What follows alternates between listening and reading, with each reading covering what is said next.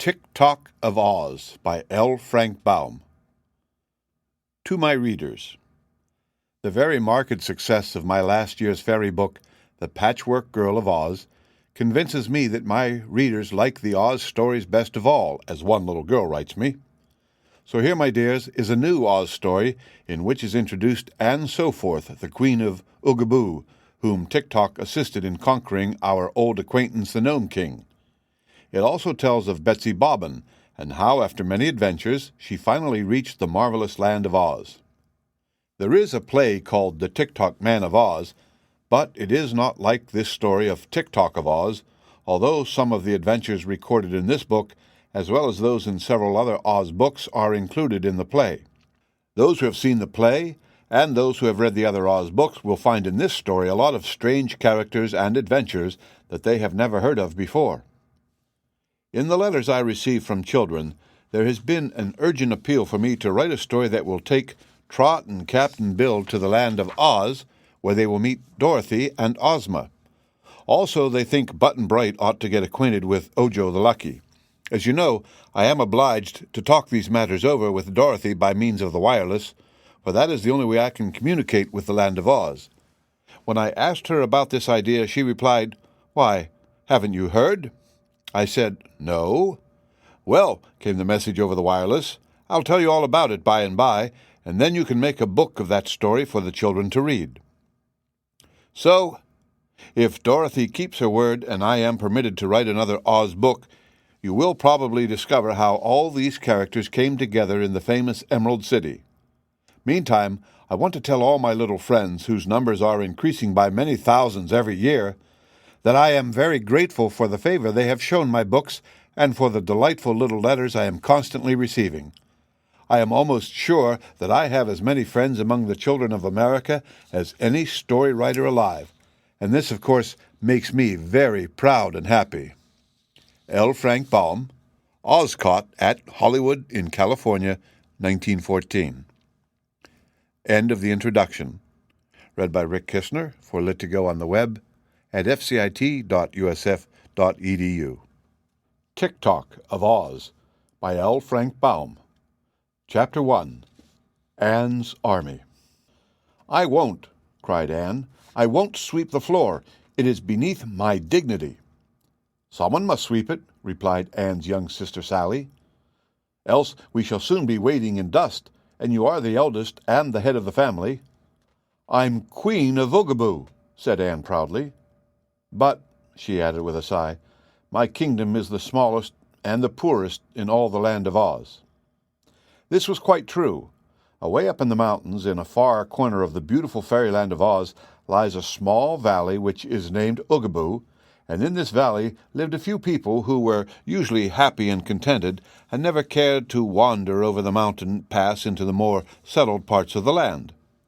They knew that all of Oz, including their own territory, was ruled by a beautiful princess named Ozma, who lived in the splendid Emerald City. Yet the simple folk of Oogaboo never visited Ozma. They had a royal family of their own, not especially to rule over them, but just as a matter of pride. Ozma permitted the various parts of her country to have their kings and queens and emperors and the like, but all were ruled over by the lovely girl queen of the Emerald City. The king of Oogaboo used to be a man named ℌ𝔞𝔫𝔫𝔞𝔥 Soforth, who for many years did all the drudgery of deciding disputes and telling his people when to plant cabbages and pickle onions. But the king's wife had a sharp tongue and small respect for the king, her husband. Therefore, one night, King ℌ crept over the pass into the land of Oz and disappeared from Oogaboo for good and all. The queen waited a few years for him to return, and then started in search of him, leaving her eldest daughter, Anne Soforth, to act as queen. Now, Anne had not forgotten when her birthday came, for that meant a party and feasting and dancing. But she had quite forgotten how many years the birthdays marked. In a land where people live always, this is not considered a cause for regret, so we may justly say that Queen Anne of Oogaboo was old enough to make jelly, and let it go at that.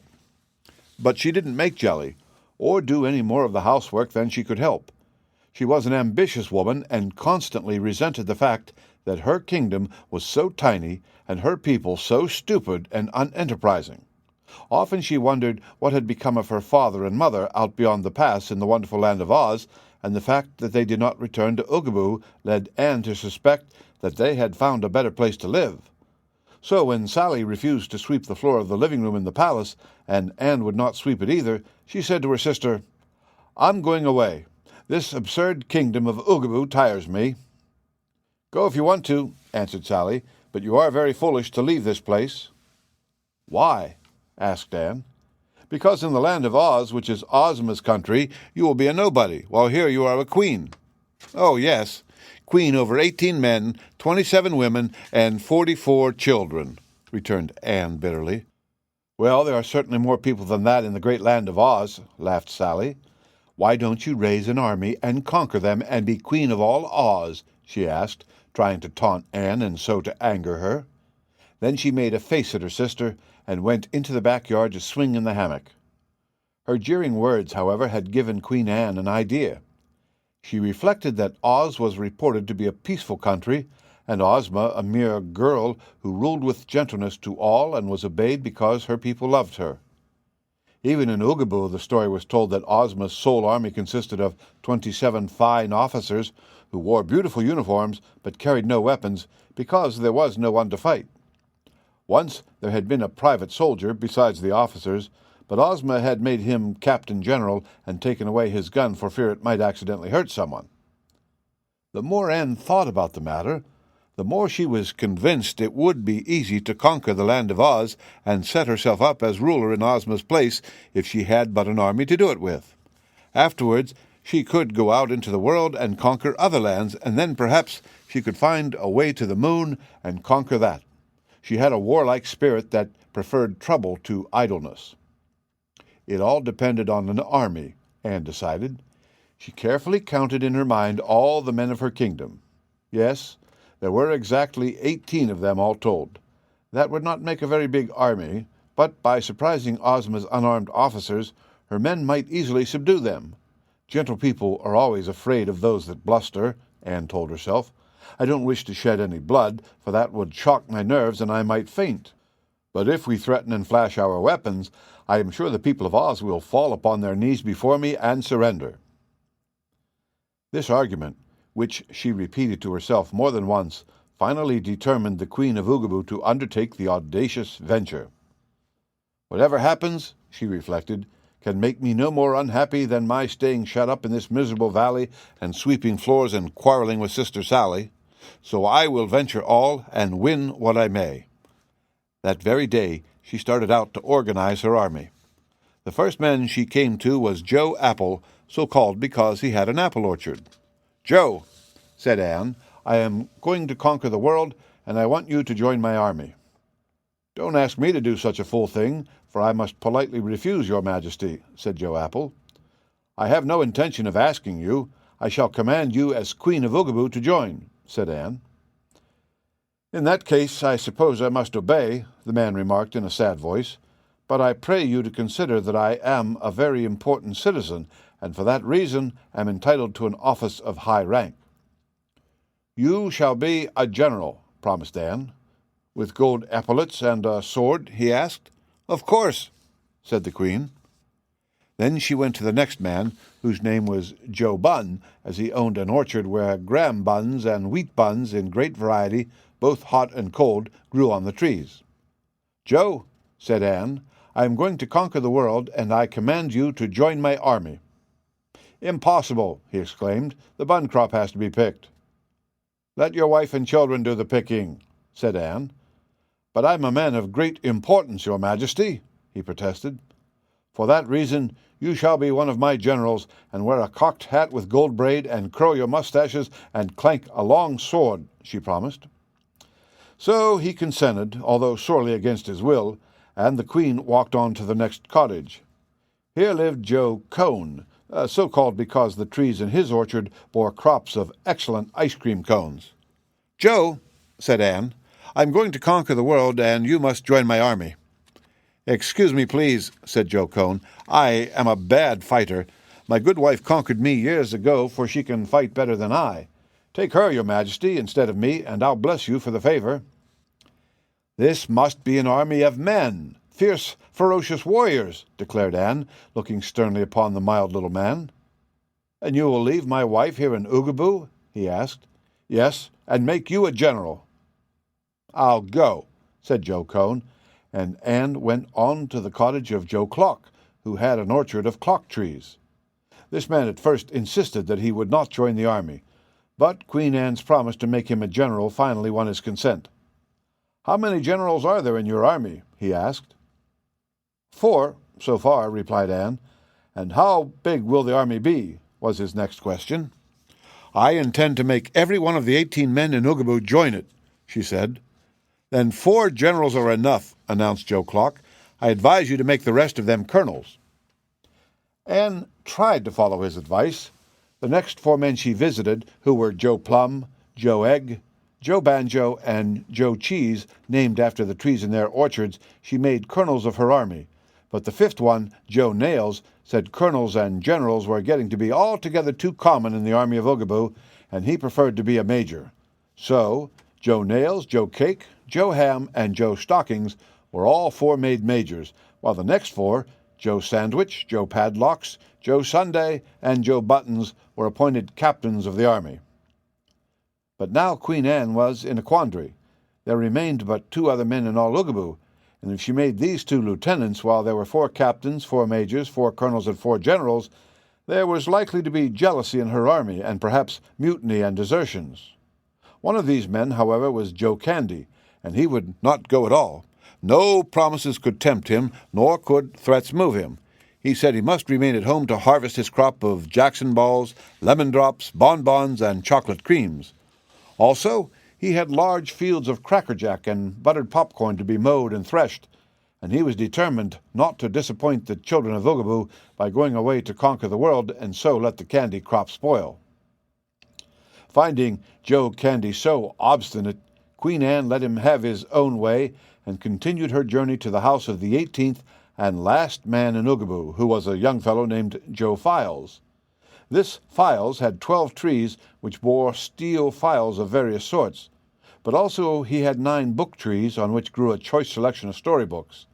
In case you have never seen books growing upon trees, I will explain that those in Joe Files' orchard were enclosed in broad green husks, which, when fully ripe, turned to a deep red color.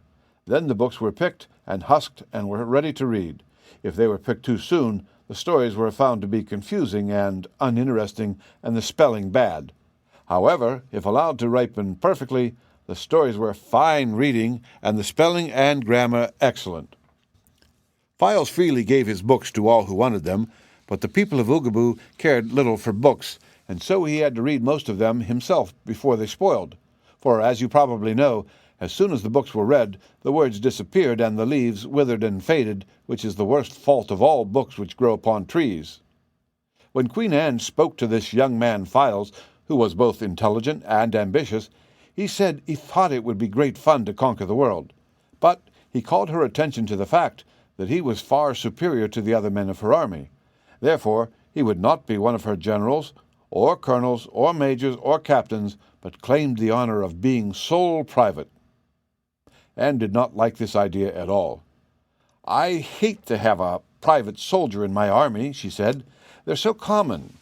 I am told that Princess Ozma once had a private soldier, but she made him her captain general, which is good evidence that the private was unnecessary." "Ozma's army doesn't fight," returned Files, "but your army must fight like a fury in order to conquer the world. I have read in my books that it is always the private soldiers who do the fighting, for no officer is ever brave enough to face the foe. Also, it stands to reason that your officers must have someone to command and to issue their orders to. Therefore, I'll be the one. I long to slash and slay the enemy and become a hero. Then, when we return to Oogaboo, I'll take all the marbles away from the children and melt them up and make a marble statue of myself for all to look upon and admire." Anne was much pleased with Private Files. He seemed indeed to be such a warrior as she needed in her enterprise, and her hopes of success took a sudden bound when Files told her he knew where a gun tree grew and would go there at once and pick the ripest and biggest musket the tree bore. The end of Chapter 1. read by Rick Kishner for Lit2Go on the web at fcit.usf.edu. Tik-Tok of Oz by ℌ𝔞𝔫𝔞𝔥. Chapter 2, Out of Oogaboo. 3 days later, the grand army of Oogaboo assembled in the square in front of the royal palace. The 16 officers were attired in gorgeous uniforms and carried sharp, glittering swords. The private had picked his gun, and although it was not a very big weapon, Files tried to look fierce and succeeded so well that all his commanding officers were secretly afraid of him. The women were there, protesting that Queen Anne so forth had no right to take their husbands and fathers from them, but Anne commanded them to keep silent, and that was the hardest order to obey that they had ever received. The queen appeared before her army dressed in an imposing uniform of green covered with gold braid. She wore a green soldier cap with a purple plume in it, and looked so royal and dignified that everyone in Oogaboo except the army was glad she was going. The army was sorry she was not going alone. "Form ranks!"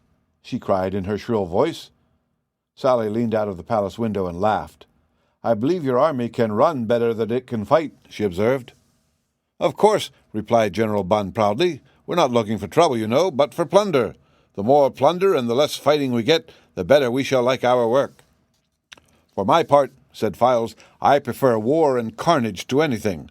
The only way to become a hero is to conquer, and the storybooks all say that the easiest way to conquer is to fight." "That's the idea, my brave man," agreed Anne.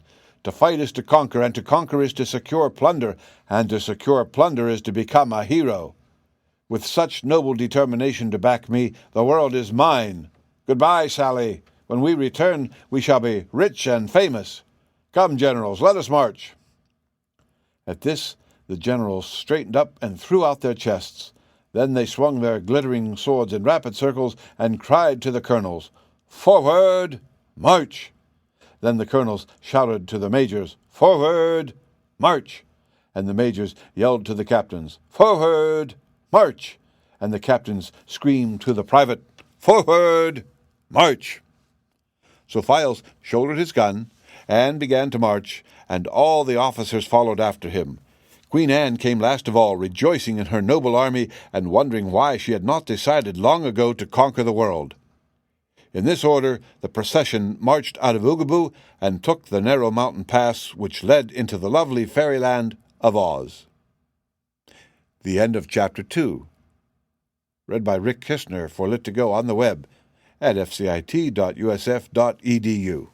Tik-Tok of Oz by ℌ𝔞𝔫𝔞�⥬. Chapter 3. Magic Mystifies the Marchers. Princess Ozma was all unaware that the army of Oogaboo, led by their ambitious queen, was determined to conquer her kingdom. The beautiful girl ruler of Oz was busy with the welfare of her subjects and had no time to think of Anne Soforth and her disloyal plans. But there was one who constantly guarded the peace and happiness of the land of Oz, and this was the official sorceress of the kingdom, Glinda the Good. In her magnificent castle, which stands far north of the Emerald City, where Ozma holds her court, Glinda owns a strange and wonderful magic record book in which is printed every event that takes place anywhere, just as soon as it happens. The smallest things and the biggest things are all recorded in this book. If a child stamps its foot in anger, Glinda reads about it. If a city burns down, Glinda finds the fact noted in her book. The sorceress always reads her record book every day, and so it was she knew that Anne Soforth, Queen of Oogaboo, had foolishly assembled an army of 16 officers and 1 private soldier with which she intended to invade and conquer the land of Oz. There was no danger but that Ozma, supported by the magic arts of Glinda the Good and the powerful Wizard of Oz, both her firm friends, could easily defeat a far more imposing army than Anne's, but it would be a shame to have the peace of Oz interrupted by any sort of quarreling or fighting. So Glinda did not even mention the matter to Ozma or to anyone else. She merely went into a great chamber of her castle, known as the Magic Room, where she performed a magical ceremony which caused the mountain pass that led from Oogaboo to make several turns and twists. The result was that when Anne and her army came to the end of the pass, they were not in the land of Oz at all, but in an adjoining territory that was quite distinct from Ozma's domain and separated from Oz by an invisible barrier. As the Oogaboo people emerged into this country, the pass they had traversed disappeared behind them, and it was not likely they would ever find their way back into the Valley of Oogaboo. They were greatly puzzled indeed by their surroundings, and did not know which way to go. None of them had ever visited Oz, so it took them some time to discover they were not in Oz at all, but in an unknown country. "Never mind," said Anne, trying to conceal her disappointment. "We have started out to conquer the world, and here is part of it. In time, as we pursue our victorious journey, we will doubtless come to Oz, but until we get there, we may as well conquer whatever land we find ourselves in." "Have we conquered this place, Your Majesty?" anxiously inquired Major Cake. "Most certainly," said Anne. "We have met no people as yet, but when we do, we will inform them that they are our slaves. And afterward we will plunder them of all their possessions," added General Apple. "They may not possess anything," objected Private Files, "but I hope they will fight us just the same. A peaceful conquest would be any fun at all." "Don't worry," said the Queen. "We can fight whether our foes do or not, and perhaps we would find it more comfortable to have the enemy surrender promptly." It was a barren country, and not very pleasant to travel in. Moreover, there was little for them to eat, and as the officers became hungry, they became fretful. Many would have deserted had they been able to find their way home, but as the Oogaboo people were now hopelessly lost in a strange country, they considered it more safe to keep together than to separate. Queen Anne's temper, never very agreeable, became sharp and irritable as she and her army tramped over the rocky yards without encountering either people or plunder. She scolded her officers until they became surly, and a few of them were disloyal enough to ask her to hold her tongue. Others began to reproach her for leading them into difficulties, and in the space of 3 unhappy days every man was mourning for his orchard in the pretty valley of Oogaboo. Files, however, proved a different sort. The more difficulties he encountered, the more cheerful he became, and the sighs of the officers were answered by the merry whistle of the private. His pleasant disposition did much to encourage Queen Anne, and before long she consulted the private soldier more often than she did his superiors. It was on the 3rd day of their pilgrimage that they encountered their first adventure. Toward evening the sky was suddenly darkened, and Major Nails exclaimed, "A fog is coming toward us." "I do not think it is a fog," replied Files, looking with interest at the approaching cloud. "It seems to me more like the breath of Arrak." "What is Arrak?" asked Anne, looking about fearfully. "A terrible beast with a horrible appetite," answered the soldier, growing a little paler than usual. "I've never seen Arrak, to be sure, but I have read of them in the storybooks that grew in my orchard, and if this is indeed one of these fearful monsters, we are not likely to conquer the world." Hearing this, the officers became quite worried and gathered closer about their soldier. "What is the thing like?" asked one. "The only picture of Arrak that I ever saw in a book was rather blurred," said Files, "because the book was not quite ripe when it was picked. But the creature can fly in the air and run like a deer and swim like a fish. Inside its body is a glowing furnace of fire, and the Rak breathes in air and breathes out smoke which darkens the sky for miles around wherever it goes. It is bigger than 100 men and feeds on any living thing." The officers now began to groan and to tremble, but Files tried to cheer them, saying, "It may not be Arrak, after all, that we see approaching us, and you must not forget that we people of Oogaboo, which is part of the fairyland of Oz, cannot be killed." "Nevertheless," said Captain Buttons, "if the Rak catches us and chews us up into small pieces and swallows us, what will happen then?" "Then each small piece will still be alive," declared Files. "I cannot see how that would help us," wailed Colonel Banjo. "A hamburger steak is a hamburger steak whether it is alive or not." "I tell you this may not be a Rak," persisted Files. "We will know when the cloud gets nearer whether it is the breath of a Rak or not. If it has no smell at all, it is probably a fog. But if it has an odor of salt and pepper, it is a Rak, and we must prepare for a desperate fight." They all eyed the dark cloud fearfully. Before long it reached the frightened group and began to envelop them. Every nose sniffed the cloud, and every one detected in it the odor of salt and pepper. "The Rak!" shouted Private Files, and with a howl of despair the 16 officers fell to the ground, writhing and moaning in anguish. Queen Anne sat down upon a rock and faced the cloud more bravely, although her heart was beating fast. As for Files, he calmly loaded his gun and stood ready to fight the foe as a soldier should. They were now in absolute darkness, for the cloud which covered the sky and the setting sun was black as ink. Then through the gloom appeared two round, glowing balls of fire, and Files at once decided these must be the monster's eyes. He raised his gun, took aim, and fired. There were several bullets in the gun, all gathered from an excellent bullet tree in Oogaboo, and they were big and hard. They flew toward the monster and struck it, and with a wild, weird cry, the rack came fluttering down, and its huge body fell plump upon the forms of the 16 officers, who thereupon screamed louder than before. "Badness me!" moaned the rack. "See what you've done with that dangerous gun of yours?" "I can't see," replied Files, "for the cloud formed by your breath darkens my sight." "Don't tell me it was an accident," continued the rack reproachfully, as it still flapped its wings in a helpless manner. "Don't claim you didn't know the gun was loaded, I beg of you." "I didn't intend to," replied Files. "Did the bullets hurt you very badly?" "One has broken my jaw so that I can't open my mouth. You will notice that my voice sounds rather harsh and husky because I have to talk with my teeth set close together. Another bullet broke my left wing so that I can't fly, and still another broke my right leg so that I can't walk. It was the most careless shot I ever heard of." "Can't you manage to lift your body off from my commanding officers?" inquired Files. "From their cries, I'm afraid your great weight is crushing them." "I hope it is," growled the rack. "I want to crush them if possible, for I have a bad disposition. If only I could open my mouth, I'd eat all of you, although my appetite is poorly this warm weather." With this, the rack began to roll its immense body sideways so as to crush the officers more easily. But in doing this, it rolled completely off from them, and the entire 16 scrambled to their feet and made off as fast as they could run. Private Files could not see them go, but he knew from the sound of their voices that they had escaped, so he ceased to worry about them. "Pardon me if I now bid you good-bye," he said to the rack. "The parting is caused by our desire to continue our journey. If you die, do not blame me, for I was obliged to shoot you as a matter of self-protection." "I shall not die," answered the monster, "for I bear a charmed life, but I beg you not to leave me." "Why not?" asked Files.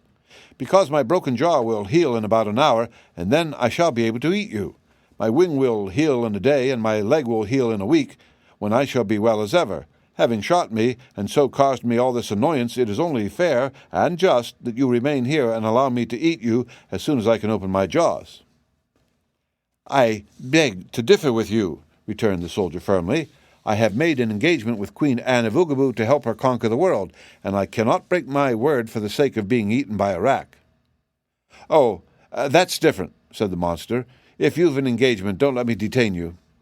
So Files felt around in the dark and grasped the hand of the trembling queen, whom he led away from the flapping, sighing rack. They stumbled over the stones for a way, but presently began to see dimly the path ahead of them as they got further and farther away from the dreadful spot where the wounded monster lay.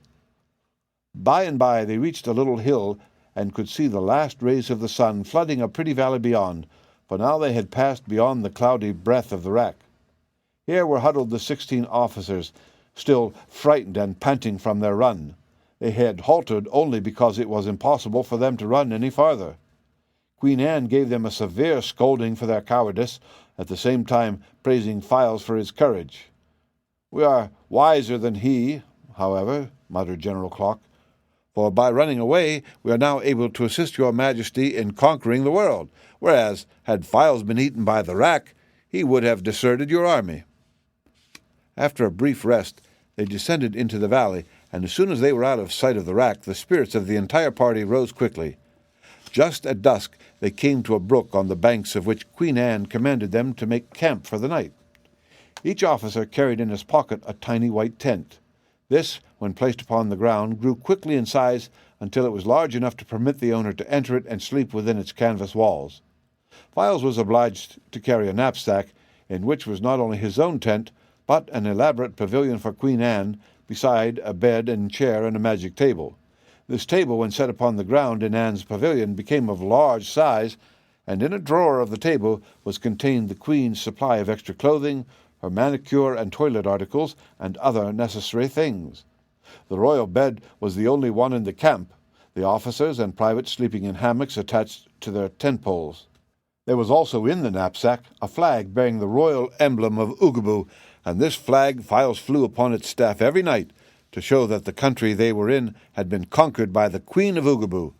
So far, no one but themselves had seen the flag, but Anne was pleased to see it flutter in the breeze and considered herself already a famous conqueror.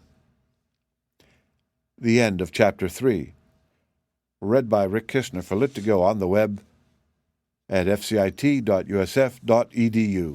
Tik-Tok of Oz by L. Frank Baum. Chapter 4. Betsy Braves the Billows. The waves dashed and the lightning flashed and the thunder rolled and the ship struck a rock. Betsy Bobbin was running across the deck, and the shock sent her flying through the air until she fell with a splash into the dark blue water. The same shock caught Hank, a thin, little, sad-faced mule, and tumbled him also into the sea far from the ship's side. When Betsy came up, gasping for breath because the wet plunge had surprised her, she reached out in the dark and grabbed a bunch of hair. At first she thought it was the end of a rope, but presently she heard a dismal hee-haw and knew she was holding fast to the end of Hank's tail. Suddenly the sea was lighted up by a vivid glare. The ship, now in the far distance, caught fire, blew up, and sank beneath the waves. Betsy shuddered at the sight, but just then her eye caught a mass of wreckage floating near her, and she let go the mule's tail and seized the rude raft, pulling herself up so that she rode upon it in safety. Hank also saw the raft and swam to it, but he was so clumsy he never would have been able to climb upon it had not Betsy helped him to get aboard. They had to crowd close together, for their support was only a hatch cover torn from the ship's deck, but it floated them fairly well, and both the girl and the mule knew it would keep them from drowning. The storm was not over by any means when the ship went down. Blinding bolts of lightning shot from cloud to cloud, and the clamor of deep thunderclaps echoed far over the sea. The waves tossed the little raft here and there as a child tosses a rubber ball, and Betsy had a solemn feeling that for hundreds of watery miles in every direction there was no living thing beside herself and the small donkey. Perhaps Hank had the same thought, for he gently rubbed his nose against the frightened girl and said, "Hee-haw!" in his softest voice, as if to comfort her. "You'll protect me, Hank dear, won't you?" she cried helplessly, and the mule said, "Hee-haw!" again in tones that meant a promise. On board the ship, during the days that preceded the wreck, when the sea was calm, Betsy and Hank had become good friends, so while the girl might have preferred a more powerful protector in this dreadful emergency, she felt that the mule would do all in a mule's power to guard her safety. All night they floated, and when the storm had worn itself out and passed away with a few distant growls, and the waves had grown smaller and easier to ride, Betsy stretched herself out on the wet raft and fell asleep. Hank did not sleep a wink. Perhaps he felt it his duty to guard Betsy. Anyhow, he crouched on the raft beside the tired sleeping girl and watched patiently until the first light of dawn swept over the sea. The light wakened Betsy Bobbin. She sat up, rubbed her eyes, and stared across the water. "Oh, Hank, there's land ahead," she exclaimed. "Hee-haw!" answered Hank in his plaintive voice. The raft was floating swiftly toward a very beautiful country, and as they drew near, Betsy could see banks of lovely flowers showing brightly between leafy trees, but no people were to be seen at all. The end of Chapter 4. Read by Rick Kishner for Lit2Go on the web at fcit.usf.edu. Tik-Tok of Oz by L. Frank Baum. Chapter 5. The Roses Repulse the Refugees. Gently the raft grated on the sandy beach. Then Betsy easily waded ashore, the mule following closely behind her. The sun was now shining, and the air was warm and laden with the fragrance of roses. "I'd like some breakfast, Hank," remarked the girl, feeling more cheerful now that she was on dry land. "But we can't eat the flowers, although they do smell mighty good." "Hee-haw!" replied Hank, and trotted up a little pathway to the top of the bank. Betsy followed, and from the eminence looked around her. A little way off stood a splendid big greenhouse, its thousands of crystal panes glittering in the sunlight. "There ought to be people somewhere round," observed Betsy thoughtfully. "Gardeners or somebody. Let's go and see, Hank. I'm getting hungrier every minute." So they walked toward the great greenhouse and came to its entrance without meeting with anyone at all. A door stood ajar, so Hank went in first, thinking if there was any danger he could back out and warn his companion. But Betsy was close at his heels, and the moment she entered was lost in amazement at the wonderful sight she saw. The greenhouse was filled with magnificent rose bushes, all growing in big pots. On the central stem of each bush bloomed a splendid rose, gorgeously colored and deliciously fragrant, and in the center of each rose was the face of a lovely girl. As Betsy and Hank entered, the heads of the roses were drooping and their eyelids were closed in slumber, but the mule was so amazed that he uttered a loud "Hee-haw!" and at the sound of his harsh voice the rose leaves fluttered, the roses raised their heads, and 100 startled eyes were instantly fixed upon the intruders. I beg your pardon," stammered Betsy, blushing and confused. "Oh!" cried the roses in a sort of sighing chorus, and one of them added, "What a horrid noise!" "Why, that was only Hank," said Betsy, and, as if to prove the truth of her words, the mule uttered another loud "Hee-haw!" At this, all the roses turned on their stems as far as they were able, and trembled as if someone were shaking their bushes. A dainty moss rose gasped, "Dear me, how dreadfully dreadful!" "It isn't dreadful at all," said Betsy, somewhat indignant. "When you get used to Hank's voice, it will put you to sleep." The roses now looked at the mule less fearfully, and one of them asked, "Is that savage beast named Hank?" "Yes, Hank's my comrade, faithful and true," answered the girl, twining her arms around the little mule's neck and hugging him tight. "Aren't you, Hank?" Hank could only say in reply, "Hee-haw!" and at his bray the roses shivered again. "Please go away," begged one. "Can't you see you're frightening us out of a week's growth?" "Go away?" echoed Betsy. "Why, we've no place to go. We've just been wrecked." "Wrecked?" asked the roses in a surprised chorus. "Yes, we were on a big ship, and the storm came and wrecked it," explained the girl. "But Hank and I caught hold of a raft and floated ashore to this place, and we're tired and hungry.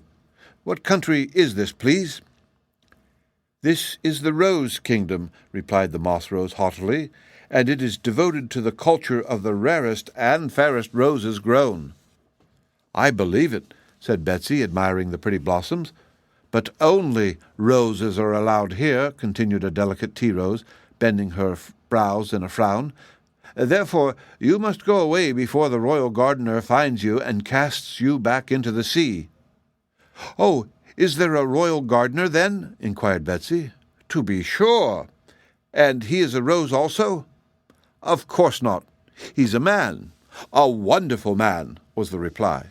"Well, I'm not afraid of a man," declared the girl, much relieved, and even as she spoke, the royal gardener popped into the greenhouse, a spading fork in one hand and a watering pot in the other. He was a funny little man, dressed in a rose-colored costume with ribbons at his knees and elbows and a bunch of ribbons in his hair. His eyes were small and twinkling, his nose sharp, and his face puckered and deeply lined. "Ho, ho!" he exclaimed, astonished to find strangers in his greenhouse, and when Hank gave a loud bray, the gardener threw the watering pot over the mule's head and danced around with his fork in such agitation that presently he fell over the handle of the implement and sprawled at full length upon the ground.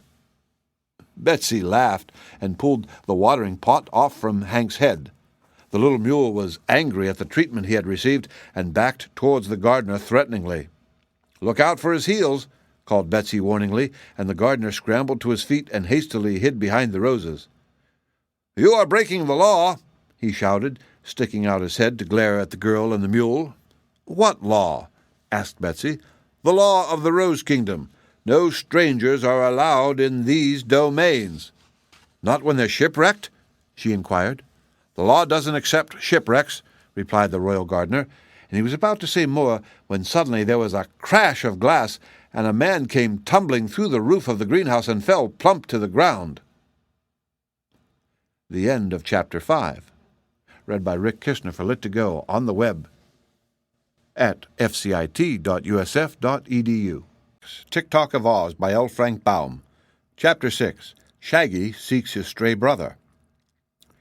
This sudden arrival was a queer-looking man dressed all in garments so shaggy that Betsy at first thought he must be some animal. But the stranger ended his fall in a sitting position, and then the girl saw it was really a man. He held an apple in his hand, which he had evidently been eating when he fell, and so little was he jarred or flustered by the accident that he continued to munch this apple as he calmly looked around him. "Good gracious!" exclaimed Betsy, approaching him. "Who are you, and where did you come from?" "Me? I'm just Shaggy Man," said he, taking another bite of the apple. "Just dropped in for a short call. Excuse my seeming haste." "Why, I suppose you couldn't help the haste," said Betsy.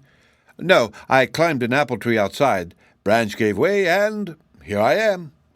As he spoke, the Shaggy Man finished his apple, gave the core to Hank, who ate it greedily, and then stood up to bow politely to Betsy and the roses.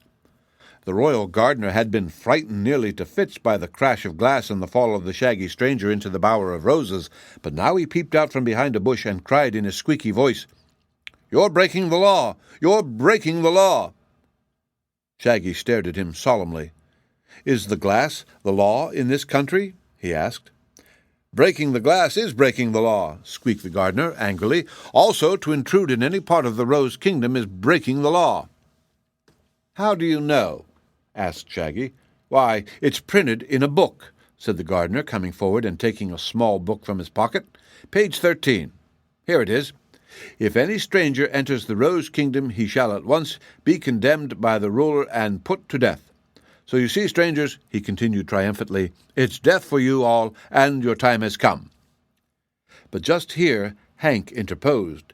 He had been stealthily backing toward the royal gardener, whom he disliked, and now the mule's heels shot out and struck the little man in the middle.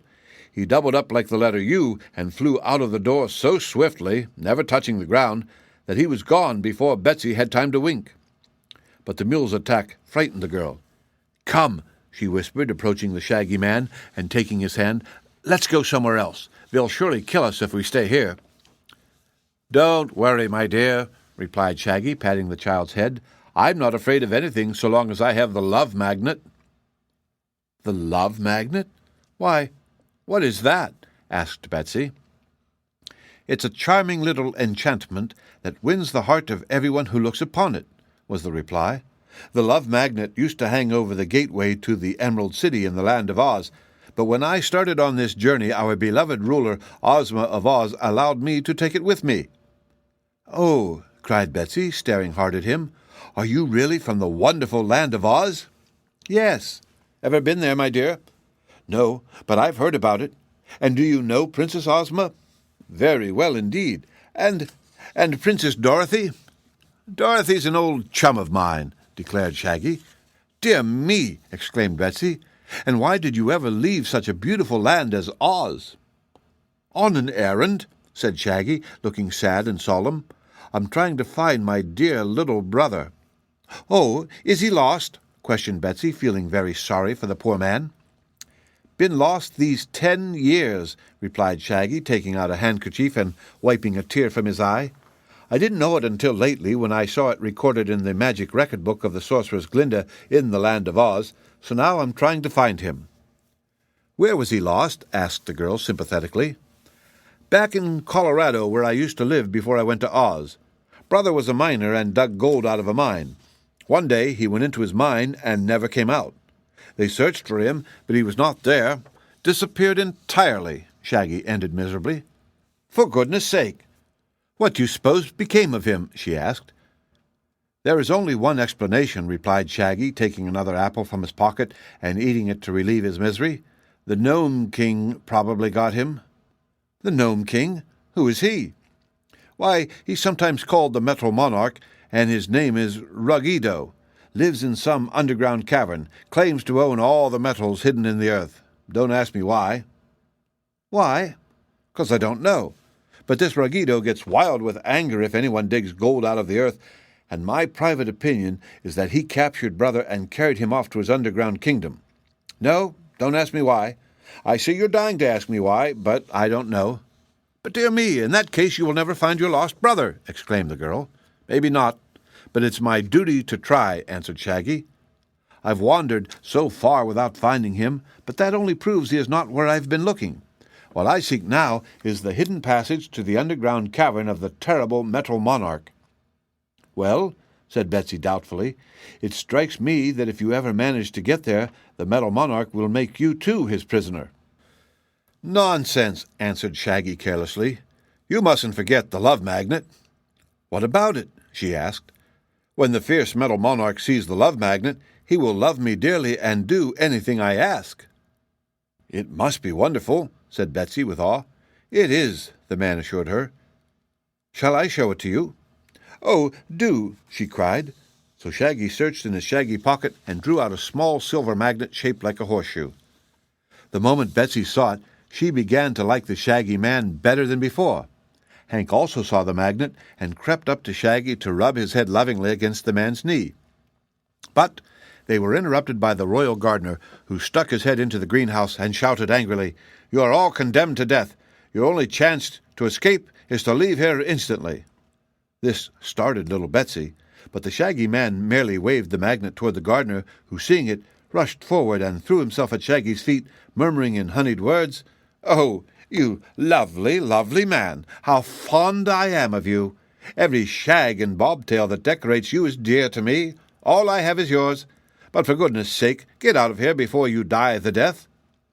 "I'm not going to die," declared Shaggy Man. "You must. It's the law," exclaimed the gardener, beginning to weep real tears. "It breaks my heart to tell you this bad news, but the law says that all strangers must be condemned by the ruler to die the death." "No ruler has condemned us yet," said Betsy. "Of course not," added Shaggy. "We haven't even seen the ruler of the Rose Kingdom." "Well, to tell the truth," said the gardener in a perplexed tone of voice, "we haven't any real ruler just now. You see, all our rulers grow on bushes in the royal gardens, and the last one we had got mildewed and withered before his time. So we had to plant him, and at this time there is no one growing on the royal bushes who is ripe enough to pick." "Oh, how do you know?" asked Betsy. "Why, I'm the royal gardener. Plenty of royalties are growing, I admit, but just now they are all green. Until one ripens, I am supposed to rule the Rose Kingdom myself and see that its laws are obeyed. Therefore, as much as I love you, Shaggy, I must put you to death." "Wait a minute," pleaded Betsy. "I'd like to see those royal gardens before I die." "So would I," added Shaggy Man. "Take us there, gardener." "Oh, I can't do that," objected the gardener, but Shaggy again showed him the love magnet, and after one glance at it, the gardener could no longer resist. He led Shaggy, Betsy, and Hank to the end of the great greenhouse and carefully unlocked a small door. Passing through this, they came into the splendid royal garden of the Rose Kingdom. It was surrounded by a tall hedge, and within the enclosure grew several enormous rose bushes having thick green leaves of the texture of velvet. Upon these bushes grew the members of the royal family of the Rose Kingdom, men, women, and children in all stages of maturity. They all seemed to have a light green hue, as if unripe or not fully developed, their flesh and clothing being alike green. They stood perfectly lifeless upon their branches, which swayed softly in the breeze, and their wide-open eyes stared straight ahead, unseeing and unintelligent.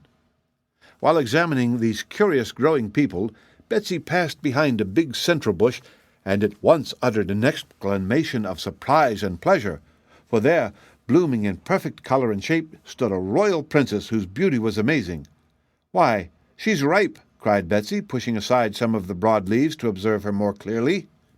"Well, perhaps so," admitted the gardener, who had come to the girl's side, "but she's a girl, and so we can't use her for a ruler."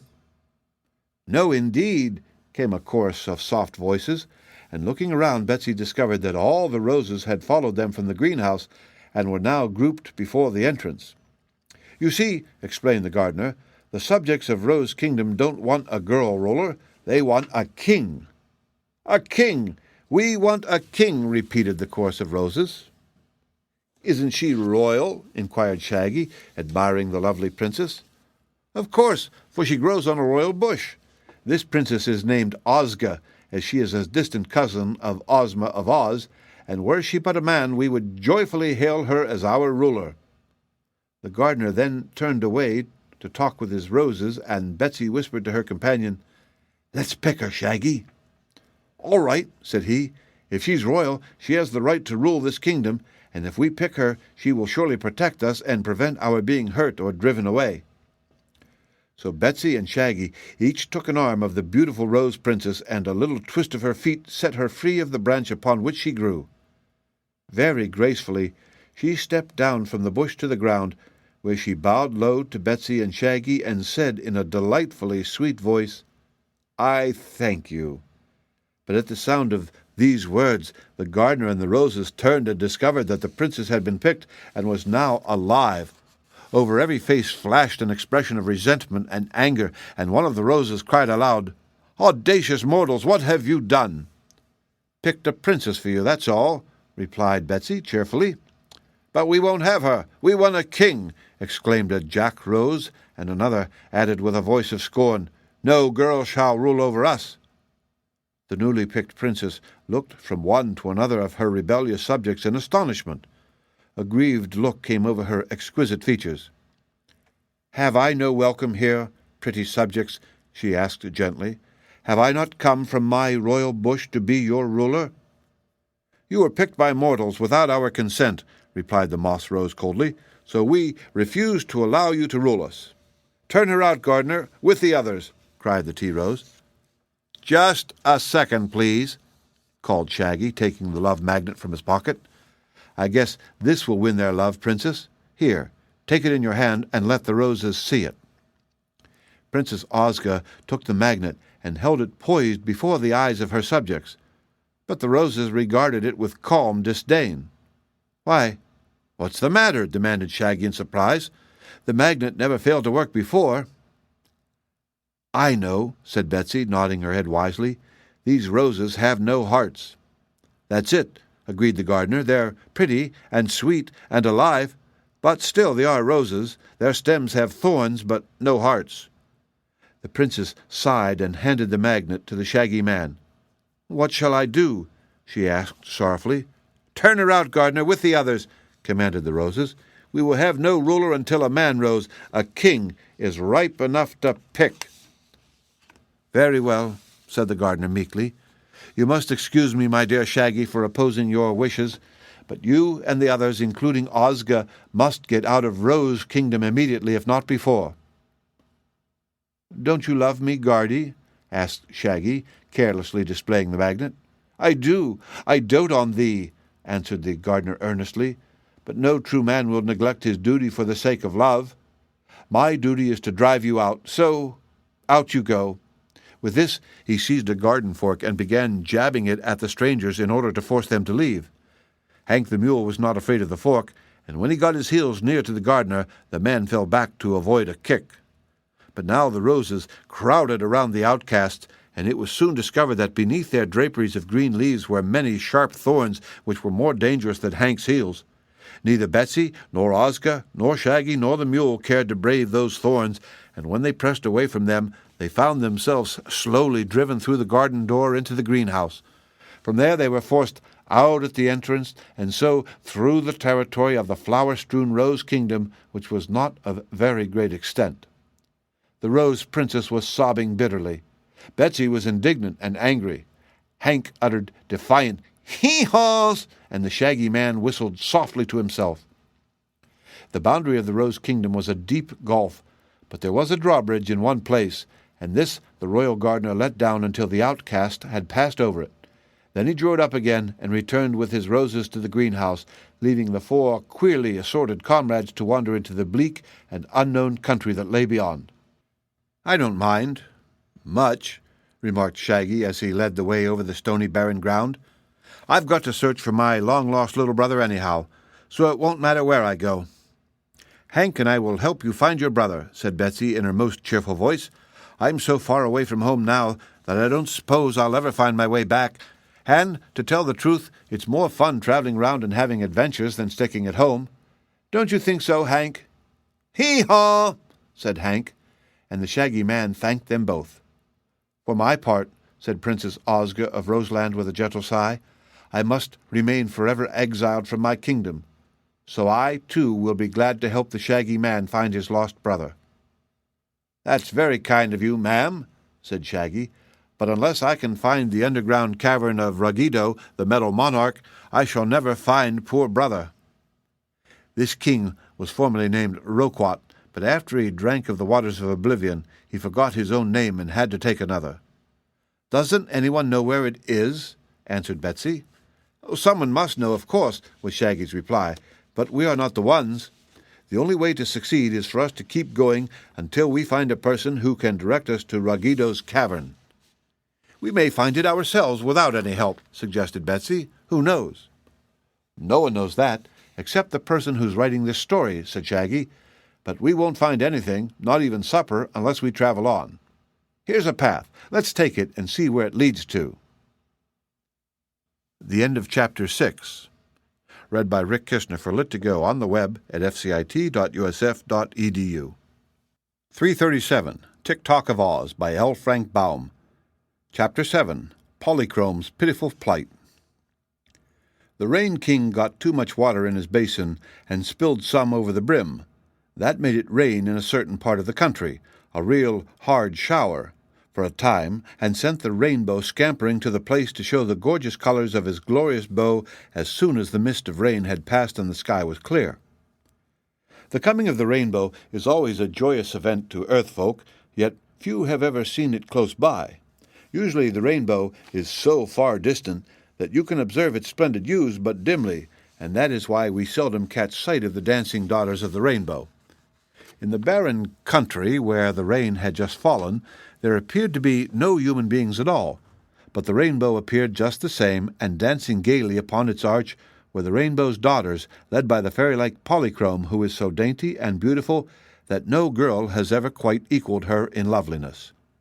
Polychrome was in a merry mood, and danced down the arch of the bow to the ground, daring her sisters to follow her. Laughing and gleeful, they also touched the ground with their twinkling feet, but all the daughters of the rainbow knew that this was a dangerous pastime, so they quickly climbed upon their bow again. All but Polychrome.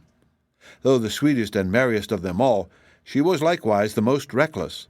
Moreover, it was an unusual sensation to pat the cold damp earth with her rosy toes.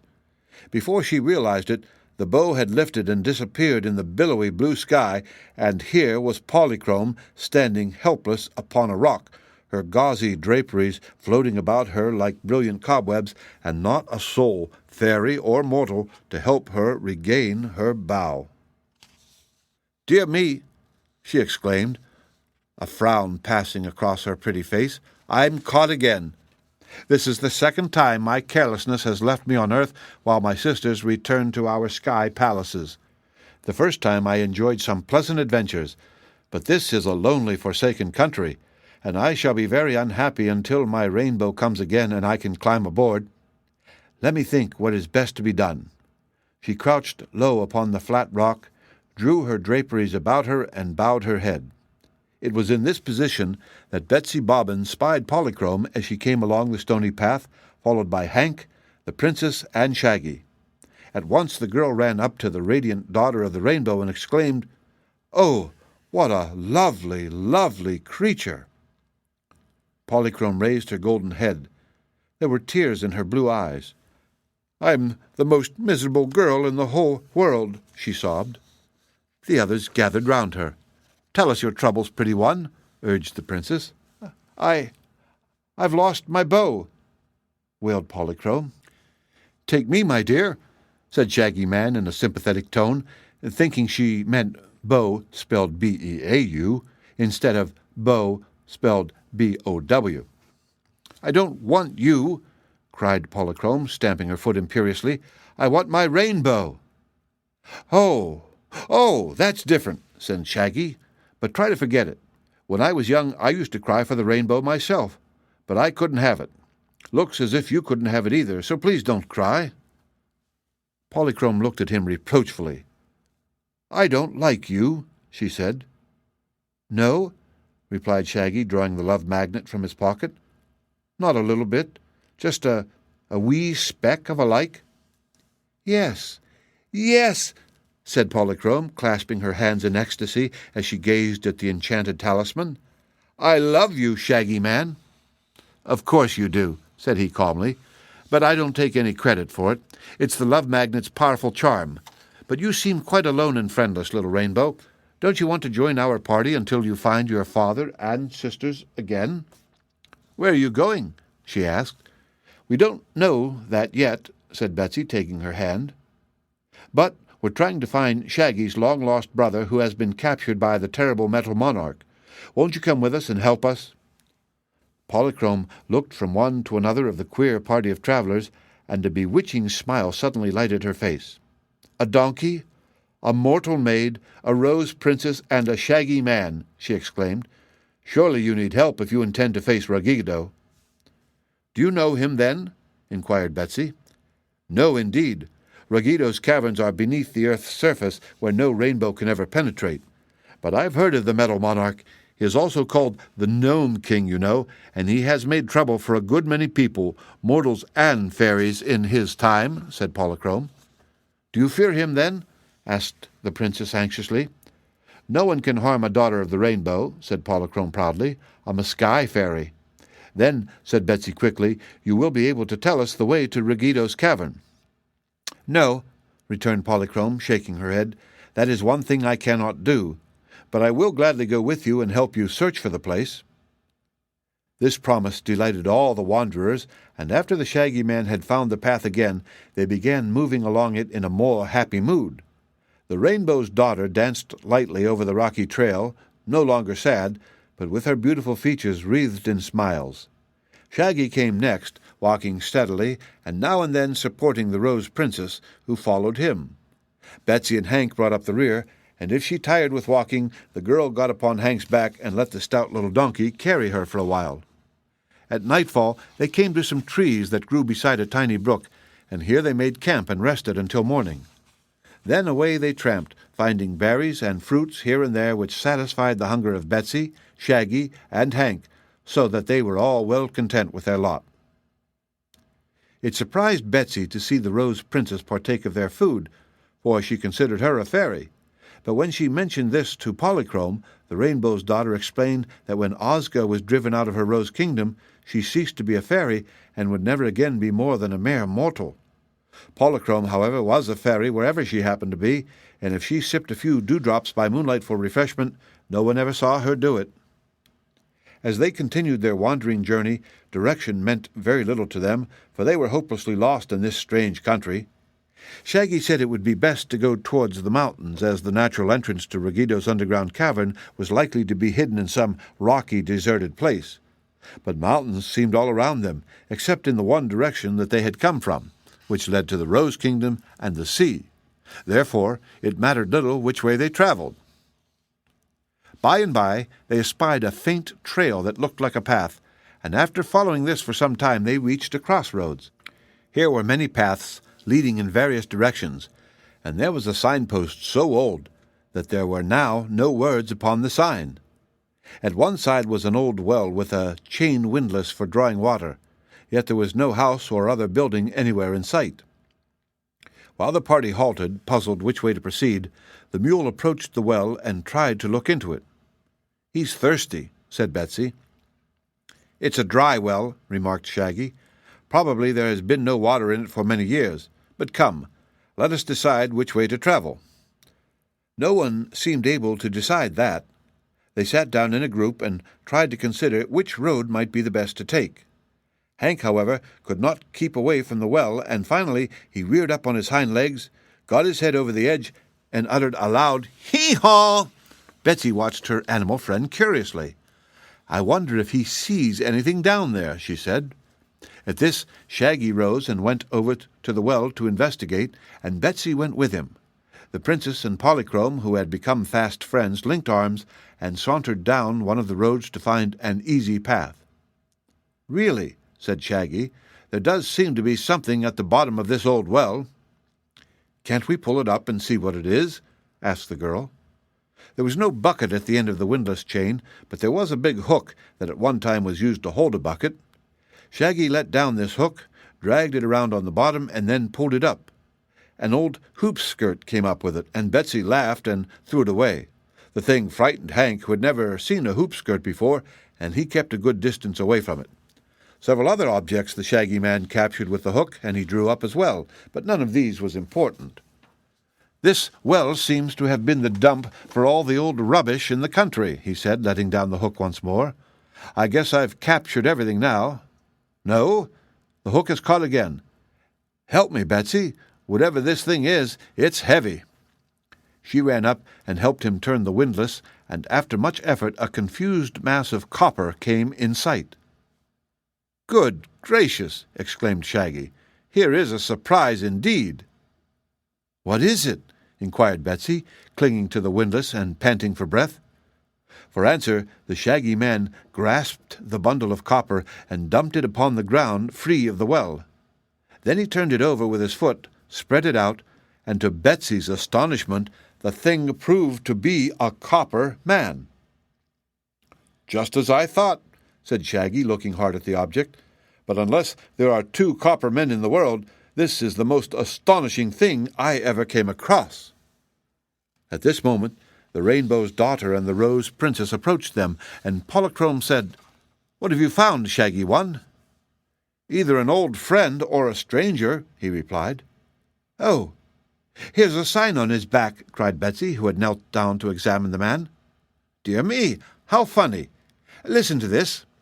Then she read the following words engraved upon the copper plates of the man's body: "Smith & Tinker's patent double-action extra-responsive thought-creating perfect talking mechanical man, fitted with our special clockwork attachment, thinks, speaks, acts, and does everything but live." "Isn't he wonderful?" exclaimed the princess. "Yes, but here's more," said Betsy, reading from another engraved plate. "Directions for using. For thinking, wind the clockwork man under his left arm, marked number 1. For speaking, wind the clockwork man under his right arm, marked number 2. For walking and action, wind clockwork man in the middle of his back, marked number 3. Nota bene. This mechanism is guaranteed to work perfectly for 1,000 years. "If he's guaranteed for 1,000 years," said Polychrome, "he ought to work yet." "Of course," replied Shaggy. "Let's wind him up." In order to do this, they were obliged to set the copper man upon his feet in an upright position, and this was no easy task. He was inclined to topple over, and had to be propped again and again. The girls assisted Shaggy, and at last Tik-Tok seemed to be balanced and stood alone upon his broad feet. "Yes," said Shaggy, looking at the copper man carefully, "this must be indeed my old friend Tik-Tok, whom I left ticking merrily in the land of Oz. But how he came to this lonely place and got into that old well is surely a mystery." "If we wind him, perhaps he will tell us," suggested Betsy. "Here's the key hanging to a hook on his back. What part of him shall I wind up first?" "His thoughts, of course," said Polychrome, "for it requires thought to speak or move intelligently." So Betsy wound him under his left arm, and at once little flashes of light began to show in the top of his head, which was proof that he had begun to think. "Now then," said Shaggy, "wind up his phonograph." "What's that?" she asked. "Why, his talking machine. His thoughts may be interesting, but they don't tell us anything." So Betsy wound the copper man under his right arm, and then from the interior of his copper body came in jerky tones the words, "Many thanks." "Hurrah!" cried Shaggy joyfully, and he slapped Tik-Tok upon the back in such a hearty manner that the copper man lost his balance and tumbled to the ground in a heap. But the clockwork that enabled him to speak had been wound up, and he kept saying, "Pick me up, pick me up, pick me up," until they had again raised him and balanced him upon his feet, when he added politely, "Many thanks." "He won't be self-supporting until we wind up his action," remarked Shaggy. So Betsy wound it as tight as she could, for the key turned rather hard, and then Tik-Tok lifted his feet, marched around in a circle, and ended by stopping before the group and making them all a low bow. "How in the world did you happen to be in that well when I left you safe in Oz?" inquired Shaggy. "It is a long story," replied Tik-Tok, "but I'll tell it in a few words. After you had gone in search of your brother, Ozma saw you wandering in strange lands whenever she looked in her magic picture, and she also saw your brother in the Nome King's cavern. So she sent me to tell you where to find your brother, and told me to help you if I could. The sorceress Glinda the Good transported me to this place in the wink of an eye. But here I met the Nome King himself, old Ruggido, who is called in these parts the Metal Monarch. Ruggido knew what I had come for, and he was so angry that he threw me down the well. After my works ran down, I was helpless until you came along and pulled me out again. Many thanks." "This is indeed good news," said Shaggy. "I suspected that my brother was the prisoner of Ruggido, but now I know it. Tell us, Tik-Tok, how shall we get to the Nome King's underground cavern?" "The best way is to walk," said Tik-Tok. "We might crawl or jump or roll over and over until we get there, but the best way is to walk." "I know, but which road shall we take?" "My machinery isn't made to tell that," replied Tik-Tok. "There is more than one entrance to the underground cavern," said Polychrome, "but old Ruggido has cleverly concealed every opening so that earth-dwellers cannot intrude in his domain. If we find our way underground at all, it will be by chance." "Then," said Betsy, "let us select any road haphazard and see where it leads us." "That seems sensible," declared the princess. "It may require a lot of time for us to find Ruggido, but we have more time than anything else." "If you keep me wound up," said Tik-Tok, "I will last 1,000 years." "Then the only question to decide is which way to go," added Shaggy, looking first at one road and then at another. But while they stood hesitating, a peculiar sound reached their ears, a sound like the tramping of many feet. "What's coming?" cried Betsy, and then she ran to the left-hand road and glanced along the path. "Why, it's an army!" she exclaimed. "What shall we do? Hide or run?" "Stand still," commanded Shaggy. "I'm not afraid of an army. If they prove to be friendly, they can help us. If they are enemies, I'll show them the love magnet." The end of Chapter 7. Read by Rick Kishner for Lit2Go on the web at fcit.usf.edu. Tik-Tok of Oz by L. Frank Baum. Chapter 8. Tik-Tok tackles a tough task. While Shaggy and his companions stood huddled in a group at one side, the army of Oogaboo was approaching along the pathway, the tramp of their feet being now and then accompanied by a dismal groan as one of the officers stepped on a sharp stone or knocked his funny bone against his neighbor's sword handle. Then out from among the trees marched Private Files, bearing the banner of Oogaboo, which fluttered from a long pole. This pole he stuck in the ground just in front of the well, and then he cried in a loud voice, "I hereby conquer this territory in the name of Queen and so forth of Oogaboo, and all the inhabitants of the land I proclaim her slaves." Some of the officers now stuck their heads out of the bushes and asked, "Is the coast clear, Private Files?" "There is no coast here," was the reply, "but all's well." "I hope there's water in it," said General Cone, mustering courage to advance to the well. But just then he caught a glimpse of Tik-Tok and Shaggy, and at once fell upon his knees, trembling and frightened, and cried out, "Mercy, kind enemies, mercy! Spare us, and we will be your slaves forever." The other officers, who had now advanced into the clearing, likewise fell upon their knees and begged for mercy. Files turned around, and seeing the strangers for the first time, examined them with much curiosity. Then, discovering that 3 of the party were girls, he lifted his cap and made a polite bow. "What's all this?" demanded a harsh voice as Queen Anne reached the place and beheld her kneeling army. "Permit us to introduce ourselves," replied Shaggy, stepping forward. "This is Tik-Tok, the Clockwork Man, who works better than some meat people, and here is Princess Ozga of Roseland, just now unfortunately exiled from her kingdom of roses. I next present Polychrome, a sky fairy who lost her bow by accident and can't find her way home. The small girl here is Betsy Bobbin from some unknown earthly paradise called Oklahoma, and with her you see Mr. Hank, a mule with a long tail and a short temper." "Pugh!" said Anne scornfully. "A pretty lot of vagabonds you are, indeed. All lost or strayed, I suppose, and not worth a queen's plundering. I'm sorry I've conquered you." "But you haven't conquered us yet," called Betsy indignantly. No, agreed Files, that is a fact, but if my officers will kindly command me to conquer you, I will do so at once, after which we can stop arguing and converse more at our ease. The officers had by this time risen from their knees and brushed the dust from their trousers. To them the enemy did not look very fierce, so the generals and colonels and majors and captains gained courage to face them and began strutting in their most haughty manner. "You must understand," said Anne, "that I am the Queen of Oogaboo, and this is my invincible army. We're busy conquering the world, and since you seem to be a part of the world and are obstructing our journey, it is necessary for us to conquer you, unworthy though you may be of such a high honor." "Oh, that's all right," replied Shaggy. "Conquer us as often as you like, we don't mind." "But we won't be anybody's slaves," added Betsy positively. "We'll see about that," retorted the Queen angrily. "Advance, Private Files, and bind the enemy hand and foot." But Private Files looked at pretty Betsy and fascinating Polychrome and the beautiful Rose Princess and shook his head. "It would be impolite, and I won't do it," he asserted. "You must," cried Anne. "It is your duty to obey orders."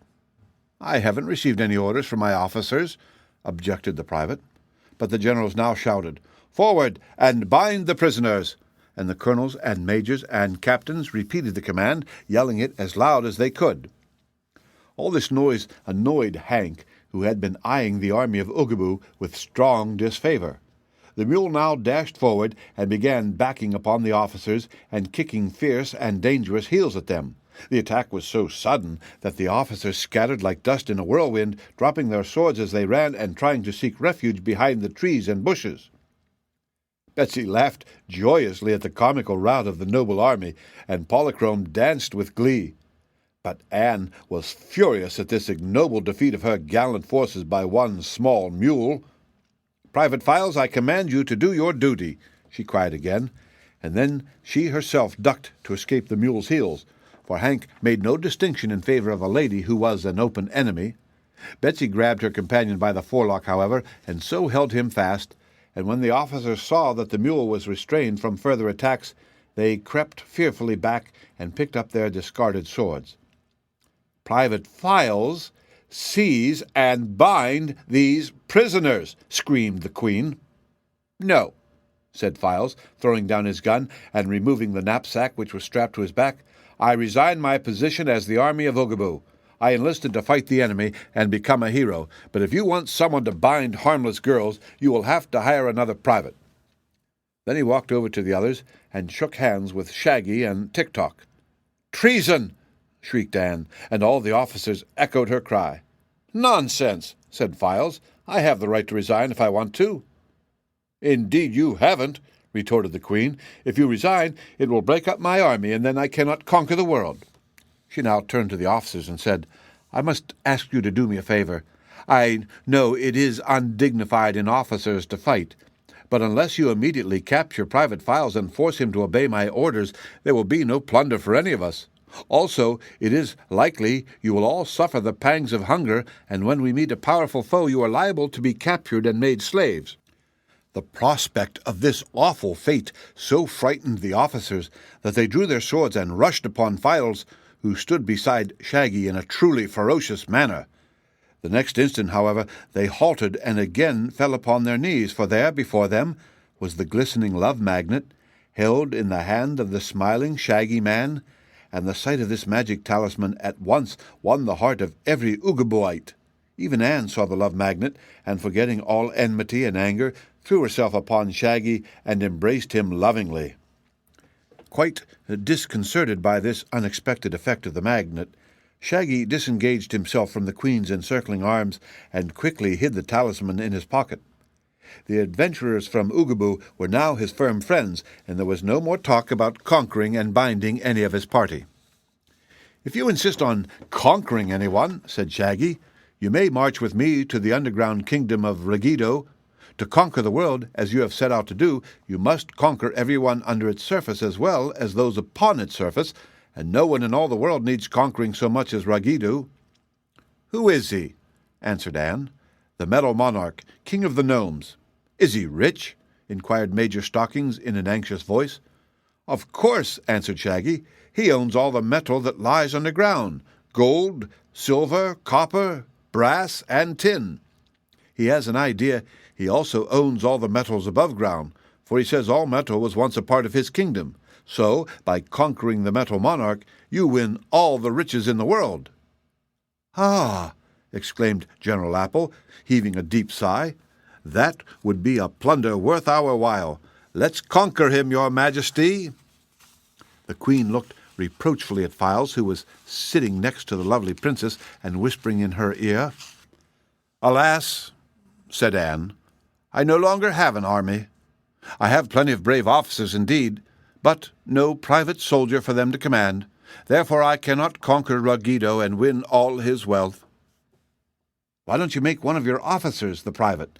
asked Shaggy. But at once every officer began to protest, and the Queen of Oogaboo shook her head as she replied, "That is impossible. A private soldier must be a terrible fighter, and my officers are unable to fight. They are exceptionally brave in commanding others to fight, but could not themselves meet the enemy and conquer." "Very true, your Majesty," said Colonel Plum eagerly. "There are many kinds of bravery, and one cannot be expected to possess them all. I myself am brave as a lion in all ways until it comes to fighting, but then my nature revolts. Fighting is unkind and liable to be injurious to others, so, being a gentleman, I never fight." "Nor I," shouted each of the other officers. "You see," said Anne, "how helpless I am. Had not Private Files proved himself a traitor and a deserter, I would gladly have conquered this Ruggedo, but an army without a private soldier is like a bee without a stinger." "I am not a traitor, your Majesty," protested Files. "I resigned in a proper manner, not liking the job. But there are plenty of people to take my place. Why not make Shaggy Man the private soldier?" "He might be killed," said Anne, looking tenderly at Shaggy, "for he is mortal and able to die. If anything happened to him, it would break my heart." "It would hurt me worse than that," declared Shaggy. "You must admit, your Majesty, that I am commander of this expedition, for it is my brother we are seeking rather than plunder. But I and my companions would like the assistance of your army, and if you help us to conquer Ruggedo and to rescue my brother from captivity, we will allow you to keep all the gold and jewels and other plunder you may find." This prospect was so tempting that the officers began whispering together, and presently Colonel Cheese said, "Your Majesty, by combining our brains, we have just evolved a most brilliant idea. We will make the Clockwork Man the private soldier." "Who, me?" asked Tik-Tok. "Not for a single second. I cannot fight, and you must not forget that it was Ruggedo who threw me in the well." "At that time you had no gun," said Polychrome, "but if you join the army of Oogaboo, you will carry the gun that Mr. Files used." "A soldier must be able to run as well as to fight," protested Tik-Tok, "and if my works run down as they often do, I could neither run nor fight." "I'll keep you wound up, Tik-Tok," promised Betsy. "Why, it isn't a bad idea," said Shaggy. "Tik-Tok will make an ideal soldier, for nothing can injure him except a sledgehammer, and since a private soldier seems to be necessary to this army, Tik-Tok is the only one of our party fitted to undertake the job." "What must I do?" asked Tik-Tok. "Obey orders," replied Anne. "When the officers command you to do anything, you must do it. That is all." "And that's enough, too," said Files. "Do I get a salary?" inquired Tik-Tok. "You get your share of the plunder," answered the Queen. "Yes," remarked Files. "One half of the plunder goes to Queen Anne, the other half is divided among the officers, and the private gets the rest." "That will be satisfactory," said Tik-Tok, picking up the gun and examining it wonderingly, for he had never before seen such a weapon. Then Anne strapped the knapsack to Tik-Tok's copper back and said, "Now we are ready to march to Ruggedo's kingdom and conquer it. Officers, give the command to march." "Fall in!" yelled the generals, drawing their swords. "Fall in!" cried the colonels, drawing their swords. "Fall in!" cried the majors, drawing their swords. "Fall in!" bawled the captains, drawing their swords. Tik-Tok looked at them and then around him in surprise. "Fall in what? The well?" he asked. "No," said Queen Anne. "You must fall in marching order. Cannot I march without falling into it?" asked the Clockwork Man. "Shoulder your gun and stand ready to march," advised Files. So Tik-Tok held the gun straight and stood still. "What next?" he asked. The Queen turned to Shaggy. "Which road leads to the Metal Monarch's cavern?" "We don't know, Your Majesty," was the reply. "But this is absurd," said Anne with a frown. "If we can't get to Ruggido, it is certain that we can't conquer him." "You're right," admitted Shaggy, "but I did not say we could not get to him. We have only to discover the way, and that was the matter we were considering when you and your magnificent army arrived here." "Well, then, get busy and discover it," snapped the Queen. That was no easy task. They all stood looking from one road to another in perplexity.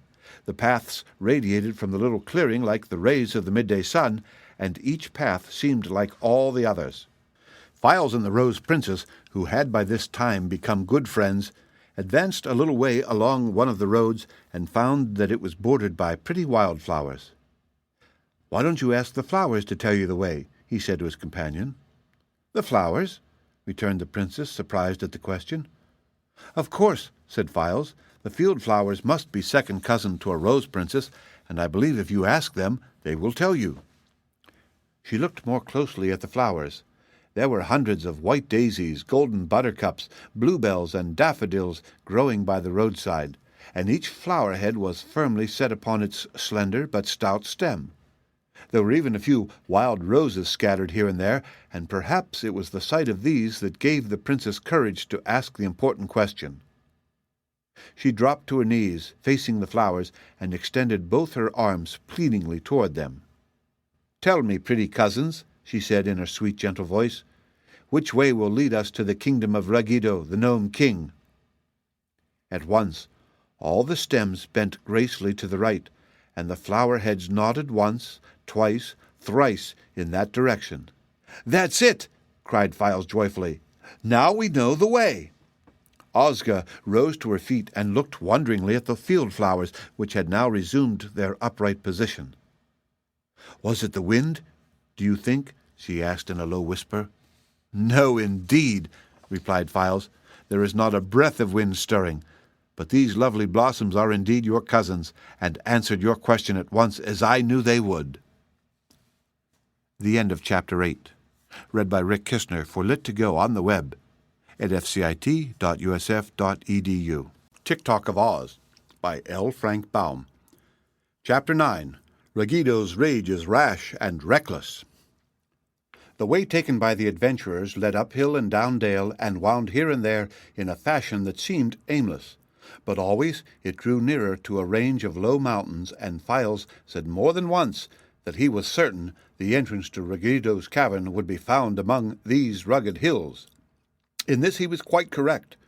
Far underneath the nearest mountain was a gorgeous chamber hollowed from the solid rock, the walls and roof of which glittered with thousands of magnificent jewels. Here, on a throne of virgin gold, sat the famous Nome King, dressed in splendid robes and wearing a superb crown cut from a single blood-red ruby. Ruggido, the monarch of all the metals and precious stones of the underground world, was a round little man with a flowing white beard, a red face, bright eyes, and a scowl that covered all his forehead. One would think to look at him that he ought to be jolly. One might think, considering his enormous wealth, that he ought to be happy. But this was not the case. The Metal Monarch was surly and cross because mortals had dug so much treasure out of the earth and kept it above ground where all the power of Ruggido and his gnomes was unable to recover it. He hated not only the mortals, but also the fairies who live upon the earth or above it, and instead of being content with the riches he still possessed, he was unhappy because he did not own all the gold and jewels in the world. Ruggido had been nodding, half asleep in his chair, when suddenly he sat upright, uttered a roar of rage, and began pounding upon a huge gong that stood beside him. The sound filled the vast cavern and penetrated to many caverns beyond, where countless thousands of gnomes were working at their unending tasks, hammering out gold and silver and other metals, or melting ores in great furnaces, or polishing glittering gems. The gnomes trembled at the sound of the king's gong and whispered fearfully to one another that something unpleasant was sure to happen, but none dared pause in his task. The heavy curtains of cloth of gold were pushed aside, and ℌ𝔞𝔫𝔞𝔥, the king's high chamberlain, entered the royal presence. "What's up, your majesty?" he asked with a wide yawn, for he had just wakened. "Up?" roared Ruggido, stamping his foot viciously. "Those mortal fools are up, that's what, and they want to come down." "Down here?" inquired ℌ𝔞𝔫𝔞𝔥. "Yes." "How do you know?" countered the chamberlain, yawning again. "I feel it in my bones," said Ruggido. "I can always feel it when those hateful earth-crawlers draw near to my kingdom. I am positive, ℌ𝔞𝔫𝔞𝔥, that mortals are this very minute on their way here to annoy me, and I hate mortals more than I do catnip tea." "Well, what's to be done?" demanded the gnome. "Look through your spyglass and see where the invaders are," commanded the king. So ℌ𝔞𝔫𝔞𝔥 went to a tube in the wall of rock and put his eye to it.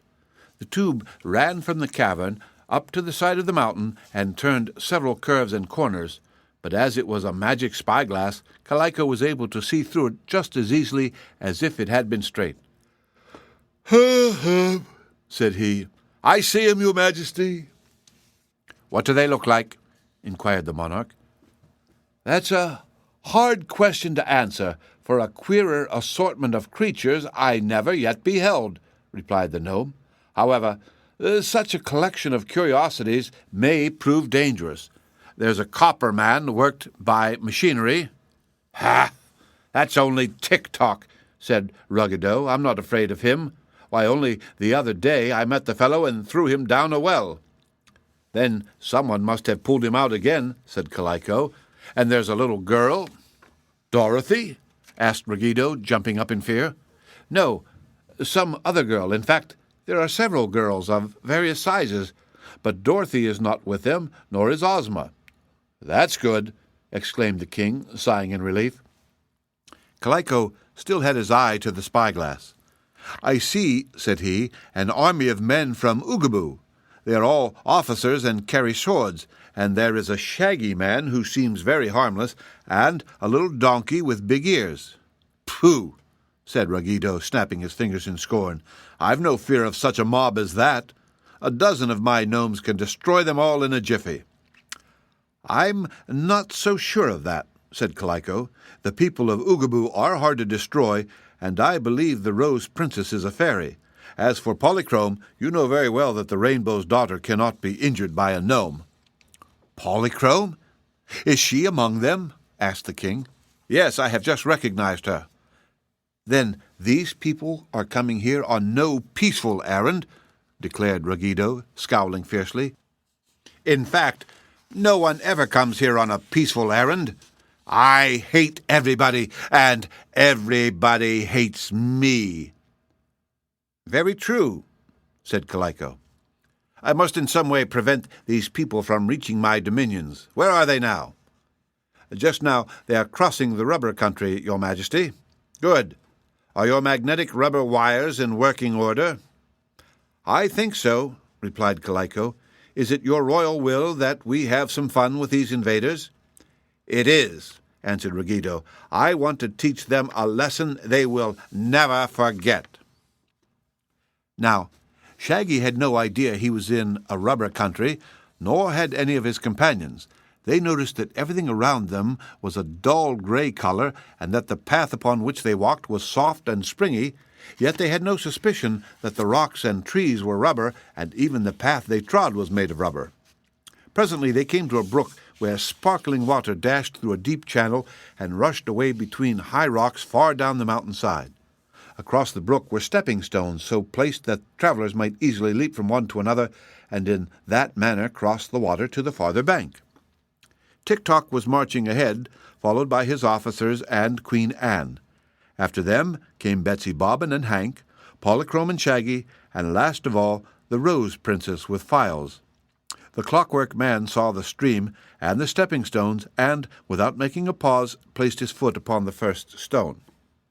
The result was astonishing. First, he sank down in the soft rubber, which then rebounded and sent Tik-Tok soaring high in the air, where he turned a succession of flip-flops and alighted upon a rubber rock far in the rear of the party. General Apple did not see Tik-Tok bound, so quickly had he disappeared. Therefore, he also stepped upon the stone, which you will guess was connected with Calico's magnetic rubber wire, and instantly shot upward like an arrow. General Cone came next and met with a like fate, but the others now noticed that something was wrong, and with one accord they halted the column and looked back along the path. There was Tik-Tok, still bounding from one rubber rock to another, each time rising a less distance from the ground. And there was General Apple, bounding away in another direction, his three-cornered hat jammed over his eyes, and his long sword thumping him upon the arms and head as it swung this way and that.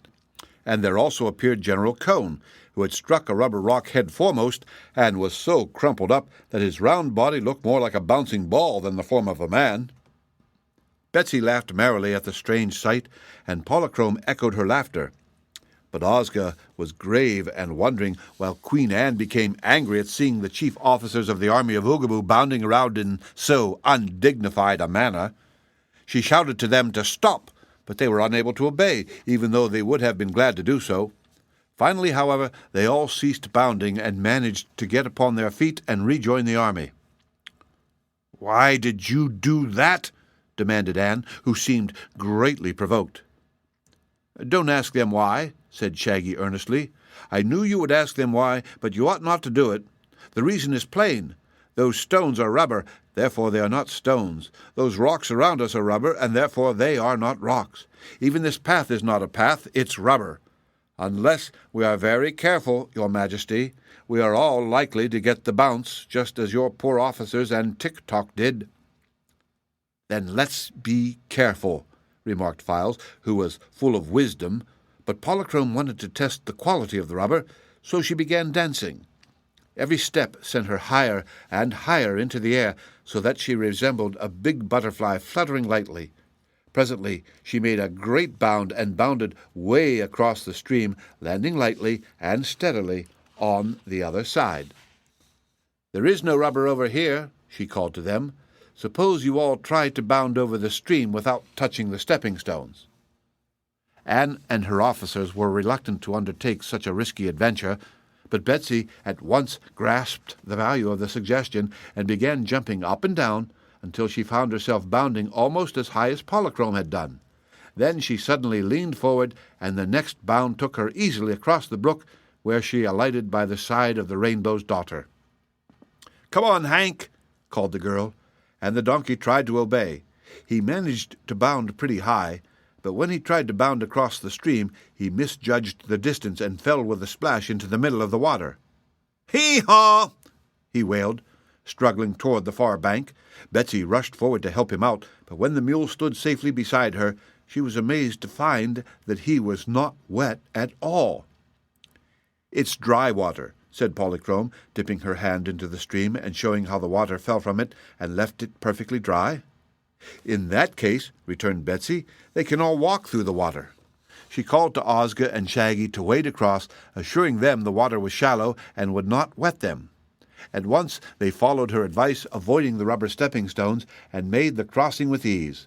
This encouraged the entire party to wade through the dry water, and in a few minutes all had assembled on the bank and renewed their journey along the path that led to the Nome King's dominions.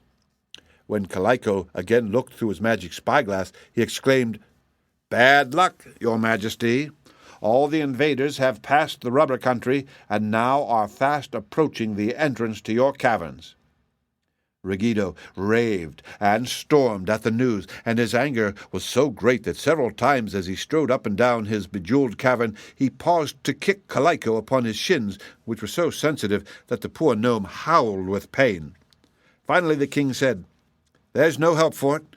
We must drop these audacious invaders down the hollow tube." Calico gave a jump at this, and looked at his master wonderingly.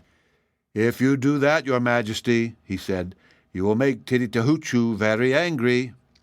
"Never mind that," retorted Ruggido. "Titty-Tahoochoo lives on the other side of the world, so what do I care for his anger?" Calico shuddered and uttered a little groan. Remember his terrible powers, he pleaded, and remember that he warned you the last time you slid people through the hollow tube that if you did it again he would take vengeance upon you." The metal monarch walked up and down in silence, thinking deeply. "Of two dangers," said he, "it is wise to choose the least. What do you suppose these invaders want?" "Let the long-eared hearer listen to them," suggested Kaliko. "Call him here at once," commanded Ruggedo eagerly. So, in a few minutes, there entered the cavern a gnome with enormous ears, who bowed low before the king. "Strangers are approaching," said Ruggedo, "and I wish to know their errand. Listen carefully to their talk, and tell me why they are coming here, and what for." The gnome again bowed and spread out his great ears, swaying them gently up and down and back and forth. For half an hour he stood silent in an attitude of listening, while both the king and Kaliko grew impatient at the delay. At last the long-eared hearer spoke. "Shaggy Man is coming here to rescue his brother from captivity," said he. "Ha! The ugly one!" exclaimed Ruggedo. "Well, Shaggy Man may have his ugly brother for all I care. He's too lazy to work and is always getting in my way. Where is the ugly one now, Kaliko?" "The last time your Majesty stumbled over the prisoner, you commanded me to send him to the Metal Forest, which I did. I suppose he is still there." "Very good. The invaders will have a hard time finding the Metal Forest," said the king with a grin of malicious delight. "For half the time I can't find it myself. Yet I created the forest and made every tree out of gold and silver so as to keep the precious metals in a safe place and out of the reach of mortals. But tell me, hearer, do the strangers want anything else?"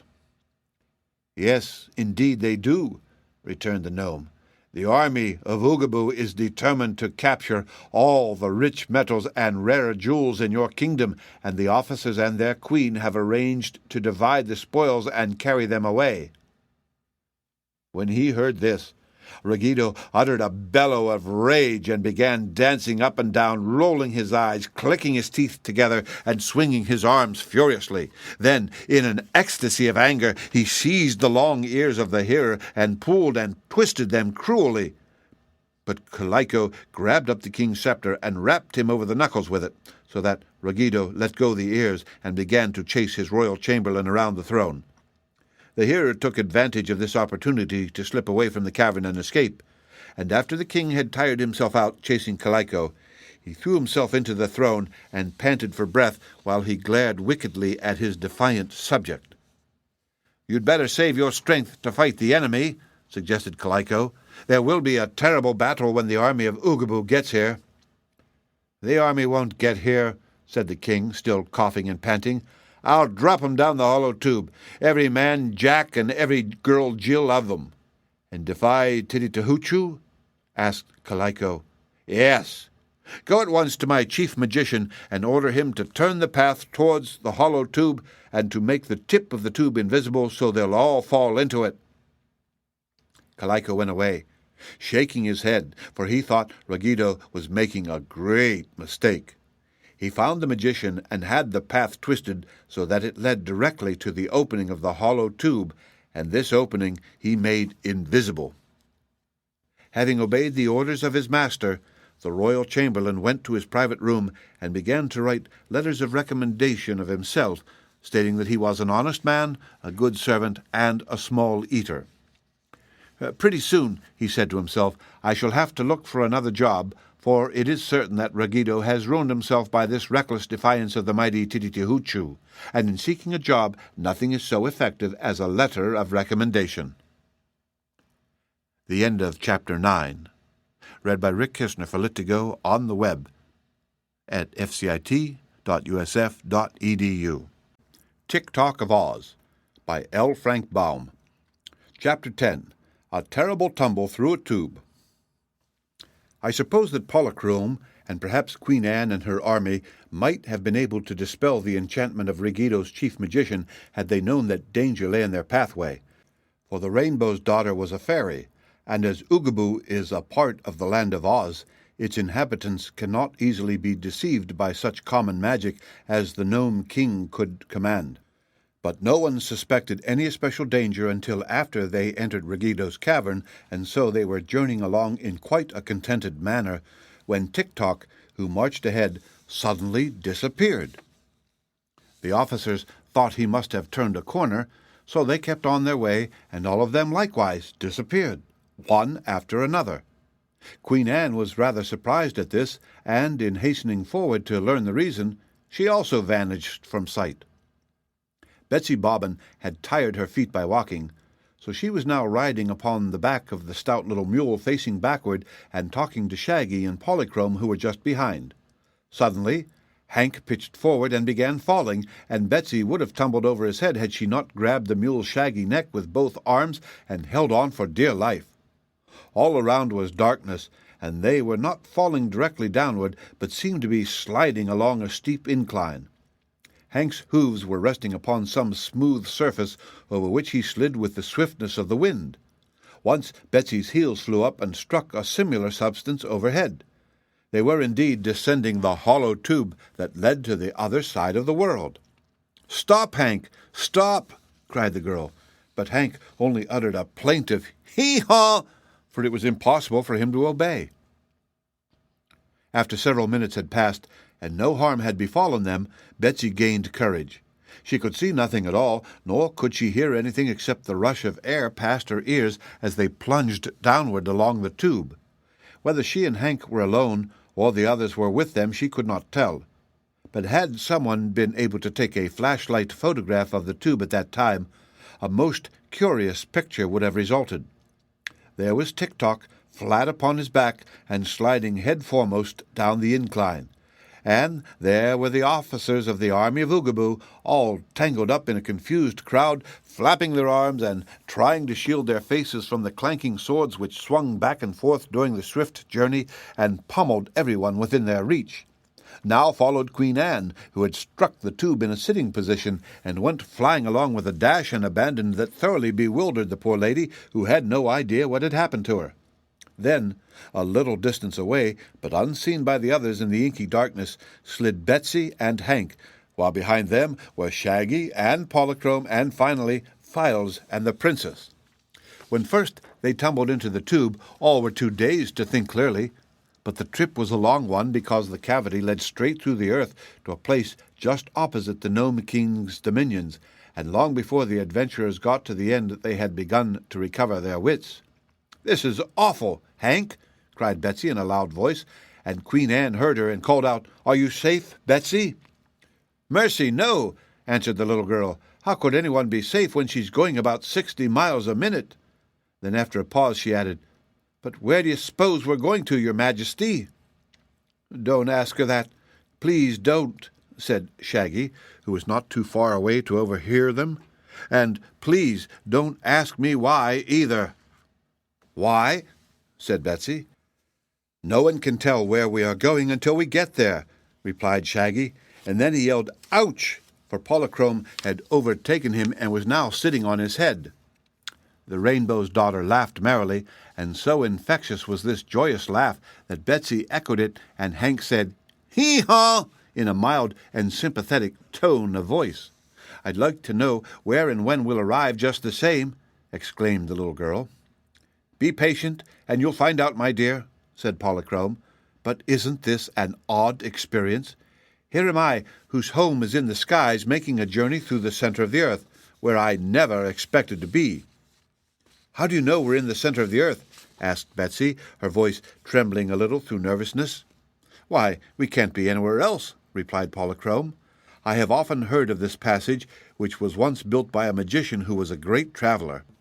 He thought it would save him the bother of going round the earth's surface, but he tumbled through the tube so fast that he shot out at the other end and hit a star in the sky, which at once exploded."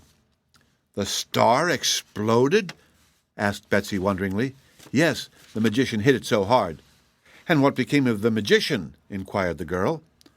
"No one knows that," answered Polychrome, "but I don't think it matters much." "It matters a good deal if we also hit the stars when we come out," said Queen Anne with a moan. "Don't worry," advised Polychrome. "I believe the magician was going the other way, and probably he went much faster than we are going." "It's fast enough to suit me," remarked Shaggy, gently removing Polychrome's heel from his left eye.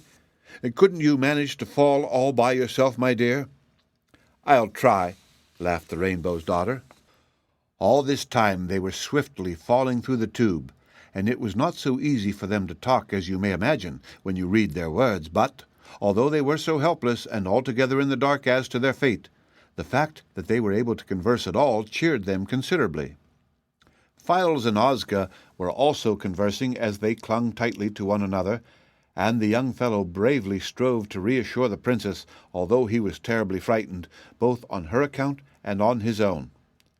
An hour under such trying circumstances is a very long time, and for more than an hour they continued their fearful journey. Then, just as they began to fear the tube would never end, Tik-Tok popped out into broad daylight, and after making a graceful circle in the air, fell with a splash into a great marble fountain.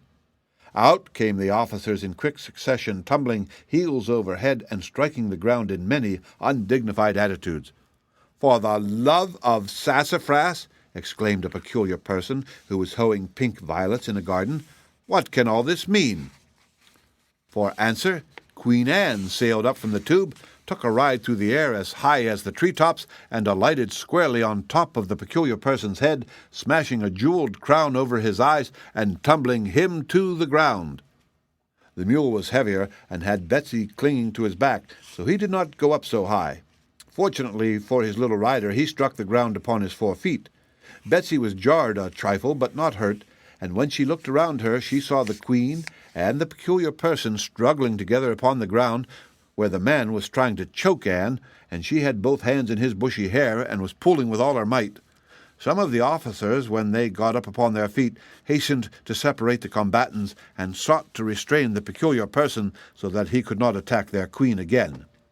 By this time, Shaggy, Polychrome, Ozga, and Files had all arrived and were curiously examining the strange country in which they found themselves, and which they knew to be exactly on the opposite side of the world from the place where they had fallen into the tube. It was a lovely place, indeed, and seemed to be the garden of some great prince, for through the vistas of trees and shrubbery could be seen the towers of an immense castle. But as yet the only inhabitant to greet them was the peculiar person just mentioned, who had shaken off the grasp of the officers without effort, and was now trying to pull the battered crown from off his eyes. Shaggy, who was always polite, helped him to do this, and when the man was free and could see again, he looked at his visitors with evident amazement. "Well, well, well," he exclaimed. "Where did you come from, and how did you get here?" Betsy tried to answer him, for Queen Anne was surly and silent. "I can't say exactly where we came from, 'cause I don't know the name of the place," said the girl, "but the way we got here was through the hollow tube." "Don't call it a hollow tube, please," exclaimed the peculiar person in an irritated tone of voice. "If it's a tube, it's sure to be hollow." "Why?" asked Betsy. "Because all tubes are made that way. But this tube is private property, and everyone is forbidden to fall into it." "We didn't do it on purpose," explained Betsy, and Polychrome added, "I am quite sure that Ragito, the Nome King, pushed us down that tube." "Ha! Ragito? Did you say Ragito?" cried the man, becoming much excited. "That is what she said," replied Shaggy, "and I believe she is right. We were on our way to conquer the Nome King when suddenly we fell into the tube." "Then you are enemies of Ragito?" inquired the peculiar person. "Not exactly enemies," said Betsy, a little puzzled by the question, "'cause we don't know him at all, but we started out to conquer him, which isn't as friendly as it might be."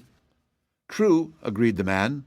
He looked thoughtfully from one to another of them for a while, and then he turned his head over his shoulder and said, "Never mind the fire and pincers, my good brother.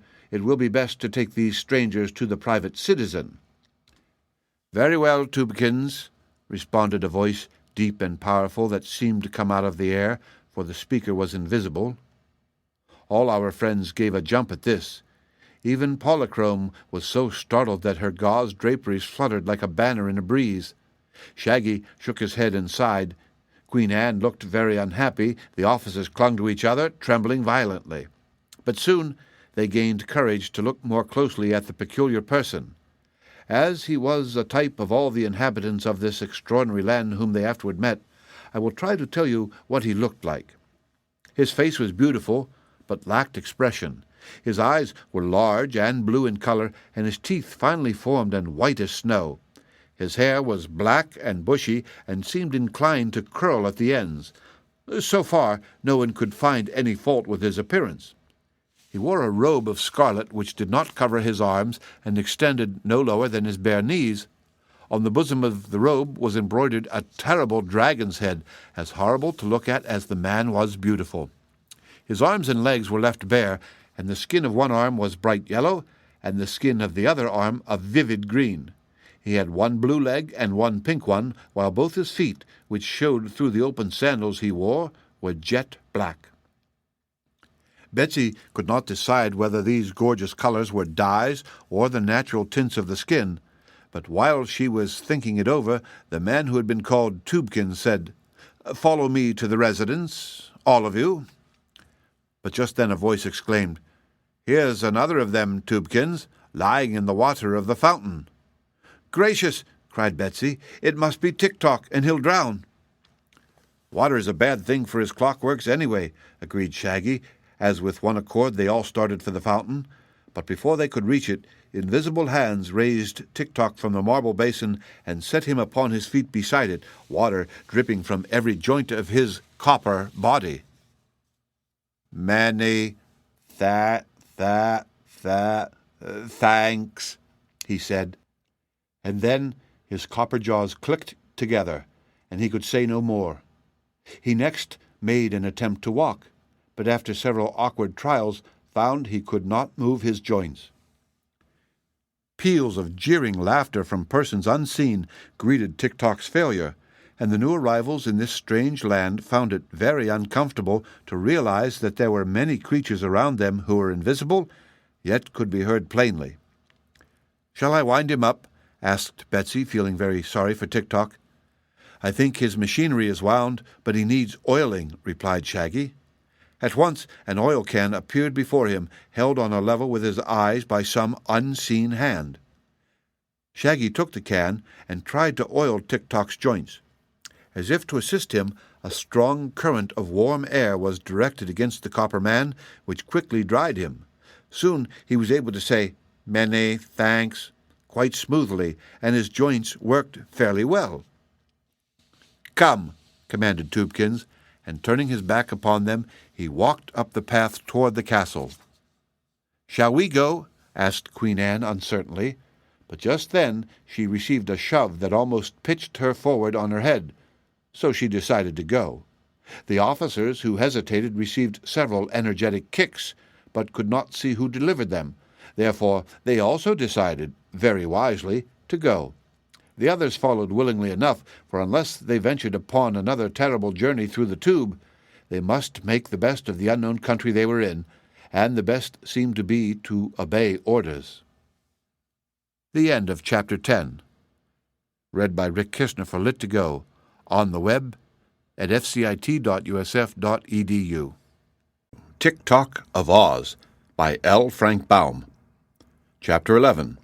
The Famous Fellowship of Fairies. After a short walk through very beautiful gardens, they came to the castle and followed Tubekins through the entrance and into a great domed chamber where he commanded them to be seated.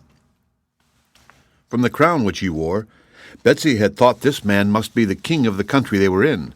Yet, after he had seated all the strangers upon benches that were ranged in a semicircle before a high throne, Tubekins bowed humbly before the vacant throne, and in a flash became invisible and disappeared. The hall was an immense place, but there seemed to be no one in it besides themselves. Presently, however, they heard a low cough near them, and here and there was the faint rustling of a robe and a slight patter as of footsteps. Then suddenly there rang out the clear tone of a bell, and at the sound all was changed. Gazing round the hall in bewilderment, they saw that it was filled with hundreds of men and women, all with beautiful faces and staring blue eyes, and all wearing scarlet robes and jeweled crowns upon their heads. In fact, these people seemed exact duplicates of Tubekins, and it was difficult to find any mark by which to tell them apart. "My, what a lot of kings and queens," whispered Betsy to Polychrome, who sat beside her and appeared much interested in the scene, but not a bit worried. "It is certainly a strange sight," was Polychrome's reply, "but I cannot see how there can be more than one king or queen in any country, for were these all rulers, no one could tell who was master."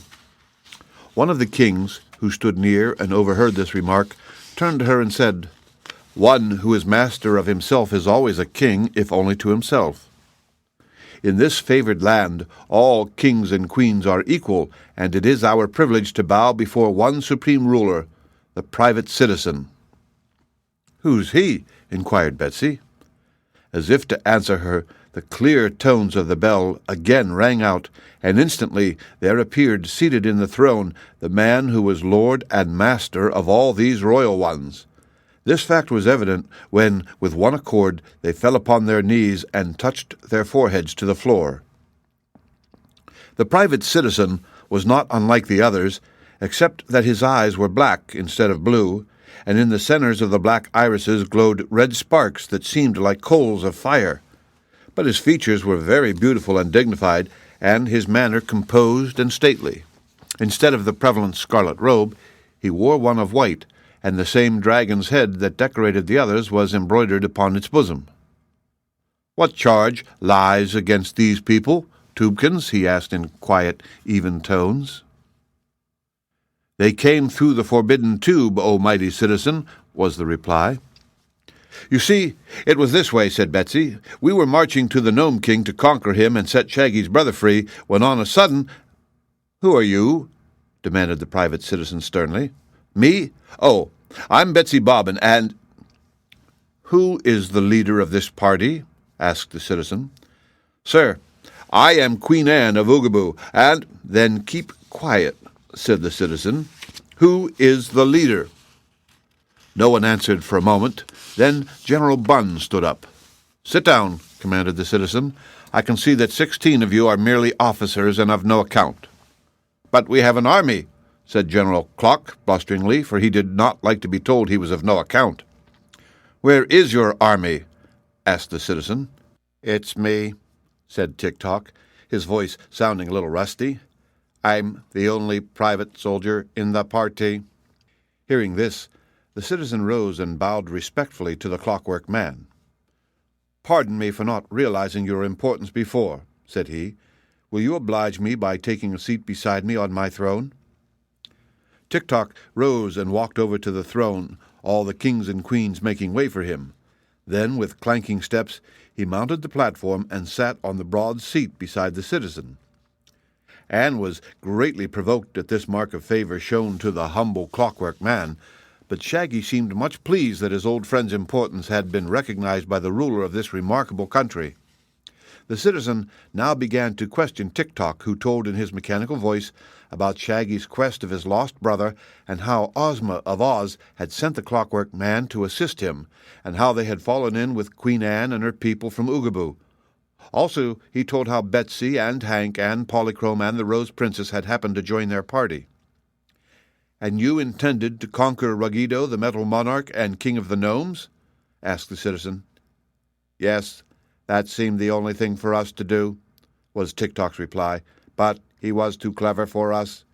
When we got close to his cavern, he made our path lead to the tube and made the opening invisible so that we all fell into it before we knew it was there. It was an easy way to get rid of us, and now Ruggedo is safe and we are far away in a strange land." The citizen was silent a moment and seemed to be thinking.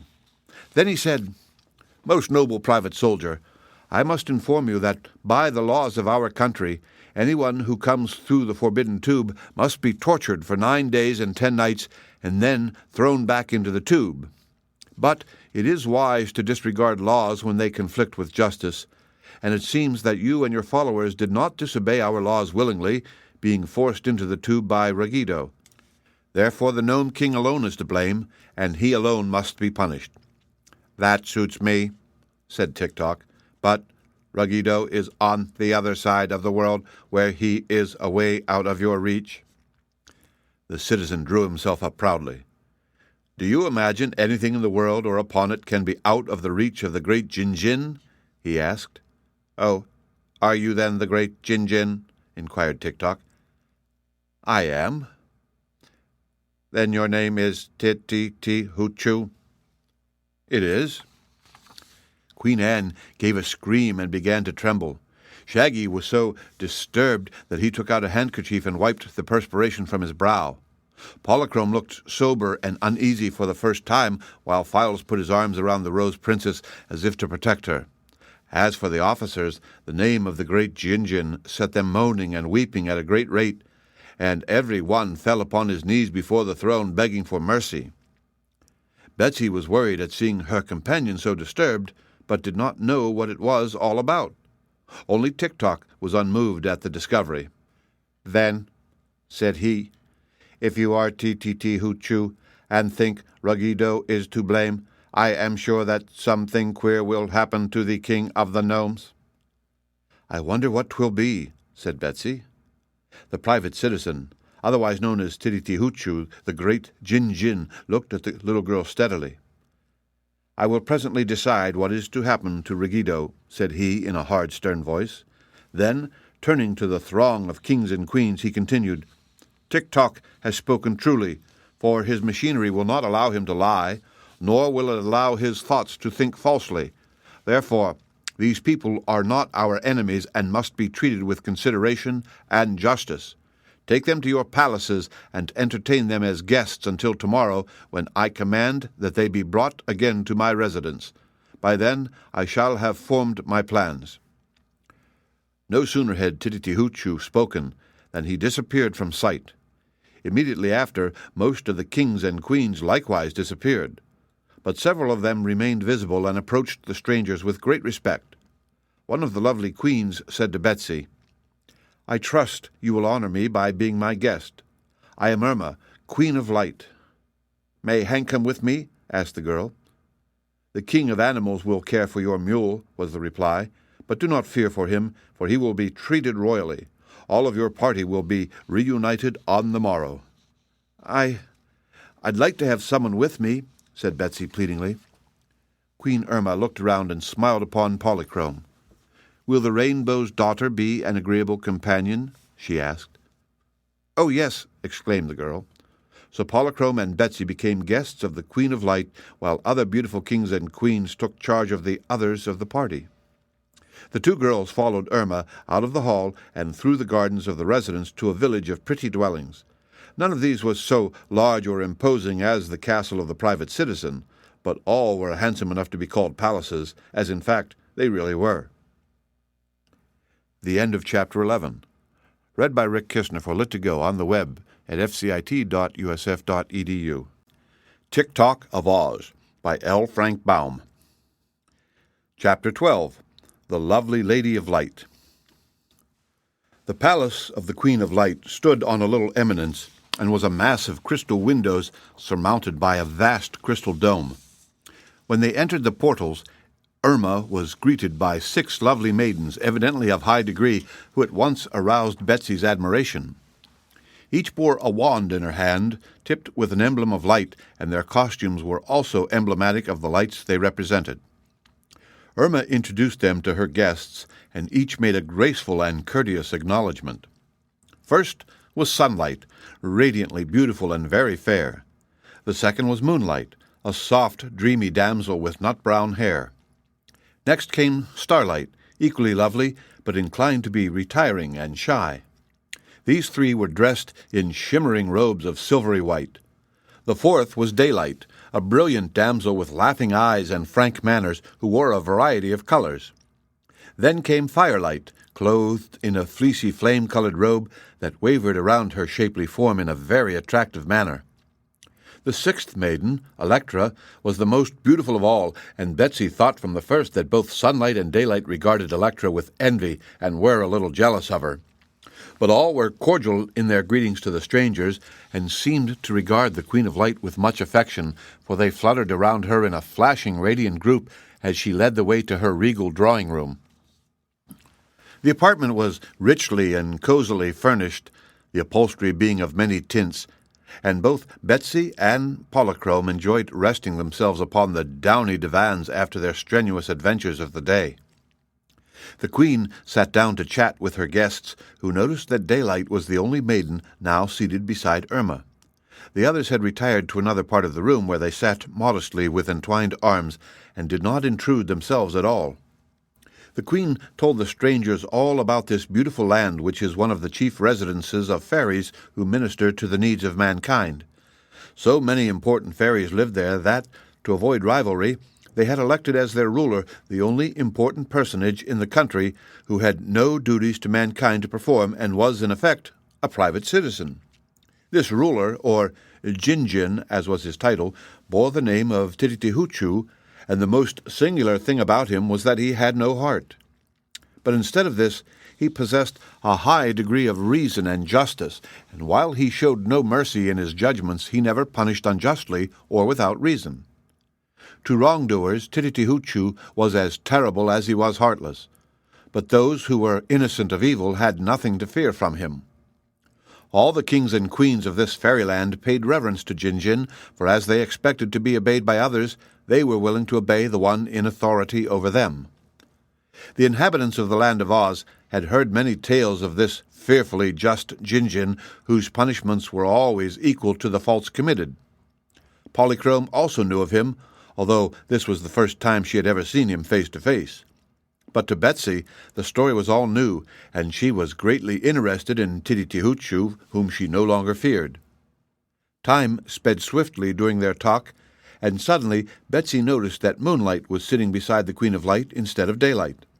"But tell me, please," she pleaded, "why do you all wear a dragon's head embroidered on your gowns?" Irma's pleasant face became grave as she answered, "The dragon, as you must know, was the first living creature ever made. Therefore, the dragon is the oldest and wisest of living things. By good fortune, the original dragon, who still lives, is a resident of this land and supplies us with wisdom whenever we are in need of it. He is as old as the world and remembers everything that has happened since the world was created." "Did he ever have any children?" inquired the girl. "Yes, many of them. Some wandered into other lands where men, not understanding them, made war upon them, but many still reside in this country. None, however, is as wise as the original dragon, for whom we have great respect. As he was the first resident here, we wear the emblem of the dragon's head to show that we are the favored people who alone have the right to inhabit this fairyland, which in beauty almost equals the fairyland of Oz, and in power quite surpasses it." "I understand about the dragon now," said Polychrome, nodding her lovely head. Betsy did not quite understand, but she was at present interested in observing the changing lights. As Daylight had given way to Moonlight, so now Starlight sat at the right hand of Irma the Queen, and with her coming a spirit of peace and content seemed to fill the room. Polychrome, being herself a fairy, had many questions to ask about the various kings and queens who lived in this far-away secluded place, and before Irma had finished answering them, a rosy glow filled the room, and Firelight took her place beside the Queen. Betsy liked Firelight, but to gaze upon her warm and glowing features made the little girl sleepy, and presently she began to nod. Thereupon Irma rose and took Betsy's hand gently in her own. "Come," said she, "the feast time has arrived, and the feast is spread." "That's nice," exclaimed the small mortal. "Now that I think of it, I'm awful hungry, but perhaps I can't eat your fairy food." The Queen smiled and led her to a doorway. As she pushed aside a heavy drapery, a flood of silvery light greeted them, and Betsy saw before her a splendid banquet hall with a table spread with snowy linen and crystal and silver. At one side was a broad throne-like seat for Irma, and beside her now sat the brilliant maid Electra. Polychrome was placed on the Queen's right hand, and Betsy upon her left. The other 5 messengers of light now waited upon them, and each person was supplied with just the food she liked best. Polychrome found her dish of dewdrops, all fresh and sparkling, while Betsy was so lavishly served that she decided she had never in her life eaten a dinner half so good. "I suppose," she said to the Queen, "that Miss Electra is the youngest of all these girls?" "Why do you suppose that?" inquired Irma with a smile. "'Cause 'lectricity is the newest light we didn't know of. Didn't Mr. Edison discover it?" "Perhaps he was the first mortal to discover it," replied the Queen. "But electricity was a part of the world from its creation, and therefore my Electra is as old as daylight or moonlight, and equally beneficent to mortals and fairies alike." Betsy was thoughtful for a time. Then she remarked, as she looked at the 6 messengers of light, "We couldn't very well do without any of 'em, could we?" Irma laughed softly. "I couldn't, I'm sure," she replied, "and I think mortals would miss any one of my maidens as well. Daylight cannot take the place of sunlight, which gives us strength and energy. Moonlight is of value when daylight, worn out with her long watch, retires to rest. If the moon in its course is hidden behind the earth's rim and my sweet moonlight cannot cheer us, starlight takes her place, for the skies always lend her power. Without firelight we should miss much of our warmth and comfort, as well as much cheer when the walls of houses encompass us. But always, when other lights forsake us, our glorious Electra is ready to flood us with bright rays. As Queen of Light, I love all my maidens, for I know them to be faithful and true."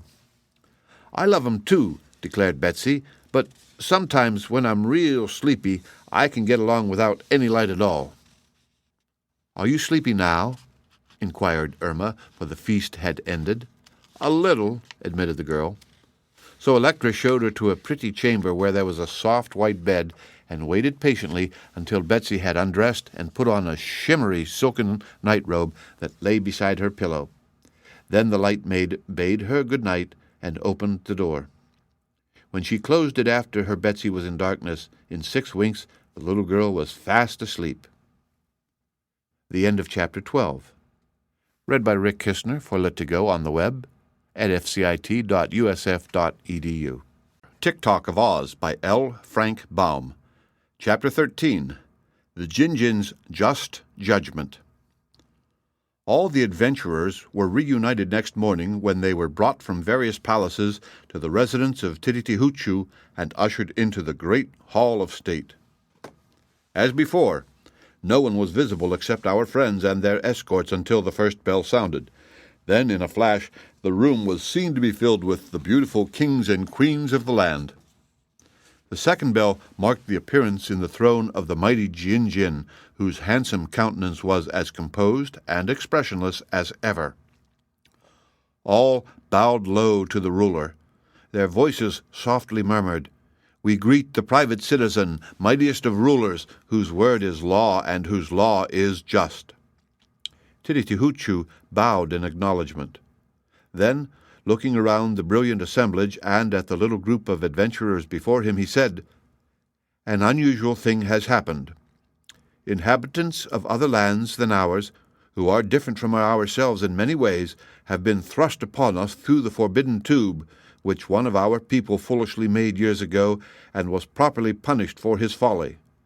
But these strangers had no desire to come here, and were wickedly thrust into the tube by a cruel king on the other side of the world named Ragidu.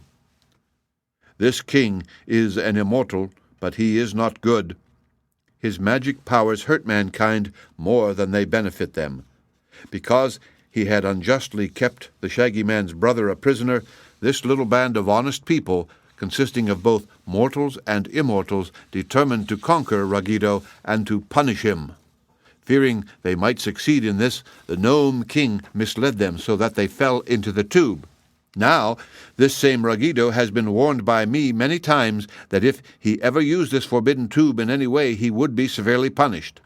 I find, by referring to the fairy records, that this king's servant, a gnome named Calico, begged his master not to do such a wrong act as to drop these people into the tube and send them tumbling into our country. But Ragido defied me and my orders. Therefore, These strangers are innocent of any wrong. It is only Ruggido who deserves punishment, and I will punish him." He paused a moment, and then continued in the same cold, merciless voice. "These strangers must return through the tube to their own side of the world, but I will make their fall more easy and pleasant than it was before. Also, I shall send with them an instrument of vengeance, who in my name will drive Ruggido from his underground caverns, take away his magic powers, and make him a homeless wanderer on the face of the earth, a place he detests." There was a little murmur of horror from the kings and queens at the severity of this punishment, but no one uttered a protest, for all realized that the sentence was just. "In selecting my instrument of vengeance," went on Tititi-Hoochoo, "I have realized that this will be an unpleasant mission. Therefore, no one of us who is blameless should be forced to undertake it. In this wonderful land it is seldom one is guilty of wrong, even in the slightest degree, and on examining the records I found no king or queen had erred, nor had any among their followers or servants done any wrong. But finally I came to the dragon family, which we highly respect, and then it was that I discovered the error of Quox. Quox, as you well know, is a young dragon who has not yet acquired the wisdom of his race. Because of this lack, he has been disrespectful towards his most ancient ancestor, the original dragon, telling him once to mind his own business, and again saying that the ancient one had grown foolish with age. We are aware that dragons are not the same as fairies and cannot be altogether guided by our laws, yet such disrespect as Quox has shown should not be unnoticed by us. Therefore I have selected Quox as my royal instrument of vengeance, and he shall go through the tube with these people and inflict upon Ruggido the punishment I have decreed." All had listened quietly to this speech, and now the kings and queens bowed gravely to signify their approval of the Jinjin's judgment. Tititi-Hoochoo turned to Tubekins. "I command you," said he, "to escort these strangers to the tube and see that they all enter it." The king of the tube, who had first discovered our friends and brought them to the private citizen, stepped forward and bowed. As he did so, the Jinjin and all the kings and queens suddenly disappeared, and only Tubekins remained visible. "All right," said Betsy with a sigh. "I don't mind going back so very much, 'cause the Jinjin promised to make it easy for us." Indeed, Queen Anne and her officers were the only ones who looked solemn and seemed to fear the return journey. One thing that bothered Anne was her failure to conquer this land of Tititi-Hoochoo. As they followed their guide through the gardens to the mouth of the tube, she said to Shaggy, "How can I conquer the world if I go away and leave this rich country unconquered?" "You can't," he replied. "Don't ask me why, please, for if you don't know, I can't inform you." "Why not?" said Anne, but Shaggy paid no attention to the question. This end of the tube had a silver rim, and around it was a gold railing to which was attached a sign that read, "If you are out, stay there. If you are in, don't come out." On a little silver plate just inside the tube was engraved the words, "Burrowed and built by Hiergargo the magician, in the year of the world 1962548, for his own exclusive uses." "He was some builder, I must say," remarked Betsy, when she had read the inscription. "But if he had known about that star, I guess he'd have spent his time playing solitaire." "Well, what are we waiting for?" inquired Shaggy, who was impatient to start. "Quox," replied Tubekins, "but I think I hear him coming." "Is the young dragon invisible?" asked Anne, who had never seen a live dragon and was a little fearful of meeting one. "No, indeed," replied the king of the tube. "You'll see him in a minute, but before you part company, I'm sure you'll wish he was invisible."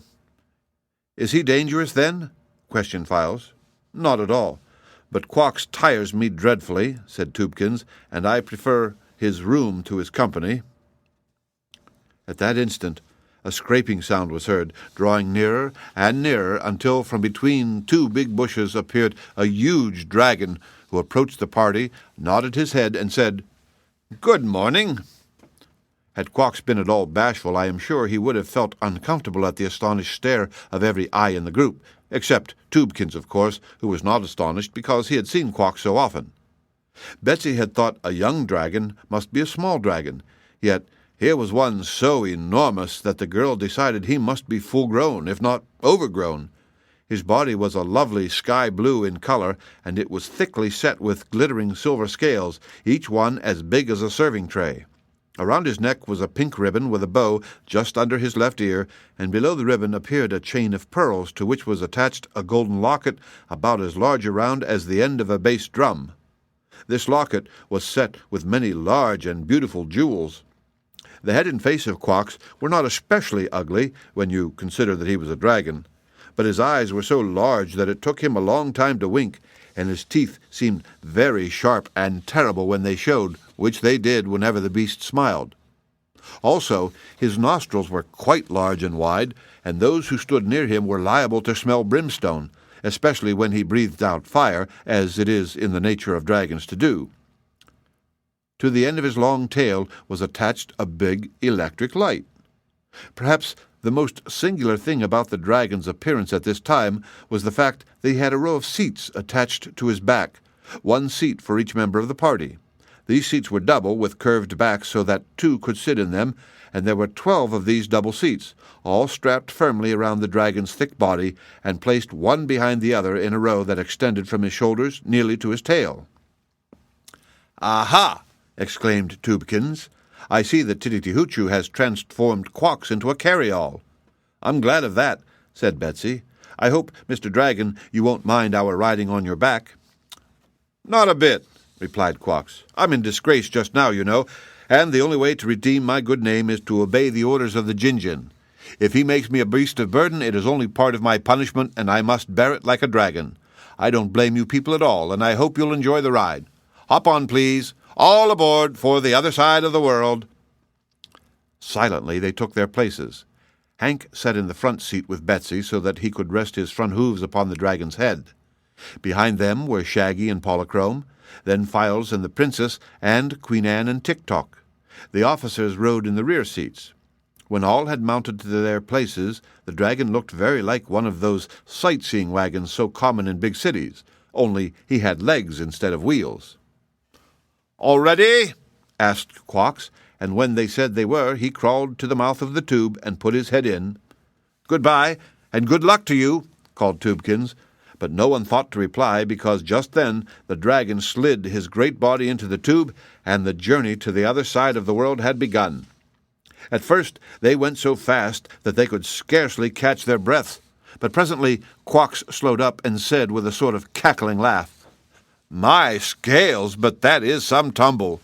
I think I shall take it easy and fall slower, or I'm likely to get dizzy. Is it very far to the other side of the world?" "Haven't you ever been through this tube before?" inquired Shaggy. "Never.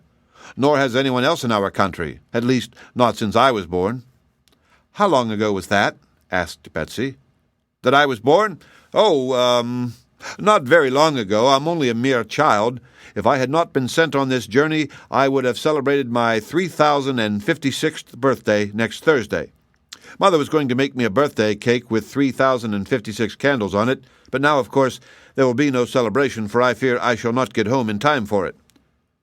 3056 years? cried Betsy. "Why, I had no idea anything could live that long." "My respected ancestor, whom I would call a stupid old humbug if I had not reformed, is so old that I am a mere baby compared with him," said Quox. "He dates from the beginning of the world and insists on telling us stories of things that happened 50,000 years ago, which are of no interest at all to youngsters like me. In fact, Grandpa isn't up to date. He lives altogether in the past, so I can't see any good reason for his being alive today. Are you people able to see your way, or shall I turn on more light?" "Oh, we can see very nicely, thank you, only there's nothing to see but ourselves," answered Betsy. This was true. The dragon's big eyes were like headlights on an automobile and illuminated the tube far ahead of them. Also, he curved his tail upward so that the electric light on the end of it enabled them to see one another quite clearly. But the tube itself was only dark metal, smooth as glass, but exactly the same from one of its ends to the other. Therefore, there was no scenery of interest to beguile the journey. They were now falling so gently that the trip was proving entirely comfortable, as the Jinjin had promised it would be. But this meant a longer journey, and the only way they could make time pass was to engage in conversation. The dragon seemed a willing and persistent talker, and he was of so much interest to them that they encouraged him to chatter. His voice was a little gruff, but not unpleasant when one became used to it. "My only fear," said he presently, "is that this constant sliding over the surface of the tube will dull my claws. You see, this hole isn't straight down, but on a steep slant, and so instead of tumbling freely through the air, I must skate along the tube. Fortunately, there is a file in my toolkit, and if my claws get dull, they can be sharpened again." "Why do you want sharp claws?" asked Betsy. "They are my natural weapons, and you must not forget that I have been sent to conquer Ruggedo." "Oh, you needn't mind about that," remarked Queen Anne in her most haughty manner, "for when we get to Ruggedo, I and my invincible army can conquer him without your assistance." "Very good," returned the dragon cheerfully. "That will save me a lot of bother, if you succeed. But I think I shall file my claws just the same." He gave a long sigh as he said this, and a sheet of flame several feet in length shot from his mouth. Betsy shuddered, and Hank said, "Hee-haw!" while some of the officers screamed in terror. But the dragon did not notice that he had done anything unusual. "Is there fire inside of you?" asked Shaggy. "Of course," answered Quox. "What sort of dragon would I be if my fire went out?" "What keeps it going?" Betsy inquired. "I've no idea. I only know it's there," said Quox. "The fire keeps me alive and enables me to move, also to think and speak." "Ah, you are very much like myself," said Tik-Tok. "The only difference is that I move by clockwork, while you move by fire." "I don't see a particle of likeness between us, I must confess," retorted Quox gruffly. "You're not a live thing, you're a dummy." "But I can do things, you must admit," said Tik-Tok. "Yes, when you are wound up," sneered the dragon. "But if you run down, you are helpless." "What would happen to you, Quox, if you ran out of gasoline?" inquired Shaggy, who did not like this attack upon his friend. "I don't use gasoline." "Well, suppose you ran out of fire." "What's the use of supposing that?" asked Quox. "My great-great-great-grandfather has lived since the world began, and he has never once run out of fire to keep him going. But I will confide to you that, as he gets older, he shows more smoke and less fire. As for Tik-Tok, he's well enough in his way, but he's merely copper, and the metal monarch knows copper through and through. I wouldn't be surprised if Ruggedo melted Tik-Tok in one of his furnaces and made copper pennies of him." "In that case, I would still keep going," remarked Tik-Tok calmly. "Pennies do," said Betsy regretfully. "This is all nonsense," said the Queen with irritation. "Tik-Tok is my great army, all but the officers, and I believe he will be able to conquer Ruggedo with ease. What do you think, Polychrome?" "You might let him try," answered the Rainbow's daughter with her sweet ringing laugh that sounded like the tinkling of tiny bells. "And if Tik-Tok fails, you have still the big fire-breathing dragon to fall back on." "Aha!" said the dragon, another sheet of flame gushing from his mouth and nostrils. "It's a wise little girl, this Polychrome. Anyone would know she is a fairy." The end of Chapter 13. Read by Rick Kistner for Lit2Go on the web at fcit.usf.edu. Tik-Tok of Oz by L. Frank Baum. Chapter 14. The Long-Eared Hearer Learns by Listening. During this time, Ruggedo, the Metal Monarch and King of the Gnomes, was trying to amuse himself in his splendid jeweled cavern. It was hard work for Ruggedo to find amusement today, for all the gnomes were behaving well, and there was no one to scold or to punish. The king had thrown his scepter at Kaliko 6 times without hitting him once. Not that Kaliko had done anything wrong. On the contrary, he had obeyed the king in every way but one. He would not stand still when commanded to do so, and let the heavy scepter strike him. We can hardly blame Kaliko for this, and even the cruel Ruggedo forgave him, for he knew very well that if he mashed his royal chamberlain, he could never find another so intelligent and obedient. Kaliko would make the gnomes work when their king could not, for the gnomes hated Ruggedo, and there were so many thousands of the quaint little underground people that they could easily have rebelled and defied the king had they dared to do so. Sometimes, when Ruggedo abused them worse than usual, they grew sullen and threw down their hammers and picks. Then, however hard the king scolded or whipped them, they would not work until Kaliko came and begged them to. For Kaliko was one of themselves, and was as much abused by the king as any gnome in the vast series of caverns. But today, all the little people were working industriously at their tasks, and Ruggedo, having nothing to do, was greatly bored.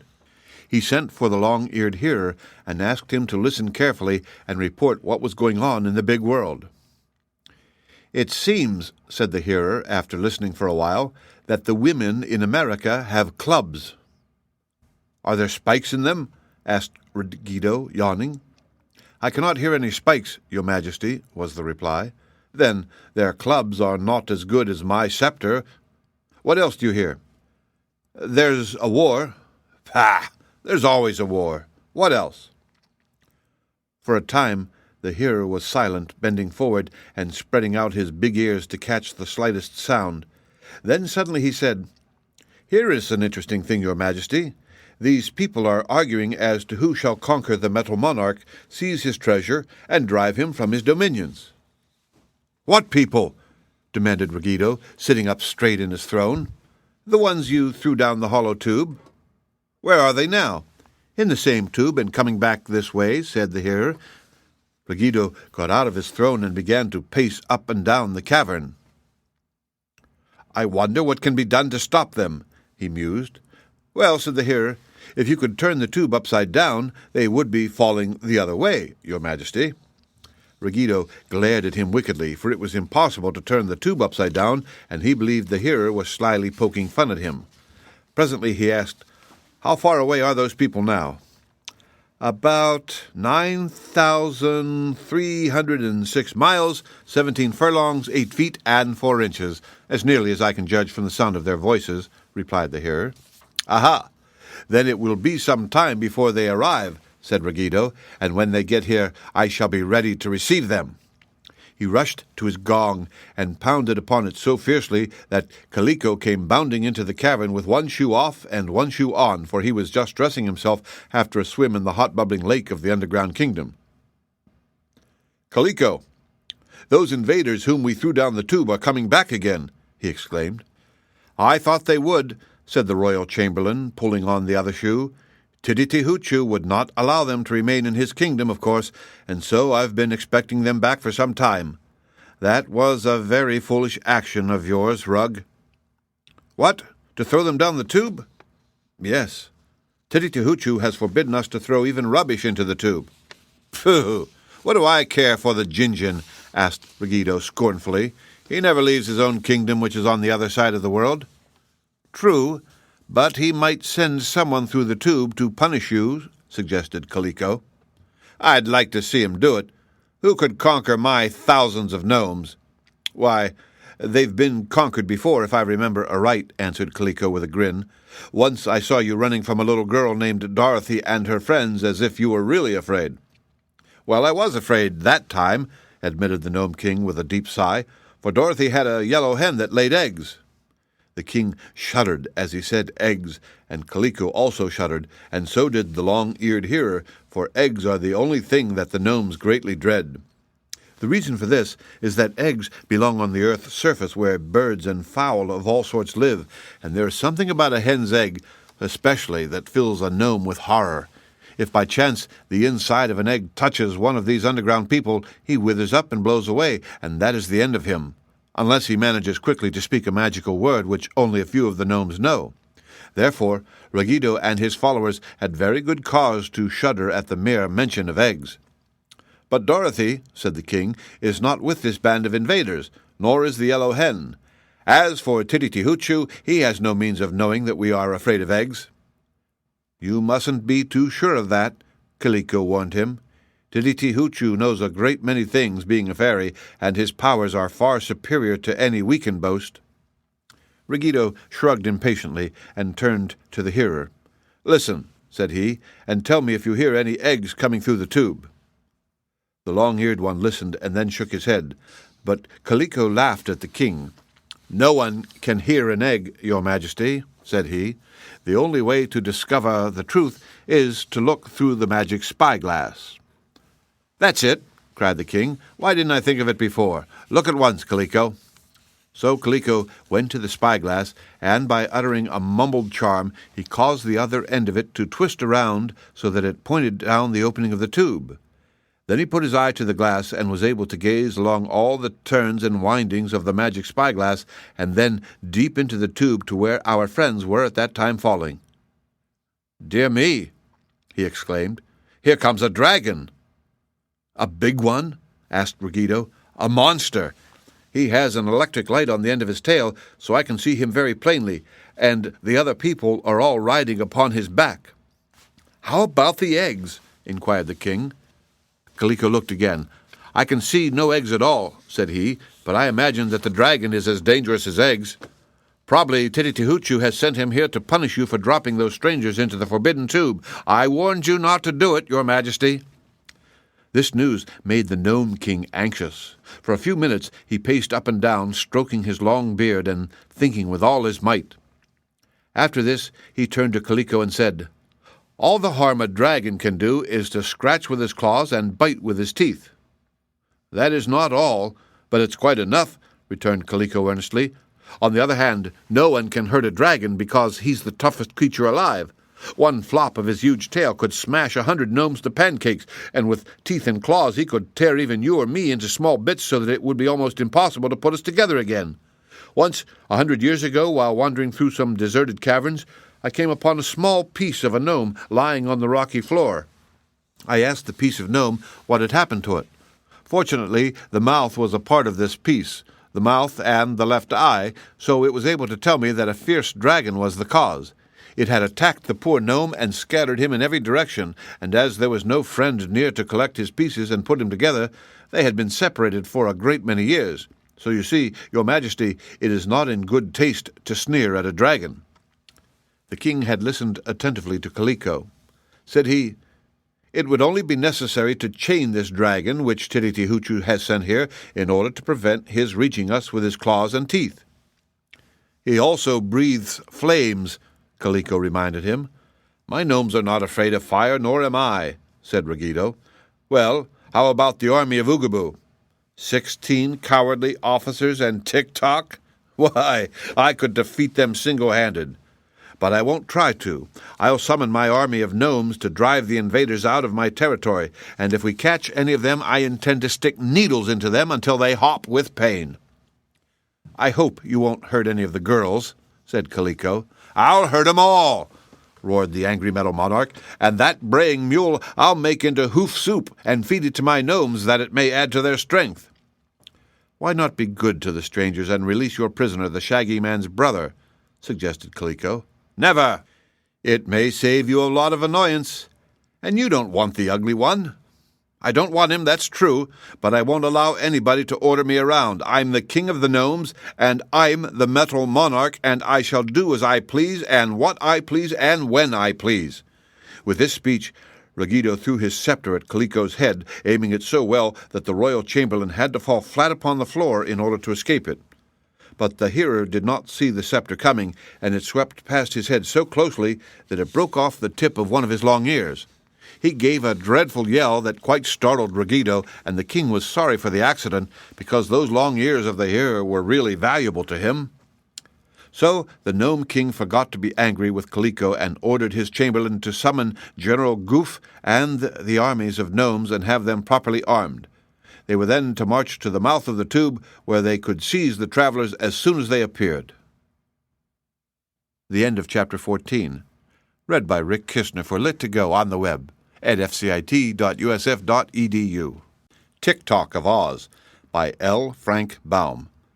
Chapter 15. The Dragon Defies Danger. Although the journey through the tube was longer this time than before, it was so much more comfortable that none of our friends minded it at all. They talked together most of the time, and as they found the dragon good-natured and fond of the sound of his own voice, they soon became well acquainted with him and accepted him as a companion. "You see," said Shaggy in his frank way, "Quox is on our side, and therefore the dragon is a good fellow. If he happened to be an enemy instead of a friend, I am sure I should dislike him very much, for his breath smells of brimstone, he is very conceited, and he is so strong and fierce that he would prove a dangerous foe."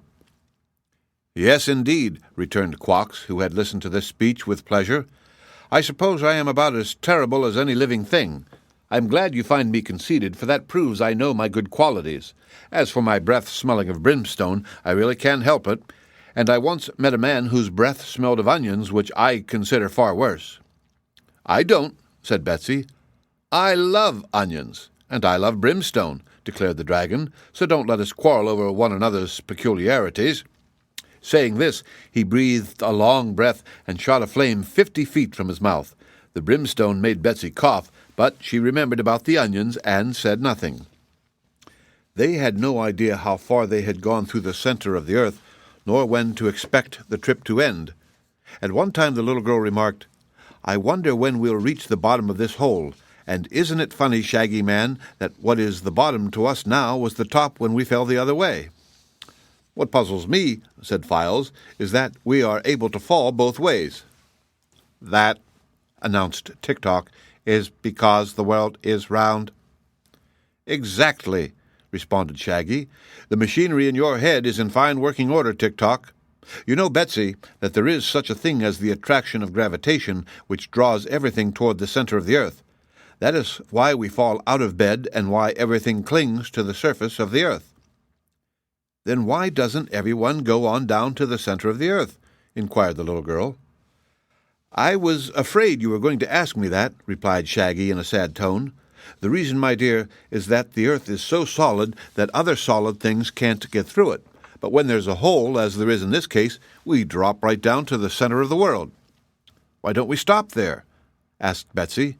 "Because we go so fast that we acquire speed enough to carry us right up to the other end." "I don't understand that, and it makes my head ache to try to figure it out," she said after some thought. "One thing draws us to the center, and another thing pushes us away from it. But don't ask me why, please," interrupted the Shaggy Man. "If you can't understand it, let it go at that." "Do you understand it?" she inquired. "All the magic isn't in fairyland," he said gravely. "There's lots of magic in all nature, and you may see it as well in the United States, where you and I once lived, as you can here." "I never did," she replied. "Because you were so used to it all that you didn't realize it was magic. Is anything more wonderful than to see a flower grow and blossom, or to get light out of the electricity in the air? The cows that manufacture milk for us must have machinery fully as remarkable as that in Tik-Tok's copper body, and perhaps you've noticed that—" And then, before Shaggy could finish his speech, the strong light of day suddenly broke upon them, grew brighter, and completely enveloped them. The dragon's claws no longer scraped against the metal tube, for he shot into the open air 100 feet or more and sailed so far away from the slanting hole that when he landed it was on the peak of a mountain and just over the entrance to the many underground caverns of the Nome King. Some of the officers tumbled off their seats when Quox struck the ground, but most of the dragon's passengers only felt a slight jar. All were glad to be on solid earth again, and they at once dismounted and began to look about them. Queerly enough, as soon as they had left the dragon, the seats that were strapped to the monster's back disappeared, and this probably happened because there was no further use for them and because Quox looked far more dignified in just his silver scales. Of course, he still wore the 40 yards of ribbon round his neck, as well as the great locket, but these only made him look dressed up, as Betsy remarked. Now, the army of gnomes had gathered thickly around the mouth of the tube in order to be ready to capture the band of invaders as soon as they popped out. There were indeed hundreds of gnomes assembled, and they were led by Goof, their most famous general, but they did not expect the dragon to fly so high, and he shot out of the tube so suddenly that it took them by surprise. When the gnomes had rubbed the astonishment out of their eyes and regained their wits, They discovered the dragon quietly seated on the mountainside far above their heads, while the other strangers were standing in a group and calmly looking down upon them. General Goof was very angry at the escape, which was no one's fault but his own. "Come down here and be captured," he shouted, waving his sword at them. "Come up here and capture us, if you dare," replied Queen Anne, who was winding up the clockwork of her private soldier so he could fight more briskly. Goof's first answer was a roar of rage at the defiance. Then he turned and issued a command to his gnomes. They were all armed with sharp spears, and with one accord they raised these spears and threw them straight at their foes, so that they rushed through the air in a perfect cloud of flying weapons. Some damage might have been done had not the dragon quickly crawled before the others, his body being so big that it shielded every one of them, including Hank. The spears rattled against the silver scales of Quox and then fell harmlessly to the ground. They were magic spears, of course, and all straightway bounded back into the hands of those who had thrown them, but even Goof could see that it was useless to repeat the attack. It was now Queen Anne's turn to attack, so the generals yelled, "Forward, march!" and the colonels and majors and captains repeated the command, and the valiant army of Oogaboo, which seemed to be composed mainly of Tik-Tok, marched forward in single column toward the gnomes, while Betsy and Polychrome cheered, and Hank gave a loud "Hee-haw!" and Shaggy shouted "Hooray!" and Queen Anne screamed, "At him, Tik-Tok, at him!" The gnomes did not await the Clockwork Man's attack, but in a twinkling disappeared into the underground caverns.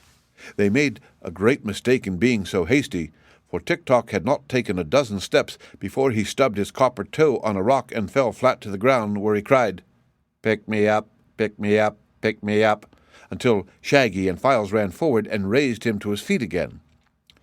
The dragon chuckled softly to himself as he scratched his left ear with his hind claw, but no one was paying much attention to Quox just then. It was evident to Anne and her officers that there could be no fighting unless the enemy was present, and in order to find the enemy they must boldly enter the underground kingdom of the gnomes. So bold a step demanded a council of war. "Don't you think I'd better drop in on Ruggedo and obey the orders of the Gin-Gin?" asked Quox. "By no means," returned Queen Anne.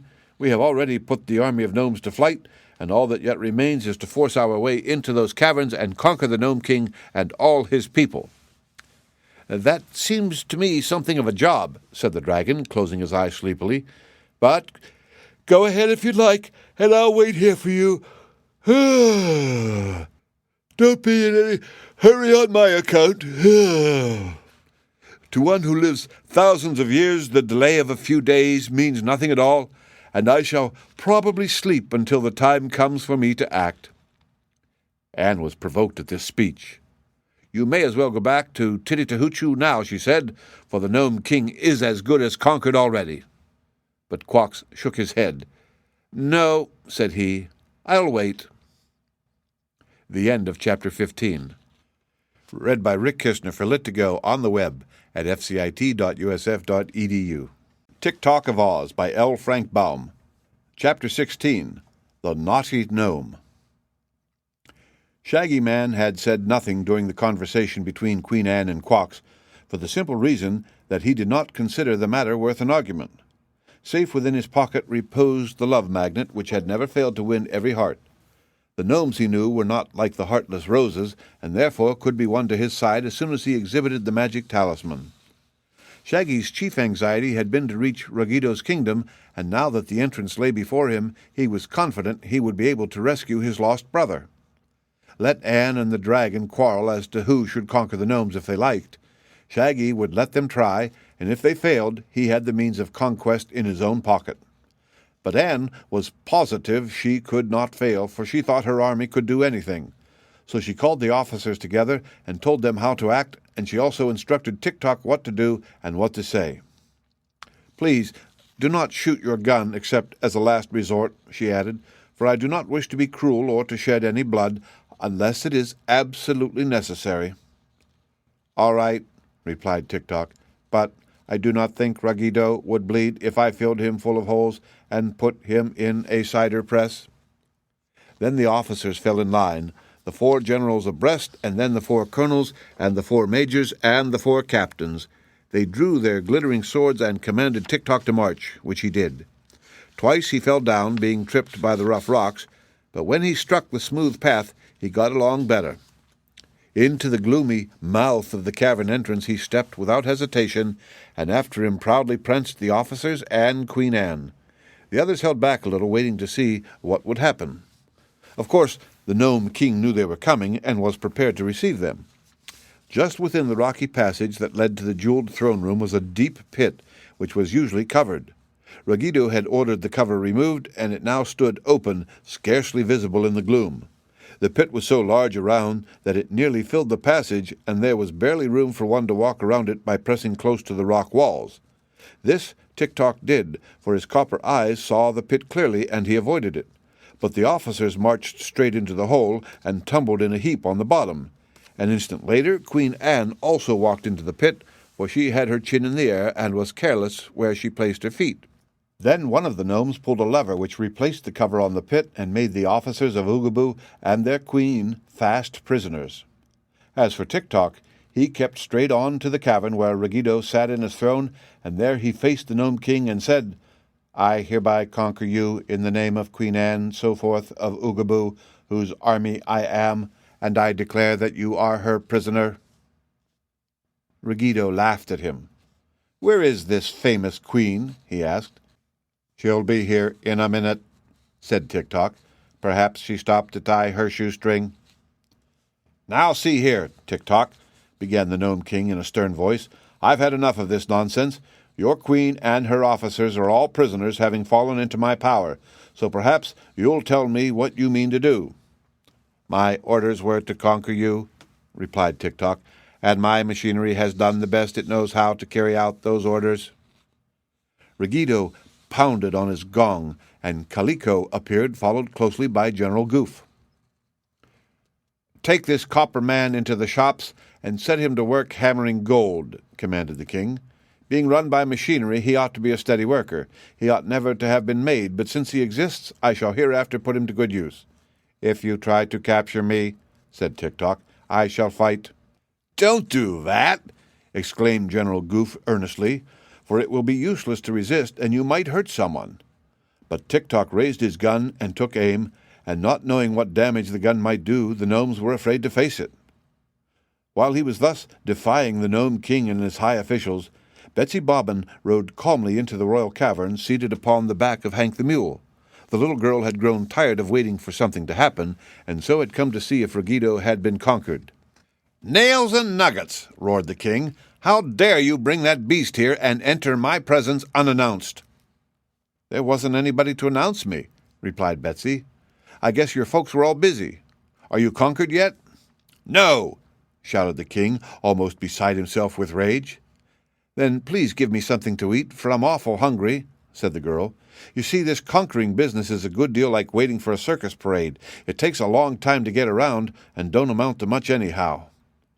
The gnomes were so much astonished at this speech that for a time they could only glare at her silently, not finding words to reply.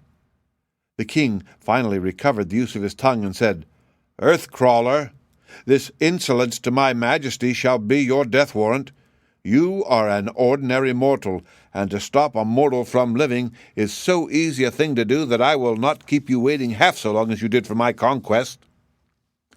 "I'd rather you wouldn't stop me from living," remarked Betsy, getting off Hank's back and standing beside him, "and it would be a pretty cheap king who killed a visitor while she was hungry. If you'll give me something to eat, I'll talk this killing business over with you afterward. Only I warn you now that I don't approve of it, and never will." Her coolness and lack of fear impressed the Nome King, although he bore an intense hatred towards all mortals. "What do you wish to eat?" he asked gruffly. Oh, a ham sandwich would do, or perhaps a couple of hard-boiled eggs." "Eggs!" shrieked the three gnomes who were present, shuddering till their teeth chattered. "What's the matter?" asked Betsy wonderingly. "Are eggs as high here as they are at home?" "Goof!" said the king in an agitated voice, turning to his general. "Let us destroy this rash mortal at once. Seize her and take her to the slimy cave and lock her in." Goof glanced at Tik-Tok, whose gun was still pointed, but just then ℌ𝔞𝔫𝔞𝔥 stole softly behind the copper man and kicked his knee joints so that they suddenly bent forward and tumbled Tik-Tok to the floor, his gun falling from his grasp. Then Goof, seeing Tik-Tok helpless, made a grab at Betsy. At the same time, Hank's heels shot out and caught the general just where his belt was buckled. He rose into the air, swift as a cannonball, struck the Nome King fairly, and flattened His Majesty against the wall of rock on the opposite side of the cavern. Together they fell to the floor in a dazed and crumpled condition, seeing which ℌ𝔞𝔫𝔞𝔥 whispered to Betsy, "Come with me, quick, and I will save you."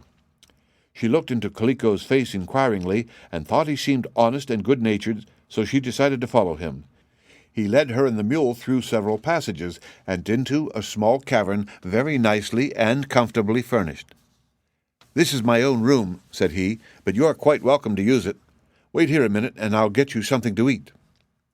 When ℌ𝔞𝔫𝔞𝔥 returned, he brought a tray containing some broiled mushrooms, a loaf of mineral bread, and some petroleum butter. The butter Betsy could not eat, but the bread was good and the mushrooms delicious.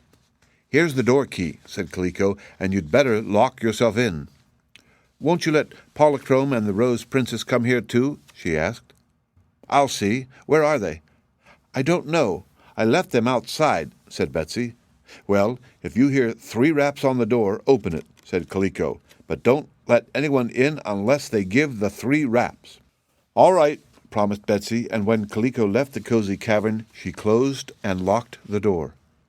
In the meantime, Anne and her officers, finding themselves prisoners in the pit, had shouted and screamed until they were tired out, but no one had come to their assistance. It was very dark and damp in the pit, and they could not climb out because the walls were higher than their heads and the cover was on. The queen was first angry, and then annoyed, and then discouraged, but the officers were only afraid. Every one of the poor fellows heartily wished he was back in Oogaboo caring for his orchard, and some were so unhappy that they began to reproach Anne for causing them all this trouble and danger. Finally, the queen sat down on the bottom of the pit and leaned her back against the wall. By good luck, her sharp elbow touched a secret spring in the wall, and a big flat rock swung inward. Anne fell over backwards, but the next instant she jumped up and cried to the others, "A passage! A passage! Follow me, my brave men, and we may yet escape." Then she began to crawl through the passage, which was as dark and dank as the pit, and the officers followed her in single file. They crawled, and they crawled, and they kept on crawling, for the passage was not big enough to allow them to stand upright. It turned this way and twisted that, sometimes like a corkscrew and sometimes zigzag, but seldom ran for long in a straight line. "It will never end! Never!" moaned the officers, who were rubbing all the skin off their knees on the rough rocks. "It must end," retorted Anne courageously, "or it never would have been made. We don't know where it will lead us to, but any place is better than that loathsome pit." So she crawled on, and the officers crawled on, and while they were crawling through this awful underground passage, ℌ𝔞𝔫𝔞𝔥 and Shaggy and Files and the Rose Princess, who were standing outside the entrance to Ruggedo's domains, were wondering what had become of them. The end of Chapter 16. Read by Rick Kistner for Lit to Go on the web at fcit.usf.edu. Tik-Tok of Oz by L. Frank Baum. Chapter 17.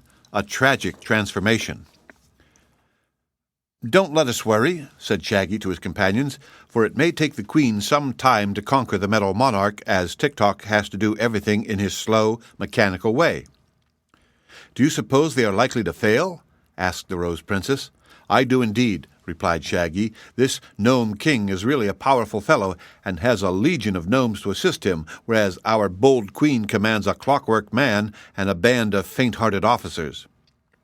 "She ought to have let Quox do the conquering," said ℌ𝔞𝔫𝔞𝔥, dancing lightly upon a point of rock and fluttering her beautiful draperies. "But perhaps the dragon was wise to let her go first, for when she fails to conquer Ruggedo, she may become more modest in her ambitions." "Where is the dragon now?" inquired Ozga. "Up there on the rocks," replied Files. "Look, my dear, you may see him from here. He said he would take a little nap while we were mixing up with Ruggedo, and he added that after we had gotten into trouble he would wake up and conquer the Nome King in a jiffy, as his master the Jinjin had ordered him to do." "Quox means well," says Shaggy, "but I do not think we shall need his services, for just as soon as I am satisfied that Queen Anne and her army have failed to conquer Ruggedo, I shall enter the caverns and show the king my love magnet. That he cannot resist. Therefore, the conquest will be made with ease." This speech of Shaggy Man's was overheard by the long-eared hearer, who was at that moment standing by Ruggedo's side. For when the king and Goof had recovered from Hank's kick and had picked themselves up, the first act was to turn Tik-Tok on his back and put a heavy diamond on top of him so that he could not get up again. Then they carefully put his gun in a corner of the cavern, and the king sent Goof to fetch the long-eared hearer. The hearer was still angry at Ruggedo for breaking his ear, but he acknowledged the Nome King to be his master and was ready to obey his commands. Therefore he repeated Shaggy's speech to the king, who at once realized that his kingdom was in grave danger. For Ruggedo knew of the love magnet and its powers, and was horrified at the thought that Shaggy might show him the magic talisman and turn all the hatred in his heart into love. Ruggedo was proud of his hatred and abhorred love of any sort. "Really," said he, "I'd rather be conquered and lose my wealth and my kingdom than gaze at that awful love magnet. What can I do to prevent the Shaggy Man from taking it out of his pocket?" Kaliko returned to the cavern in time to overhear this question, and being a loyal gnome and eager to serve his king, he answered by saying, "If we can manage to bind the Shaggy Man's arms tight to his body, he could not get the love magnet out of his pocket." "True!" cried the king in delight at this easy solution of the problem. "Get at once a dozen gnomes with ropes and place them in the passage where they can seize and bind Shaggy as soon as he enters." This Kaliko did, and meanwhile the watchers outside the entrance were growing more and more uneasy about their friends. "I don't worry so much about the Oogaboo people," said Polychrome, who had grown sober with waiting and perhaps a little nervous, "for they could not be killed, even though Ruggedo might cause them much suffering and perhaps destroy them utterly. But we should not have allowed Betsy and Hank to go alone into the caverns. The little girl is mortal and possesses no magical powers whatever, so if Ruggedo captures her, she will be wholly at his mercy." "That is indeed true," replied Shaggy. "I wouldn't like to have anything happen to dear little Betsy, so I believe I'll go in right away and put an end to all this worry." "We may as well go with you," asserted Files, "for by means of the love magnet you can soon bring the Nome King to reason." So it was decided to wait no longer. Shaggy walked through the entrance first, and after him came the others. They had no thought of danger to themselves, and Shaggy, who was going along with his hands thrust into his pockets, was much surprised when a rope shot out from the darkness and twined round his body, pinning down his arms so securely that he could not even withdraw his hands from his pockets. There appeared several grinning gnomes, who speedily tied knots in the ropes and then led the prisoner along the passage to the cavern. No attention was paid to the others, but Files and the princess followed on after Shaggy, determined not to desert their friend, and hoping that an opportunity might arise to rescue him. As for Polychrome, as soon as she saw that trouble had overtaken Shaggy, she turned and ran lightly back through the passage and out of the entrance. Then she easily leaped from rock to rock until she paused beside the great dragon, who lay fast asleep. "Wake up, Quox!" she cried. "It is time for you to act." But Quox did not wake up. He lay as one in a trance, absolutely motionless, with his enormous eyes tightly closed. The eyelids had big silver scales on them, like all the rest of his body. Polychrome might have thought Quox was dead had she not known that dragons do not die easily, or had she not observed his huge body swelling as he breathed. She picked up a piece of rock and pounded against his eyelids with it, saying, "Wake up, Quox! Wake up!" But he would not waken. "Dear me, how unfortunate," sighed the lovely Rainbow's daughter. "I wonder what is the best and surest way to wake a dragon. All our friends may be captured and destroyed while this great beast lies asleep." She walked around Quox 2 or 3 times, trying to discover some tender place on his body where a thump or a punch might be felt. But he lay extended along the rocks with his chin flat upon the ground and his legs drawn underneath his body, and all that one could see was his thick sky-blue skin, thicker than that of a rhinoceros, and his silver scales. Then, despairing at last of wakening the beast and worried over the fate of her friends, Polychrome again ran down to the entrance and hurried along the passage into the Nome King's cavern. Here she found Ruggedo lolling in his throne and smoking a long pipe. Beside him stood General Goof and Kaliko, and ranged before the king were the Rose Princess, Files, and the Shaggy Man. Tik-Tok still lay upon the floor, weighted down by the big diamond. Ruggedo was now in a more contented frame of mind.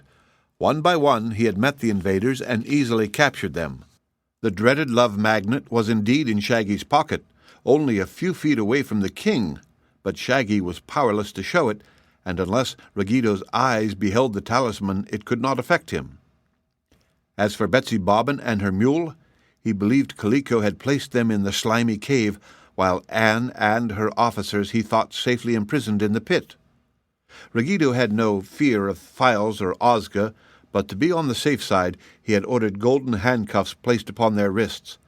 These did not cause them any great annoyance, but prevented them from making an attack had they been inclined to do so. The Nome King, thinking himself wholly master of the situation, was laughing and jeering at his prisoners when Polychrome, exquisitely beautiful and dancing like a ray of light, entered the cavern. "Oh ho!" cried the king. "A rainbow underground, eh?" And then he stared hard at Polychrome, and still harder, and then he sat up and pulled the wrinkles out of his robe and arranged his whiskers. "On my word," said he, "you are a very captivating creature. Moreover, I perceive you are a fairy." "I am Polychrome, the rainbow's daughter," she said proudly. "Well," replied Ruggedo, "I like you. The others I hate. I hate everybody, but you... wouldn't you like to live always in this beautiful cavern, Polychrome? See, the jewels that stud the walls have every tint and color of your rainbow, and they are not so elusive. I'll have fresh dewdrops gathered for your feasting every day, and you shall be queen of all my gnomes and pull Kaliko's nose whenever you like." "No, thank you," laughed Polychrome. "My home is in the sky, and I'm only on a visit to this solid, sordid earth. But tell me, Ruggedo, why my friends have been wound with cords and bound with chains." "They threatened me," answered Ruggedo. "The fools did not know how powerful I am." "Then, since they are now helpless, why not release them and send them back to the earth's surface?" "Because I hate 'em and mean to make 'em suffer for their invasion. But I'll make a bargain with you, sweet Polly.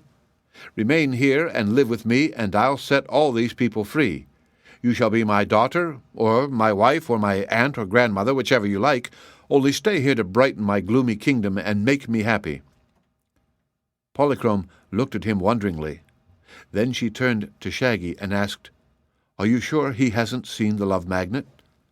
"I'm positive," answered Shaggy, "but you seem to be something of a love magnet yourself, Polychrome." She laughed again and said to Ruggedo, "Not even to rescue my friends would I live in your kingdom, nor could I endure for long the society of such a wicked monster as you." "You forget," retorted the king, scowling darkly, "that you also are in my power." "Not so, Ruggedo. The rainbow's daughter is beyond the reach of your spite or malice." "Seize her!" suddenly shouted the king, and General Goof sprang forward to obey.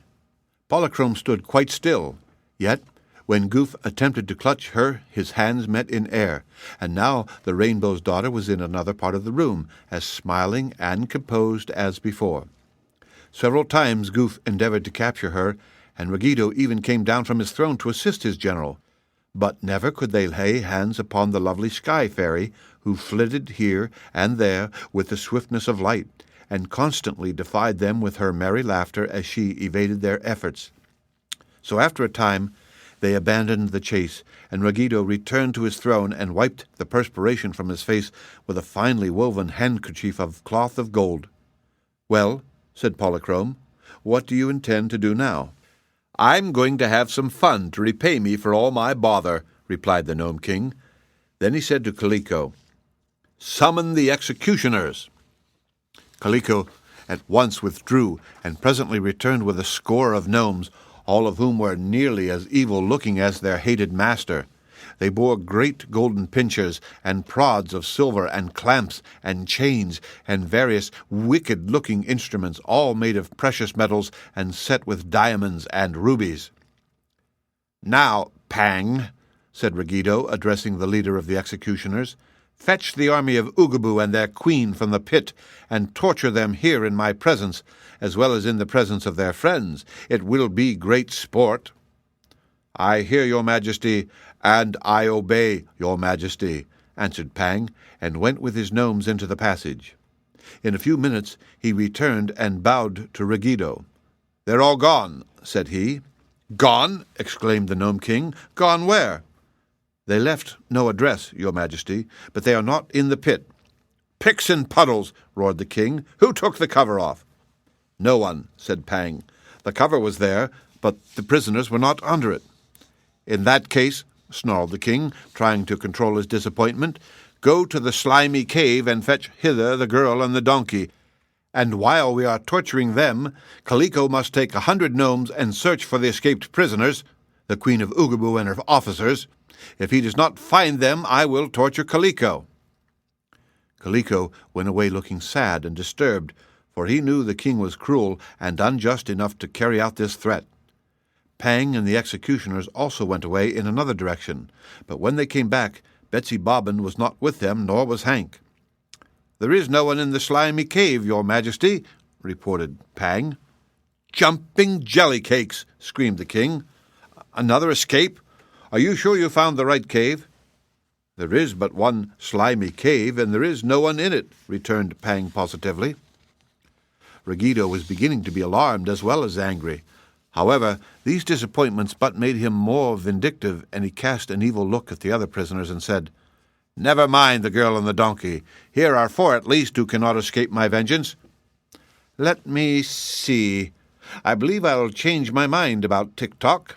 Have the golden crucible heated to a white seething heat, and then we'll dump the copper man into it and melt him up." "But, your majesty," protested Kaliko, who had returned to the room after sending 100 gnomes to search for the Oogaboo people, "you must remember that Tik-Tok is a very curious and interesting machine. It would be a shame to deprive the world of such a clever contrivance." "Say another word, and you'll go into the furnace with him," roared the king. "I'm getting tired of you, Kaliko, and the first thing you know I'll turn you into a potato and make Saratoga chips of you. The next to consider," he added more mildly, "is the Shaggy Man. As he owns the love magnet, I think I'll transform him into a dove, and then we can practice shooting at him with Tik-Tok's gun. Now, this is a very interesting ceremony, and I beg you all to watch me closely and see that I've nothing up my sleeve." He came out of his throne to stand before the Shaggy Man, and then he waved his hands, palms downward, in 7 semicircles over his victim's head, saying in a low but clear tone of voice the magic Wugwa. "Adi, Idi, Idi, Odi, Udi, Ooiu, Idu, Idi, Idi, Ida, Woo." The effect of this well-known sorcery was instantaneous. Instead of the Shaggy Man, a pretty dove lay fluttering upon the floor, its wings confined by tiny cords wound round them. Ruggido gave an order to Pang, who cut the cords with a pair of scissors. Being freed, the dove quickly flew upward and alighted on the shoulder of the Rose Princess, who stroked it very tenderly. "Very good, very good," cried Ruggido, rubbing his hands gleefully together. "One enemy is out of my way, and now for the others." Perhaps my readers should be warned not to attempt the above transformation, for although the exact magical formula has been described, it is unlawful in all civilized countries for anyone to transform a person into a dove by muttering the words Ruggido used. There were no laws to prevent the Nome King from performing this transformation, but if it should be attempted in any other country and the magic worked, the magician would be severely punished. When Polychrome saw Shaggy Man transformed into a dove and realized that Ruggido was about to do something as dreadful to the princess and Files, and that Tik-Tok would soon be melted in a crucible, she turned and ran from the cavern through the passage and back to the place where Quox lay asleep. The end of Chapter 17. Read by Rick Kistner for Lit2Go on the web at fcit.usf.edu. Tik-Tok of Oz by L. Frank Baum. Chapter 18. A Clever Conquest. The great dragon still had his eyes closed and was even snoring in a manner that resembled distant thunder, but Polychrome was now desperate because any further delay meant the destruction of her friends. She seized the pearl necklace to which was attached the great locket and jerked it with all her strength. The result was encouraging. Quox stopped snoring and his eyelids flickered. So Polychrome jerked again, and again, till slowly the great lids raised and the dragon looked at her steadily. Said he in a sleepy tone, "What's the matter, little Rainbow?" "Come quick," exclaimed Polychrome. "Ruggedo has captured all our friends and is about to destroy them." "Well, well," said Quox, "I suspected that would happen. Step a little out of my path, my dear, and I'll make a rush for the Nome King's cavern." She fell back a few steps, and Quox raised himself on his stout legs, whisked his long tail, and in an instant had slid down the rocks and made a dive through the entrance. Along the passage he swept, nearly filling it with his immense body, and now he poked his head into the jeweled cavern of Ruggedo. But the king had long since made arrangements to capture the dragon whenever he might appear. No sooner did Quox stick his head into the room than a thick chain fell from above and encircled his neck. Then the ends of the chain were drawn tight, for in an adjoining cavern 1,000 gnomes were pulling on them, and so the dragon could not advance no further toward the king. He could not use his teeth or his claws, and as his body was still in the passage, he had not even room to strike his foes with his terrible tail. Ruggedo was delighted with the success of his stratagem. He had just transformed the Rose Princess into a fiddle, and was about to transform Files into a fiddle bow, when the dragon appeared to interrupt him, so he called out, "Welcome, my dear Quox, to my royal entertainment. Since you are here, you shall witness some very neat magic, and after I have finished with Files and Tik-Tok, I mean to transform you into a tiny lizard, one of the chameleon sort, and you shall live in my cavern and amuse me." "Pardon me for contradicting your majesty," returned Quox in a quiet voice, "but I don't believe you'll perform any more magic." "Eh? Why not?" asked the king in surprise. "There's a reason," said Quox. "Do you see this ribbon around my neck?" "Yes, and I'm astonished that a dignified dragon should wear such a silly thing." "Do you see it plainly?" persisted the dragon with a little chuckle of amusement. "I do," declared Ruggedo. "Then you no longer possess any magical powers, and are as helpless as a clam," asserted Quox. "My great master, Titty-Hoochoo, the Jinjin, enchanted this ribbon in such a way that whenever your majesty looked upon it, all knowledge of magic would desert you instantly, nor will any magical formula you can remember ever perform your bidding." "Pugh! I don't believe a word of it," cried Ruggedo, half frightened nevertheless. Then he turned toward Files and tried to transform him into a fiddle bow. But he could not remember the right words or the right pass of the hands, and after several trials he finally gave up the attempt. By this time the Nome King was so alarmed that he was secretly shaking in his shoes. "I told you not to anger Titty-Hoochoo," grumbled Kaliko, "and now you see the result of your disobedience." Ruggedo promptly threw his scepter at his royal chamberlain, who dodged it with his usual cleverness, and then he said with an attempt to swagger, "Never mind. I don't need magic to enable me to destroy these invaders. Fire and the sword will do the business, and I am still king of the gnomes and lord and master of my underground kingdom." "Again, I beg to differ with your majesty," said Quox. "The great Jinjin commands you to depart instantly from this kingdom and seek the earth's surface, where you will wander for all time to come without a home or country, without a friend or follower, and without any more riches than you can carry with you in your pockets. The great Jinjin is so generous that he will allow you to fill your pockets with jewels or gold, but you must take nothing more." Ruggedo now stared at the dragon in amazement. "Does Titty-Hoochoo condemn me to such a fate?" he asked in a hoarse voice. "He does," said Quox. "And just for throwing a few strangers down the forbidden tube?" "Just for that," repeated Quox in a stern, gruff voice. "Well, I won't do it, and your crazy old Jinjin can't make me do it either," declared Ruggedo. "I intend to remain here, king of the gnomes, until the end of the world, and I defy your Titty-Hoochoo and all his fairies, as well as his clumsy messenger, whom I have been obliged to chain up." The dragon smiled again, but it was not the sort of smile that made Ruggedo feel very happy. Instead, there was something so cold and merciless in the dragon's expression that the condemned Nome King trembled and was sick at heart. There was little comfort for Ruggido in the fact that the dragon was now chained, although he had boasted of it. He glared at the immense head of Quox as if fascinated, and there was fear in the old king's eyes as he watched his enemy's movements. For the dragon was now moving, not abruptly, but as if he had something to do and was about to do it. Very deliberately he raised one claw, touched the catch of the great jeweled locket that was suspended around his neck, and at once it opened wide. Nothing much happened at first. Half a dozen hen's eggs rolled out upon the floor, and then the locket closed with a sharp click. But the effect upon the gnomes of this simple thing was astounding.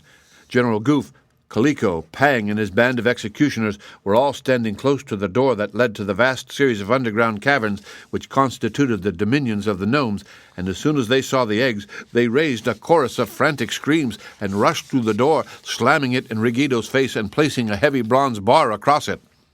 Ruggido, dancing with terror and uttering loud cries, now leaped upon the seat of his throne to escape the eggs, which had rolled steadily towards him. Perhaps these eggs, sent by the wise and crafty Tititi-Hoochoo, were in some way enchanted, for they all rolled directly after Ruggido, and when they reached the throne where he had taken refuge, they began rolling up the legs to the seat. This was too much for the king to bear.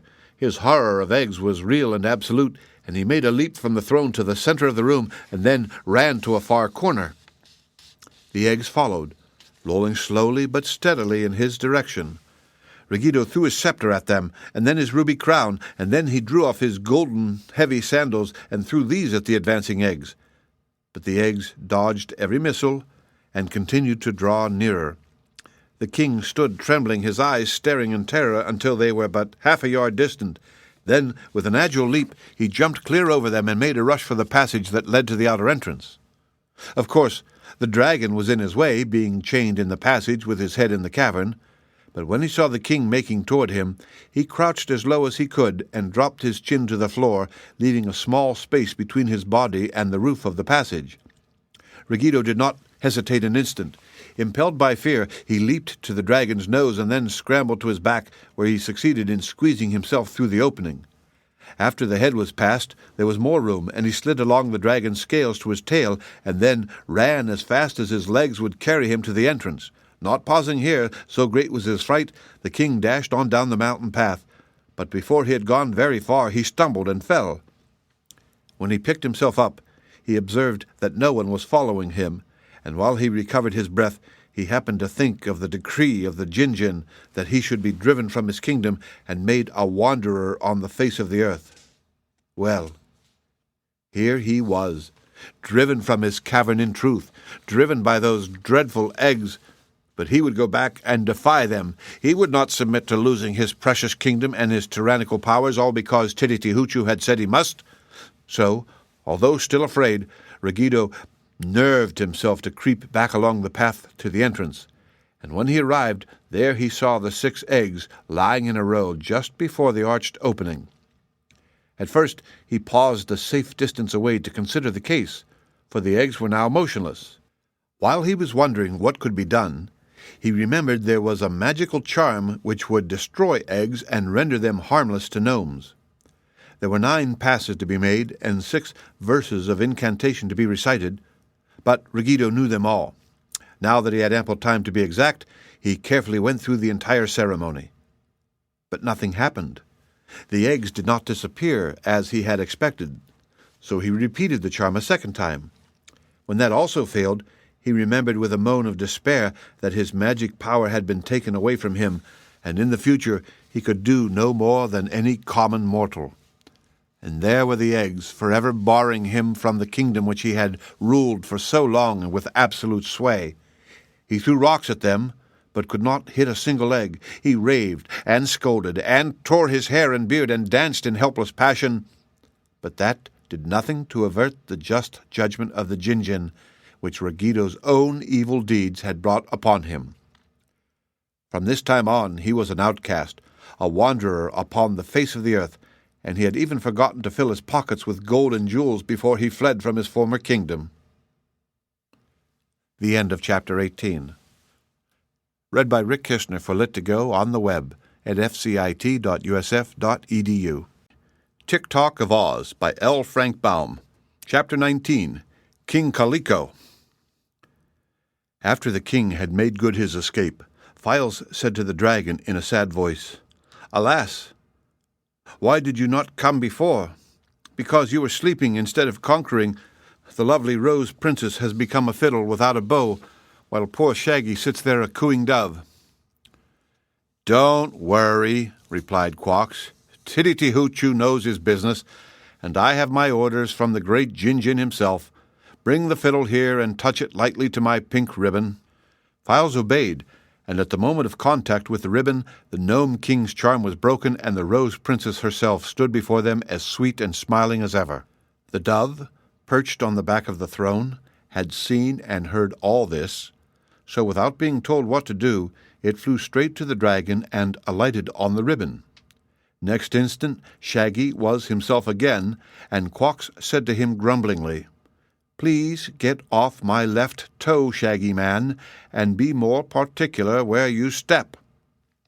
"I beg your pardon," replied Shaggy, very glad to resume his natural form. Then he ran to lift the heavy diamond off Tik-Tok's chest and to assist the clockwork man to his feet. "Many thanks," said Tik-Tok. "Where is the wicked king who wanted to melt me in a crucible?" "He has gone away, and gone for good," answered Polychrome, who had managed to squeeze into the room beside the dragon and had witnessed the occurrences with much interest. "But I wonder where Betsy Bobbin and Hank can be, and if any harm has befallen them." "We must search the cavern until we find them," declared Shaggy. But when he went to the door leading to the other caverns, he found it shut and barred. "I've a pretty strong push in my forehead," said Quox, "and I believe I can break down that door, even though it's made of solid gold." "But you are a prisoner, and the chains that hold you are fastened in some other room so that we cannot release you," Files said anxiously. "Oh, never mind that," returned the dragon. "I have remained a prisoner only because I wished to be one." And with this he stepped forward and burst the stout chains as easily as if they had been threads. But when he tried to push in the heavy metal door, even his mighty strength failed, and after several attempts he gave it up and squatted himself in a corner to think of a better way. "I'll open the door," answered Tik-Tok, and going to the king's big gong, he pounded upon it until the noise was almost deafening. Kaliko, in the next cavern, was wondering what had happened to Ragito, and if he had escaped the eggs and outwitted the dragon. But when he heard the sound of the gong, which had so often called him into the king's presence, he decided that Ragito had been victorious, so he took away the bar and threw open the door and entered the royal cavern. Great was his astonishment to find the king gone and the enchantments removed from the princess and Shaggy. But the eggs were also gone, and so Kaliko advanced to the dragon, whom he knew to be ℌ𝔞𝔫𝔞𝔥's messenger, and bowed humbly before the beast. "What is your will?" he inquired. "Where is Betsy?" demanded the dragon. "Safe in my own private room," said Kaliko. "Go and get her," commanded Quox. So Kaliko went to Betsy's room and gave 3 raps upon the door. The little girl had been asleep, but she heard the raps and opened the door. "You may come out now," said Kaliko. "The king has fled in disgrace, and your friends are asking for you." So Betsy and Hank returned with the royal chamberlain to the throne cavern, where she was received with great joy by her friends. They told her what had happened to Ragito, and she told them how kind Kaliko had been to her. Quox did not have much to say until the conversation was ended. But then he turned to Kaliko and asked, "Do you suppose you could rule your gnomes better than Ragito has done?" "Me?" stammered the chamberlain, greatly surprised by the question. "Well, I couldn't be a worse king, I'm sure." "Would the gnomes obey you?" inquired the dragon. "Of course," said Kaliko. "They like me better than ever they did Ragito." "Then hereafter you shall be the metal monarch, king of the gnomes, and ℌ𝔞𝔫𝔞𝔥 expects you to rule your kingdom wisely and well," said Quox. "Hooray!" cried Betsy. "I'm glad of that. King Kaliko, I salute your majesty and wish you joy in your gloomy old kingdom." "We all wish him joy," said Polychrome, and then the others made haste to congratulate the new king. "Will you release my dear brother?" asked Shaggy. "The ugly one?" "Very willingly," replied Kaliko. "I begged Ruggedo long ago to send him away, but he would not do so. I also offered to help your brother to escape, but he would not go." "He's so conscientious," said Shaggy, highly pleased. "All of our family have noble natures, but is my dear brother well?" he added anxiously. "He eats and sleeps very steadily," replied the new king. "I hope he doesn't work too hard," said Shaggy. "He doesn't work at all. In fact, there is nothing he can do in these dominions as well as our gnomes, whose numbers are so great that it worries us to keep them all busy. So your brother has only to amuse himself." "Why, it's more like visiting than being a prisoner," asserted Betsy. "Not exactly," returned Kaliko. "A prisoner can not go where or when he pleases, and is not his own master." "Where is my brother now?" inquired Shaggy. "In the Metal Forest." "Where is that?" "The Metal Forest is in the great domed cavern, the largest in all our dominions," replied Kaliko. "It is almost like being out of doors, it is so big, and Ruggedo made the wonderful forest to amuse himself as well as to tire out his hard-working gnomes. All the trees are gold and silver, and the ground is strewn with precious stones, so it is a sort of treasury." "Let us go there at once and rescue my dear brother," pleaded Shaggy earnestly. Kaliko hesitated. "I don't believe I can find the way," said he. "Ruggedo made 3 secret passages to the Metal Forest, but he changes the location of these passages every week so that no one can get to the Metal Forest without his permission. However, if we look sharp, we may be able to discover one of these secret ways." "That reminds me to ask what has become of Queen Anne and the officers of Oogaboo," said Files. "I'm sure I can't say," replied Kaliko. "Do you suppose Ruggedo destroyed them?" "Oh, no, I'm quite sure he didn't. They fell into the big pit in the passage, and we put the cover on to keep them there, but when the executioners went to look for them, they had all disappeared from the pit, and we could find no trace of them." "That's funny," remarked Betsy thoughtfully. "I don't believe Anne knew any magic, or she'd have worked it before, but to disappear like that seems like magic now, doesn't it?" They agreed that it did, but no one could explain the mystery. "However," said Shaggy, "they are gone, that is certain, so we cannot help them or be helped by them, and the important thing just now is to rescue my dear brother from captivity." "Why do they call him the Ugly One?" asked Betsy. "I do not know," confessed Shaggy. "I cannot remember his looks very well, it is so long since I have seen him, but all of our family are noted for their handsome faces." Betsy laughed, and Shaggy seemed rather hurt, but Polychrome relieved his embarrassment by saying softly, "One can be ugly in looks, but lovely in disposition." "Our first task," said Shaggy, a little comforted by this remark, "is to find one of those secret passages to the Metal Forest." "True," agreed Kaliko. "So I think I will assemble the chief gnomes of my kingdom in this throne room and tell them that I am their new king. Then I can ask them to assist us in searching for the secret passages." "That's a good idea," said the dragon, who seemed to be getting sleepy again. Kaliko went to the big gong and pounded on it just as Ruggedo used to do, but no one answered the summons. "Of course not," said he, jumping up from the throne where he had seated himself. "That is my call, and I am still the royal chamberlain, and will be until I appoint another in my place." So he ran out of the room and found Goof, and told him to answer the summons of the king's gong. Having returned to the royal cavern, Kaliko first pounded the gong, and then sat in the throne wearing Ruggedo's discarded ruby crown, and holding in his hand the scepter which Ruggedo had so often thrown at his head. When Goof entered, he was amazed. "Better get out of that throne before old Ruggedo comes back," he said warningly. "He isn't coming back, and I am now the king of the gnomes in his stead," announced Kaliko. "All of which is quite true," asserted the dragon, and all of those who stood around the throne bowed respectfully to the new king.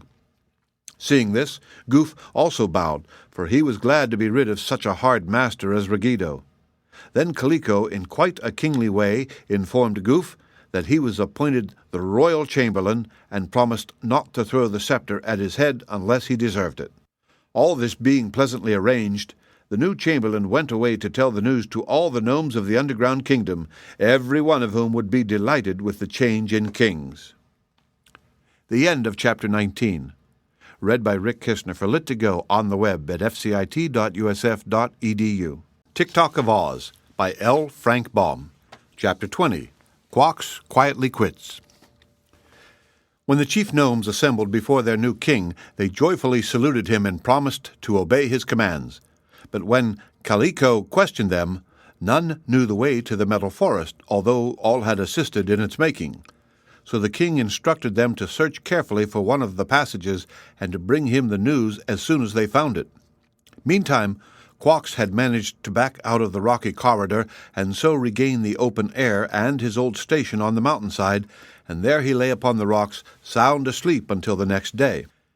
The others of the party were all given as good rooms as the caverns of the gnomes afforded, for King ℌ𝔞𝔫𝔞𥥗 felt that he was indebted to them for his promotion and was anxious to be as hospitable as he could. Much wonderment had been caused by the absolute disappearance of the 16 officers of Oogaboo and their queen. Not a gnome had seen them, nor were they discovered during the search for the passages leading to the metal forest. Perhaps no one was unhappy over their loss, but all were curious to know what had become of them. On the next day, when our friends went to visit the dragon, ℌ𝔞𝔫𝔞𥥗 said to them, "I must now bid you good-bye, for my mission here is finished, and I must depart for the other side of the world where I belong." "Will you go through the tube again?" asked Betsy. "To be sure, but it will be a lonely trip this time with no one to talk to, and I cannot invite any of you to go with me. Therefore, as soon as I slide into the hole, I shall go to sleep, and when I pop out at the other end, I will wake up at home." They thanked the dragon for befriending them, and wished him a pleasant journey.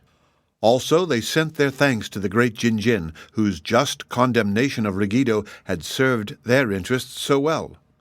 Then ℌ𝔞𝔫𝔞𥥗 yawned and stretched himself, and ambled over to the tube, into which he slid headforemost and disappeared. They really felt as if they had lost a friend, for the dragon had been both kind and sociable during their brief acquaintance with him, but they knew it was his duty to return to his own country. So they went back to the caverns to renew the search for the hidden passages that led to the forest. But for 3 days all efforts to find them proved in vain. It was Polychrome's custom to go every day to the mountain and watch for her father the rainbow, for she was growing tired with wandering upon the earth and longed to rejoin her sisters in their sky palaces. And on the 3rd day, while she sat motionless upon a point of rock, whom should she see slyly creeping up the mountain but Ruggedo? The former king looked very forlorn. His clothes were soiled and torn, and he had no sandals upon his feet or hat upon his head. Having left his crown and scepter behind when he fled, the old gnome no longer seemed kingly, but more like a beggar-man. Several times had Ruggedo crept up to the mouth of the caverns, only to find the 6 eggs still on guard. He knew quite well that he must accept his fate and become a homeless wanderer, but his chief regret now was that he had neglected to fill his pockets with gold and jewels. He was aware that a wanderer with wealth at his command would fare much better than one who was a pauper, so he still loitered around the caverns wherein he knew so much treasure was stored, hoping for a chance to fill his pockets. That was how he came to recollect the metal forest. "Aha!" said he to himself. "I alone know the way to that forest, and once there I can fill my pockets with the finest jewels in all the world." He glanced at his pockets, and was grieved to find them so small. Perhaps they might be enlarged so that they would hold more. He knew of a poor woman who lived in a cottage at the foot of the mountain, so he went to her and begged her to sew pockets all over his robe, paying her with the gift of a diamond ring which he had worn upon his finger. The woman was delighted to possess so valuable a ring, and she sewed as many pockets on Ruggedo's robe as she possibly could. Then he returned up the mountain, and, after gazing cautiously around to make sure he was not observed, he touched a spring in a rock, and it swung slowly backward, disclosing a broad passageway. This he entered, swinging the rock in place behind him. However, Ruggedo had failed to look as carefully as he might have done, for Polychrome was seated only a little distance off, and her clear eyes marked exactly the manner in which Ruggedo had released the hidden spring. So she rose and hurried into the cavern, where she told ℌ𝔞𝔫𝔞𥥗 and her friends of her discovery. "I've no doubt that is a way to the Metal Forest," exclaimed Shaggy. "Come, let us follow Ruggedo at once and rescue my poor brother." They agreed to this, and King Kaliko called together a band of gnomes to assist them by carrying torches to light their way. "The Metal Forest has a brilliant light of his own," said he, "but the passage across the valley is likely to be dark." Polychrome easily found the rock and touched the spring, so in less than an hour after Ruggedo had entered, they were all in the passage and following swiftly after the former king. "He means to rob the forest, I'm sure," said Kaliko, "but he will find he is no longer of any account in this kingdom, and I will have my gnomes throw him out." "Then please throw him as hard as you can," said Betsy, "for he deserves it. I don't mind an honest, out-and-out enemy who fights square, but changing girls into fiddles and ordering them put into slimy caves is mean and tricky, and Ruggedo doesn't deserve any sympathy. But you'll have to let him take as much treasure as he can get in his pockets, Kaliko." "Yes, the Jinjin said so, but we won't miss it much. There is more treasure in the Metal Forest than 1,000,000 gnomes could carry in their pockets." It was not difficult to walk through this passage, especially when the torches lighted the way, so they made good progress. But it proved to be a long distance, and Betsy had tired herself with walking and was seated upon the back of the mule when the passage made a sharp turn, and a wonderful and glorious light burst upon them. The next moment they were all standing upon the edge of the marvelous Metal Forest. It lay under another mountain and occupied a great domed cavern, the roof of which was higher than a church steeple. In this space the industrious gnomes had built, during many years of labor, the most beautiful forest in the world. The trees, trunks, branches, and leaves were all of solid gold, while the bushes and underbrush were formed of filigree silver, virgin pure. The trees towered as high as natural live oaks do, and were of exquisite workmanship. On the ground were thickly strewn precious gems of every hue and size, while here and there among the trees were paths pebbled with cut diamonds of the clearest water. Taken altogether, more treasure was gathered in this Metal Forest than is contained in all the rest of the world, if we except the land of Oz, where, perhaps, its value is equaled in the famous Emerald City. Our friends were so amazed at the sight that for a while they stood gazing in silent wonder. Then Shaggy exclaimed, "My brother! My dear lost brother! Is he indeed a prisoner in this place?" "Yes," replied Kaliko. "The ugly one has been here for 2 or 3 years to my positive knowledge." "But what could he find to eat?" inquired Betsy. "It's an awfully swell place to live in, but one can't breakfast on rubies and diamonds or even gold." "One doesn't need to eat, my dear," Kaliko assured her. "The Metal Forest does not fill all of this great cavern by any means. Beyond these gold and silver trees are other trees of the real sort, which bear foods very nice to eat. Let us walk in that direction, for I am quite sure we will find Shaggy's brother in that part of the cavern rather than in this." So they began to tramp over the diamond-pebbled paths, and at every step they were more and more bewildered by the wondrous beauty of the golden trees with their glittering foliage. Suddenly they heard a scream. Jewels scattered in every direction as someone hidden among the bushes scampered away before them. Then a loud voice cried, "Halt!" and there was the sound of a struggle. The end of Chapter 20. Read by Rick Kistner for Lit2Go on the web at fcit.usf.edu. Tik-Tok of Oz by ℌ𝔞𝔫𝔞𝔥. Chapter 21. A Bashful Brother. With fast-beating hearts they all rushed forward, and beyond a group of stately metal trees came full upon a most astonishing scene. There was Ruggedo in the hands of the officers of Oogaboo, a dozen of whom were clinging to the old gnome and holding him fast in spite of his efforts to escape. There also was Queen Anne looking grimly upon the scene of strife, but when she observed her former companions approaching, she turned away in a shame-faced manner. For Anne and her officers were indeed a sight to behold. Her Majesty's clothing, once so rich and gorgeous, was now worn and torn into shreds by her long crawl through the tunnel, which, by the way, had led her directly into the Metal Forest. It was indeed one of the 3 secret passages, and by far the most difficult of the 3.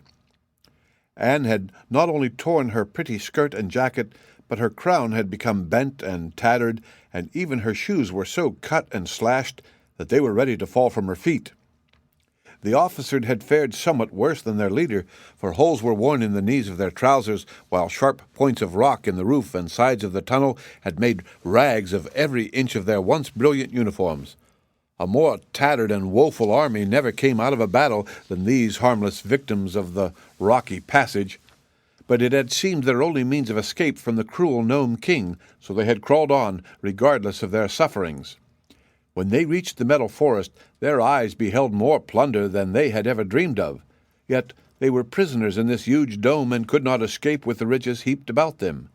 Perhaps a more unhappy and homesick lot of conquerors never existed than this band from Oogaboo. After several days of wandering in their marvelous prison, they were frightened by the discovery that Ruggedo had come among them.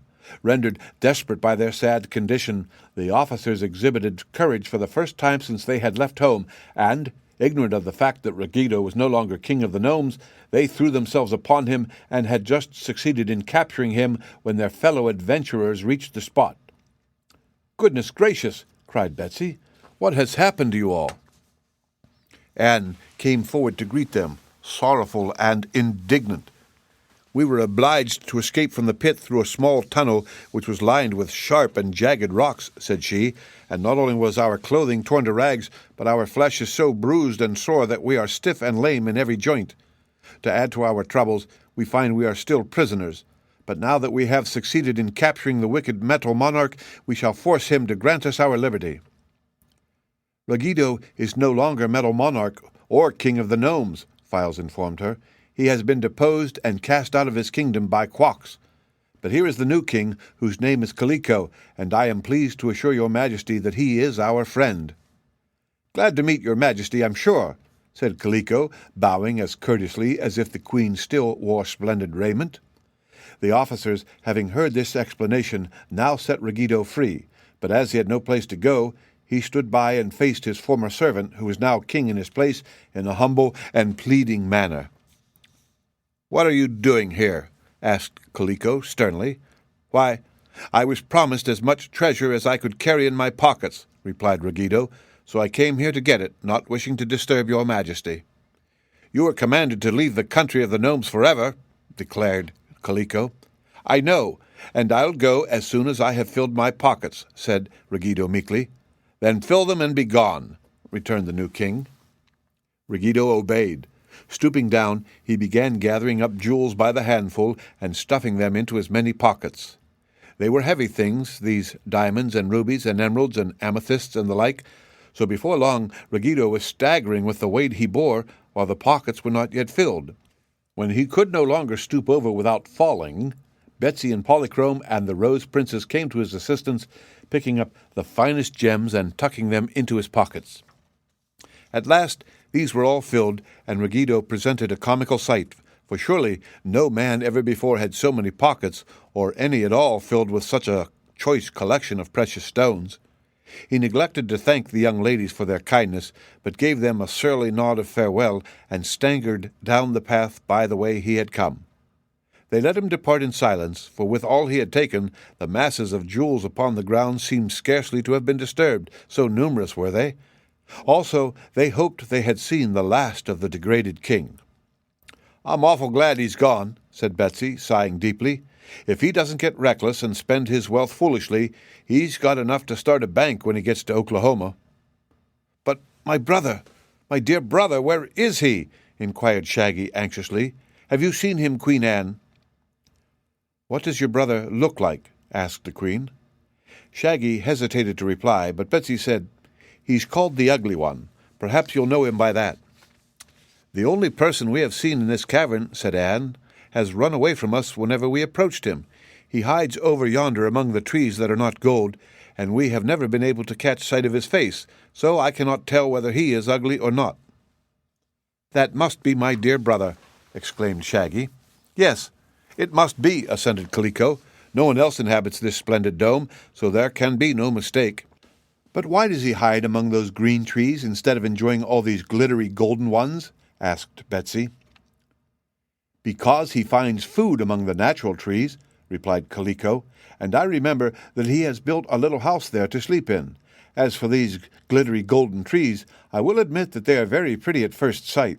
One cannot fail to admire them, as well as the rich jewels scattered beneath them, but if one has to look at them always, they become pretty tame." "I believe that is true," declared Shaggy. "My dear brother is very wise to prefer real trees to the imitation ones. But come, let us go there and find him." Shaggy started for the green grove at once, and the others followed him, being curious to witness the final rescue of his long-sought, long-lost brother.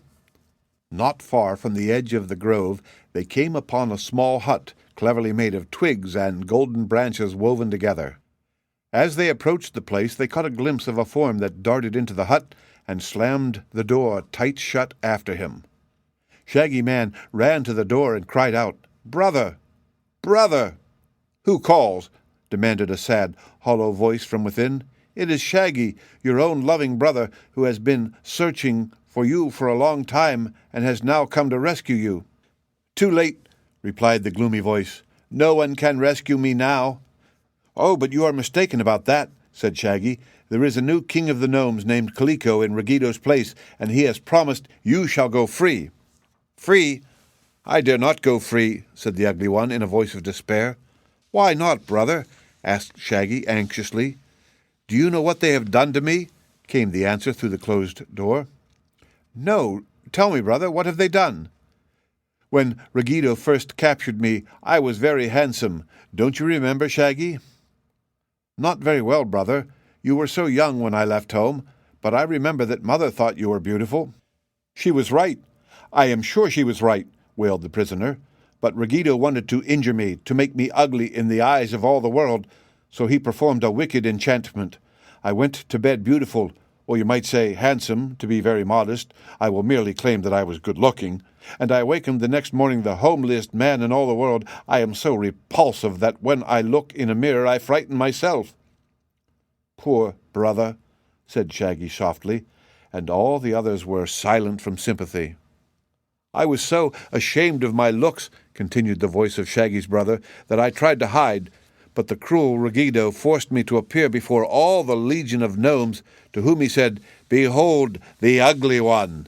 But when the gnomes saw my face, they all fell to laughing and jeering, which prevented them from working at their tasks. Seeing this, Ruggido became angry and pushed me into a tunnel, closing the rock entrance so that I could not get out. I followed the length of the tunnel until I reached this huge dome where the marvelous metal forest stands, and here I have remained ever since." "Poor brother," repeated Shaggy. "But I beg you now to come forth and face us who are your friends. None here will laugh or jeer, however unhandsome you may be." "No, indeed," they all added pleadingly. But the ugly one refused the invitation. "I cannot," said he. "Indeed, I cannot face strangers, ugly as I am." Shaggy Man turned to the group surrounding him. "What shall I do?" he asked in sorrowful tones. "I cannot leave my dear brother here, and he refuses to come out of that house and face us." "I'll tell you," replied Betsy. "Let him put on a mask." "The very idea I was seeking!" exclaimed Shaggy joyfully, and then he called out, "Brother, put a mask over your face, and then none of us can see what your features are like." "I have no mask," answered the ugly one. "Look here," said Betsy. "He can use my handkerchief." Shaggy looked at the little square of cloth and shook his head. "It isn't big enough," he objected. "I'm sure it isn't big enough to hide a man's face, but he can use mine." Saying this, he took from his pocket his own handkerchief and went to the door of the hut. "Here, my brother," he called, "take this handkerchief and make a mask of it. I will also pass you my knife, so that you may cut holes for the eyes, and then you must tie it over your face." The door opened slowly, just far enough for the ugly one to thrust out his hand and take the handkerchief and the knife. Then it closed again. "Don't forget a hole for your nose," cried Betsy. "You must breathe, you know." For a time there was silence. Queen Anne and her army sat down upon the ground to rest. Betsy sat on Hank's back. Polychrome danced lightly up and down the jeweled paths, while Files and the princess wandered through the groves arm in arm. Tik-Tok, who never tired, stood motionless. By and by a noise sounded from within the hut. "Are you ready?" asked Shaggy. "Yes, brother," came the reply, and the door was thrown open to allow the ugly one to step forth.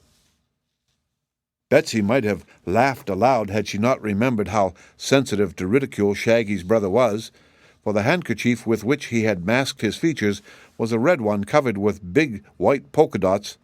In this 2 holes had been cut in front of the eyes, while 2 smaller ones before the nostrils allowed the man to breathe freely. The cloth was then tightly drawn over the ugly one's face and knotted at the back of his neck. He was dressed in clothes that had once been good, but now were sadly worn and frayed. His silk stockings had holes in them, and his shoes were stub-toed and needed blackening. "But what can you expect," whispered Betsy, "when the poor man has been a prisoner for so many years?" Shaggy had darted forward and embraced his newly found brother with both his arms. The brother also embraced Shaggy, who then led him forward and introduced him to all the assembled company. "This is the new Nome King," he said when he came to Kaliko. "He is our friend and has granted you your freedom." "That is a kindly deed," replied Ugly in a sad voice, "but I dread to go back to the world in this direful condition. Unless I remain forever masked, my dreadful face would curdle all the milk and stop all the clocks." "Can't the enchantment be broken in some way?" inquired Betsy. Shaggy looked anxiously at Kaliko, who shook his head. "I am sure I can't break the enchantment," he said. "Ruggido was fond of magic and learned a good many enchantments that we gnomes know nothing of." "Perhaps Ruggido himself might break his own enchantment," suggested Anne, "but unfortunately we have allowed the old king to escape." "Never mind, my dear brother," said Shaggy consolingly. "I am very happy to have found you again, although I may never see your face, so let us make the most of this joyous reunion." The ugly one was affected to tears by this tender speech, and the tears began to wet the red handkerchief, so Shaggy gently wiped them away with his coat sleeve. The end of Chapter 21, read by Rick Kishner for Lit2Go on the web at fcit.usf.edu. Tik-Tok of Oz by L. Frank Baum. Chapter 22, Kindly Kisses. "Won't you be dreadfully sorry to leave this lovely place?" Betsy asked the ugly one. "No, indeed," said he. "Jewels and gold are cold and heartless things, and I am sure I would presently have died of loneliness had I not found the natural forest at the edge of the artificial one. Anyhow, without these real trees, I should soon have starved to death." Betsy looked round at the quaint trees. "I don't just understand that," she admitted. "What could you find to eat here?" "The best food in the world," Ugly answered. "Do you see that grove at your left?" he added, pointing it out. "Well, such trees as those do not grow in your country or in any other place but this cavern. I have named them hotel trees because they bear a certain kind of table d'hôte fruit called 3-course nuts." "That's funny," said Betsy. "What are the 3-course nuts like?" "Something like coconuts to look at," explained the ugly one. "All you have to do is to pick one of them and then sit down and eat your dinner. You first unscrew the top part and find a cupful of good soup. After you've eaten that, you unscrew the middle part and find a hollow filled with meat and potatoes, vegetables, and a fine salad. Eat that and unscrew the next section, and you come to the dessert in the bottom of the nut. That is, pie and cake, cheese and crackers, and nuts and raisins. The 3-course nuts are not all exactly alike in flavor or in contents, but they are all good, and in each one may be found a complete 3-course dinner." "But how about breakfasts?" inquired Betsy. "Why, there are breakfast trees for that, which grow over there at the right. They bear nuts like the others, only the nuts contain coffee or chocolate instead of soup, oatmeal instead of meat and potatoes, and fruits instead of dessert. Sad as has been my life in this wonderful prison, I must admit that no one could live more luxuriously in the best hotel room in the world than I have lived here. But I will be glad to get into the open air again and see the good old sun, and the silvery moon, and the soft green grass, and the flowers that are kissed by the morning dew. Oh, how much more lovely are those blessed things than the glitter of gems or the cold gleam of gold." "Of course," said Betsy.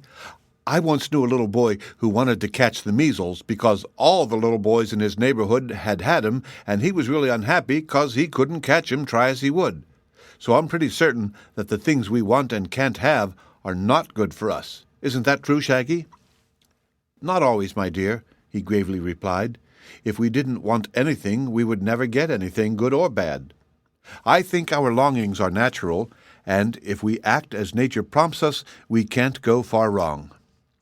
"For my part," said Queen Anne, "I think the world would be a dreary place without the gold and the jewels." "All things are good in their way," said Shaggy, "but we may have too much of any good thing, and I have noticed that the value of anything depends upon how scarce it is and how difficult it is to obtain." "Pardon me for interrupting you," said King Kaliko, coming to their side, "but now that we have rescued Shaggy's brother, I would like to return to my royal cavern. Being the king of the gnomes, it is my duty to look after my restless subjects and see that they behave themselves." So they all turned and began walking through the metal forest to the other side of the great domed cave where they had first entered it. Shaggy and his brother walked side by side, and both seemed rejoiced that they were together after their long separation. Betsy didn't dare look at the polka-dot handkerchief for fear she would laugh aloud, so she walked behind the two brothers and led Hank by holding fast to his left ear. When at last they reached the place where the passage led to the outer world, Queen Anne said in a hesitating way that was unusual with her, "I have not conquered this gnome country, nor do I expect to do so. But I would like to gather a few of these pretty jewels before I leave this place." "Help yourself, ma'am," said King Kaliko, and at once the officers of the army took advantage of his royal permission and began filling their pockets, while Anne tied a lot of diamonds in a big handkerchief. This accomplished, they all entered the passage, the gnomes going first to light the way with their torches. They had not proceeded far when Betsy exclaimed, "Why, there are jewels here too!" All eyes were turned upon the floor, and they found a regular trail of jewels strewn along the rock floor. "This is queer," said Kaliko, much surprised. "I must send some of my gnomes to gather up these gems and replace them in the metal forest where they belong. I wonder how they came to be here." All the way along the passage they found this trail of jewels, but when they neared the end the mystery was explained, for there, squatted upon the floor with his back to the rock wall, sat old Ruggido, puffing and blowing as if he was all tired out. Then they realized it was he who had scattered the jewels from his many pockets, which, one by one, had burst with the weight of their contents as he had stumbled along the passage. "But I don't mind," said Ruggido with a deep sigh. "I now realize that I could not have carried such a weighty load very far, even had I managed to escape from this passage with it. The woman who sewed the pockets on my robe used poor thread, for which I shall thank her." "Have you any jewels left?" inquired Betsy. He glanced into some of the remaining pockets. "A few," said he, "but they will be sufficient to supply my wants, and I no longer have any desire to be rich. If some of you will kindly help me to rise, I'll get out of here and leave you, for I know you all despise me and prefer my room to my company." Shaggy and Kaliko raised the old king to his feet when he was confronted by Shaggy's brother, whom he now noticed for the first time. The queer and unexpected appearance of the ugly one so startled Ruggido that he gave a wild cry and began to tremble as if he had seen a ghost. "Who is this?" he faltered. "I am that helpless prisoner whom your cruel magic transformed from a handsome man into an ugly one," answered Shaggy's brother in a voice of stern reproach. "Really, Ruggido," said Betsy, "you ought to be ashamed of that mean trick." "I am, my dear," admitted Ruggido, who was now as meek and humble as formerly he had been cruel and vindictive. "Then," returned the girl, "you'd better do some more magic and give the poor man his own face again." "I wish I could," answered the old king, "but you must remember that Tititi-Hoochoo has deprived me of all my magic powers. However, I never took the trouble to learn just how to break the charm I cast over Shaggy's brother, for I intended he should always remain ugly." "Every charm," remarked pretty Polychrome, "has its antidote, and if you knew this charm of ugliness, Ruggido, you must have known how to dispel it." He shook his head. "If I did, I've forgotten," he stammered regretfully. "Try to think," pleaded Shaggy anxiously. "Please, try to think." Ruggido ruffled his hair with both hands, sighed, slapped his chest, rubbed his ear, and stared stupidly around the group. "I've a faint recollection that there was one thing that would break the charm," said he, "but misfortune has so addled my brain that I can't remember what it was." "See here, Ruggido," said Betsy sharply, "we've treated you pretty well so far, but we won't stand for any nonsense, and if you know what's good for yourself, you'll think of that charm." "Why?" he demanded, turning to look wonderingly at the little girl. "Because it means so much to Shaggy's brother. He's dreadfully ashamed of himself the way he is now, and you're to blame for it. Fact is, Ruggido, you've done so much wickedness in your life that it won't hurt you to do a kind act now." Ruggido blinked at her and sighed again, and then tried very hard to think. "I seem to remember dimly," said he, "that a certain kind of a kiss will break the charm of ugliness." "What kind of a kiss?" "What kind? Why, it was either the kiss of a mortal maid or the kiss of a mortal maid who had once been a fairy, or the kiss of one who is still a fairy. I can't remember which, but of course no maid, mortal, or fairy would ever consent to kiss a person so ugly, so dreadfully, fearfully, terribly ugly as Shaggy's brother." "I'm not so sure of that," said Betsy with admirable courage. "I'm a mortal maid, and if it is my kiss that will break this awful charm, I'll do it." "Oh, you really couldn't," protested Ugly. "I would be obliged to remove my mask, and when you saw my face, nothing could induce you to kiss me, generous as you are."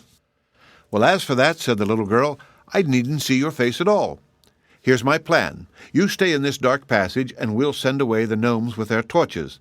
Then you'll take off the handkerchief, and I'll kiss you." "This is awfully kind of you, Betsy," said Shaggy gratefully. "Well, it surely won't kill me," she replied, "and if it makes you and your brother happy, I'm willing to take some chances." So Glico ordered the torch-bearers to leave the passage, which they did by going through the rock opening. Queen Anne and her army also went out, but the others were so interested in Betsy's experiment that they remained grouped at the mouth of the passageway. When the big rock swung into place, closing tight the opening, they were left in total darkness. "Now then," called Betsy in a cheerful voice, "have you got that handkerchief off your face, Ugly?" "Yes," he replied. "Well, where are you then?" she asked, reaching out her arms. "Here," said he. "You'll have to stoop down, you know." He found her hands, and, clasping them in his own, stooped until his face was near to that of the little girl. The others heard a clear, smacking kiss, and then Betsy exclaimed, "There! I've done it, and it didn't hurt a bit." "Tell me, dear brother, is the charm broken?" asked Shaggy. "I do not know," was the reply. "It may be, or it may not be. I cannot tell." "Has anyone a match?" inquired Betsy. "I have several," said Shaggy.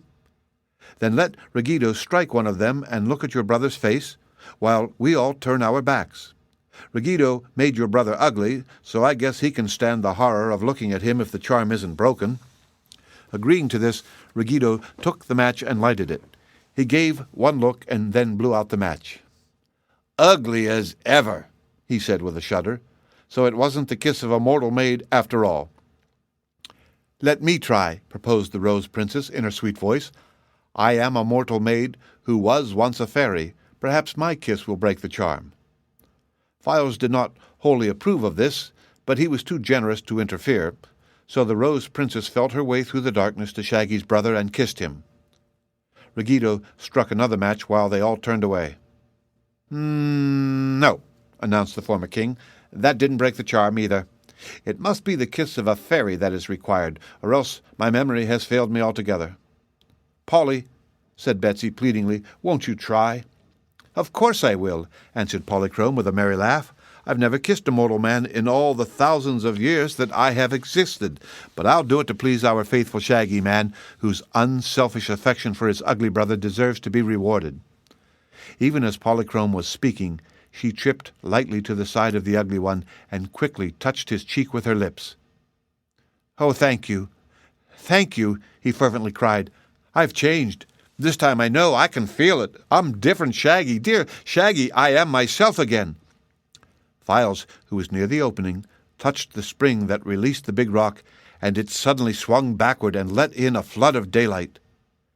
Everyone stood motionless, staring hard at Shaggy's brother, who, no longer masked by the polka-dot handkerchief, met their gaze with a glad smile. "Well," said Shaggy Man, breaking the silence at last and drawing a long, deep breath of satisfaction, "you are no longer the ugly one, my dear brother. But, to be entirely frank with you, the face that belongs to you is no more handsome than it ought to be." "I think he's rather good-looking," remarked Betsy, gazing at the man critically. "In comparison with what he was," said King Kaliko, "he is really beautiful. You, who never beheld his ugliness, may not understand that, but it was my misfortune to look at the ugly one many times, and I say again that, in comparison with what he was, the man is now beautiful." "All right," returned Betsy briskly. "We'll take your word for it, Kaliko. And now let us get out of this tunnel and into the world again." The end of Chapter 22. Read by Rick Kistner for Lit2Go. On the web at fcit.usf.edu. Tik-Tok of Oz by L. Frank Baum. Chapter 23. Ruggedo Reforms. It did not take them long to regain the royal cavern of the Nome King, where Kaliko ordered served to them the nicest refreshments the place afforded. Ruggedo had come trailing along after the rest of the party, and while no one paid any attention to the old king, they did not offer any objection to his presence or command him to leave them. He looked fearfully to see if the eggs were still guarding the entrance, but they had now disappeared, so he crept into the cavern after the others and humbly squatted down in a corner of the room. There Betsy discovered him. All of the little girl's companions were now so happy at the success of Shaggy's quest for his brother, and the laughter and merriment seemed so general, that Betsy's heart softened toward the friendless old man who had once been their bitter enemy, and she carried to him some of the food and drink. Ruggedo's eyes filled with tears at this unexpected kindness. He took the child's hand in his own and pressed it gratefully. "Look here, Kaliko," said Betsy, addressing the new king. "What's the use of being hard on Ruggedo? All his magic power is gone, so he can't do any more harm, and I'm sure he's sorry he acted so badly to everybody." "Are you?" asked Kaliko, looking down at his former master. "I am," said Ruggedo. "The girl speaks truly. I'm sorry, and I'm harmless. I don't want to wander through the wide world on top of the ground, for I'm a gnome. No gnome can ever be happy any place but underground." "That being the case," said Kaliko, "I will let you stay here as long as you behave yourself. But if you try to act badly again, I shall drive you out as Tititi-Hoochoo has commanded, and you'll have to wander." "Never fear. I'll behave," promised Ruggedo. "It is hard work being a king, and harder still to be a good king. But now that I am a common gnome, I am sure I can lead a blameless life." They were all pleased to hear this, and to know that Ruggedo had really reformed. "I hope he'll keep his word," whispered Betsy to Shaggy. "But if he gets bad again, we will be far away from the Nome Kingdom, and Kaliko will have to tend to the old gnome himself." Polychrome had been a little restless during the last hour or two. The lovely daughter of the Rainbow knew that she had now done all in her power to assist her earth friends, and so she began to long for her sky home. "I think," she said, after listening intently, "that it is beginning to rain. The Rain King is my uncle, you know, and perhaps he has read my thoughts and is going to help me. Anyway, I must take a look at the sky and make sure." So she jumped up and ran through the passage to the outer entrance, and they all followed after her and grouped themselves on a ledge of the mountainside. Sure enough, dark clouds had filled the sky, and a slow, drizzling rain had set in. "It can't last for long," said Shaggy, looking upward, "and when it stops, we shall lose the sweet little fairy we have learned to love. Alas," he continued after a moment, "the clouds are already breaking in the west. And see, isn't that the rainbow coming?" Betsy didn't look at the sky. She looked at Polychrome, whose happy, smiling face surely foretold the coming of her father to take her to the cloud palaces. A moment later, a gleam of sunshine flooded the mountain, and a gorgeous rainbow appeared. With a cry of gladness, Polychrome sprang upon a point of rock and held out her arms. Straightway the rainbow descended until its end was at her very feet, when with a graceful leap she sprang upon it and was at once clasped into the arms of her radiant sisters, the daughters of the rainbow. But Polychrome released herself to lean over the edge of the glowing arch and nod and smile and throw a dozen kisses to her late comrades. "Goodbye," she called, and they all shouted "Goodbye" in return and waved their hands to their pretty friend. Slowly the magnificent bow lifted and melted into the sky until the eyes of the earnest watchers saw only fleecy clouds flitting across the blue. "I'm dreadful sorry to see Polychrome go," said Betsy, who felt like crying, "but I s'pose she'll be a good deal happier with her sisters in the sky palaces." "To be sure," returned Shaggy, nodding gravely. "It's her home, you know, and those poor wanderers who, like ourselves, have no home can realize what that means to her." "Once," said Betsy, "I, too, had a home. Now I've only, dear old Hank." She twined her arms around her shaggy friend, who was not human, and he said, "Hee-haw!" in a tone that showed he understood her mood. And the shaggy friend who was human stroked the child's head tenderly and said, "You're wrong about that, Betsy dear. I will never desert you." "Nor I," exclaimed Shaggy's brother in earnest tones. The little girl looked up at them gratefully, and her eyes smiled through their tears. "All right," she said. "It's raining again, so let's go back into the cavern." Rather soberly, for they all loved Polychrome and would miss her, they re-entered the dominions of the Nome King. The end of Chapter 23. Read by Rick Kistner for Lit2Go on the web at fcit.usf.edu. Tik-Tok of Oz by L. Frank Baum. Chapter 24. Dorothy is Delighted. "Well," said Queen Anne when all were again seated in Kaliko's royal cavern, "I wonder what we shall do next. If I could find my way back to Oogaboo, I'd take my army home at once, for I'm sick and tired of these dreadful hardships." "Don't you want to conquer the world?" asked Betsy. "No. I've changed my mind about that," admitted the Queen. "The world is too big for one person to conquer, and I was happier with my own people in Oogaboo. I wish, oh, how earnestly I wish that I was back there this minute." "So do I," yelled every officer in a fervent tone. Now, it is time for the reader to know that in the faraway land of Oz, the lovely ruler Ozma had been following the adventures of her Shaggy Man and Tik-Tok and all the others they had met. Day by day, Ozma, with the wonderful Wizard of Oz seated beside her, had gazed upon a magic picture in a radium frame which occupied one side of the ruler's cozy boudoir in the palace of the Emerald City. The singular thing about this magic picture was that it showed whatever scene Ozma wished to see, with the figures all in motion just as it was taking place. So Ozma and the wizard had watched every action of the adventurers from the time Shaggy had met shipwrecked Betsy and Hank in the Rose Kingdom, at which time the Rose Princess, a distant cousin of Ozma, had been exiled by her heartless subjects.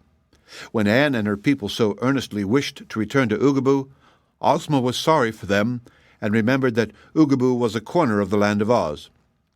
She turned to her attendant and asked, "Cannot your magic take these unhappy people to their old home, wizard?"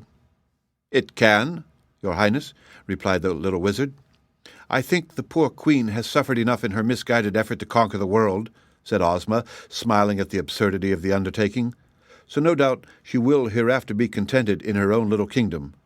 Please send her there, wizard, and with her the officers and files." "How about the Rose Princess?" asked the wizard. "Send her to Oogaboo with files," answered Ozma. "They have become such good friends that I am sure it would make them unhappy to separate them." "Very well," said the wizard, and without any fuss or mystery whatever, he performed a magical rite that was simple and effective.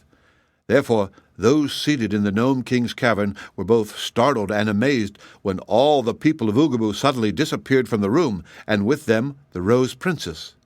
At first they could not understand it at all, but presently Shaggy suspected the truth, and believing that Ozma was now taking an interest in the party, he drew from his pocket a tiny instrument which he placed against his ear.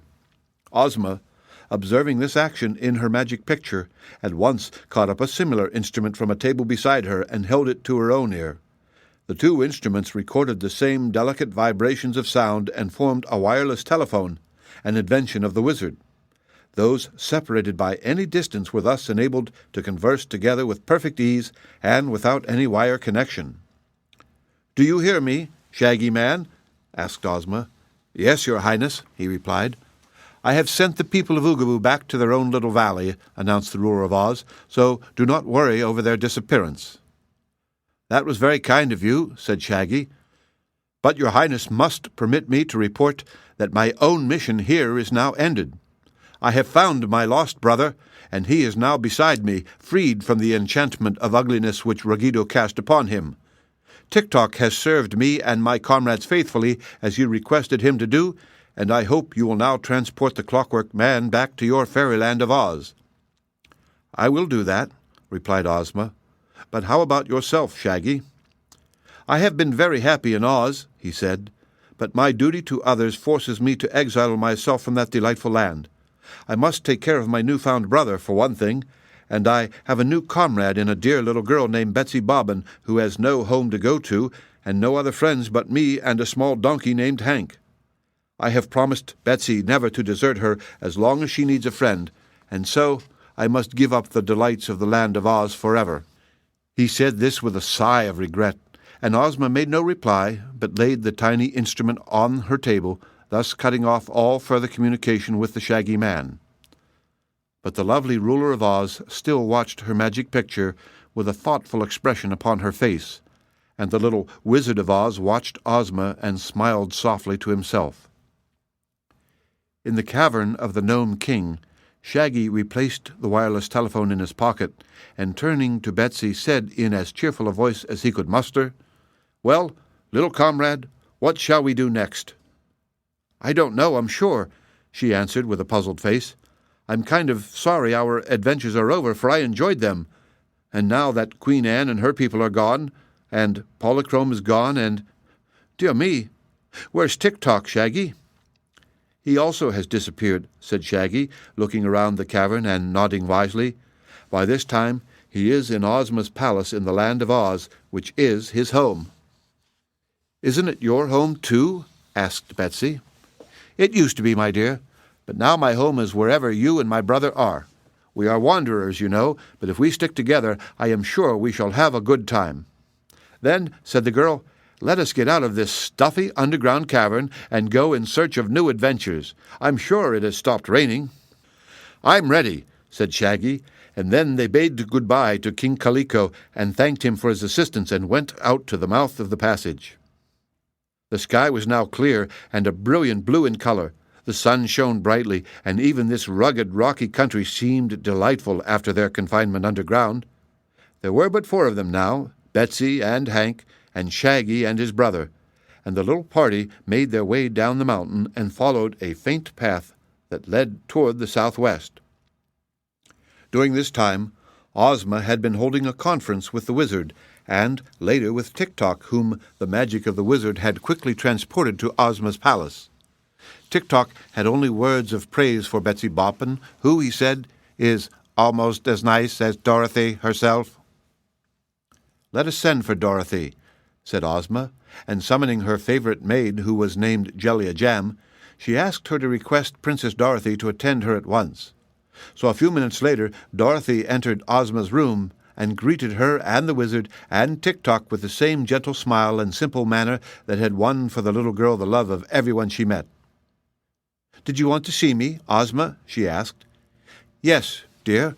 I am puzzled how to act, and I want your advice." "I don't believe it's worth much," replied Dorothy, "but I'll do the best I can." "What is it all about, Ozma?" "You all know," said the girl ruler, addressing her 3 friends, "what a serious thing it is to admit any mortals into this fairyland of Oz. It is true that I have invited several mortals to make their home here, and all of them have proved true and loyal subjects. Indeed, no one of you 3 was a native of Oz. Dorothy and the wizard came here from the United States, and Tik-Tok came from the land of Ev. But of course he is not a mortal. Shaggy is another American, and he is the cause of all my worry, for our dear Shaggy will not return here and desert the new friends he has found in his recent adventures, because he believes they need his services." "Shaggy Man was always kind-hearted," remarked Dorothy. "But who are these new friends he has found?" "One is his brother, who for many years has been a prisoner of the Nome King, our old enemy Ruggedo. This brother seems a kindly, honest fellow, but he has done nothing to entitle him to a home in the land of Oz." "Who else?" asked Dorothy. "I have told you about Betsy Bobbin, the little girl who was shipwrecked in much the same way you once were, and has since been following the Shaggy Man in his search for his lost brother. You remember her, do you not?" "Oh, yes," exclaimed Dorothy. "I've often watched her and Hank in the magic picture, you know. She's a dear little girl, and old Hank is a darling. Where are they now?" "Look and see," replied Ozma with a smile at her friend's enthusiasm. Dorothy turned to the picture which showed Betsy and Hank, with Shaggy and his brother, trudging along the rocky paths of a barren country. "Seems to me," she said musingly, "that they're a good way from any place to sleep or any nice things to eat." "You are right," said Tik-Tok. "I have been in that country, and it is a wilderness." "It is the country of the gnomes," explained the wizard, "who are so mischievous that no one cares to live near them. I'm afraid Shaggy and his friends will endure many hardships before they get out of that rocky place, unless—" He turned to Ozma and smiled. "Unless I ask you to transport them all here?" she asked. "Yes, Your Highness." "Could your magic do that?" inquired Dorothy. "I think so," said the wizard. "Well," said Dorothy, "as far as Betsy and Hank are concerned, I'd like to have them here in Oz. It would be such fun to have a girl playmate of my own age, you see, and Hank is such a dear little mule." Ozma laughed at the wistful expression in the girl's eyes, and then she drew Dorothy to her and kissed her. "Am I not your friend and playmate?" she asked. Dorothy flushed. "You know how dearly I love you, Ozma," she cried, "but you're so busy ruling all this land of Oz that we can't always be together." "I know, dear. My first duty is to my subjects, and I think it would be a delight to us all to have Betsy with us. There's a pretty suite of rooms just opposite your own where she can live, and I'll build a golden stall for Hank in the stable where the Sawhorse lives. Then we'll introduce the mule to the Cowardly Lion and the Hungry Tiger, and I'm sure they will soon become firm friends. But I cannot very well admit Betsy and Hank into Oz unless I also admit Shaggy's brother.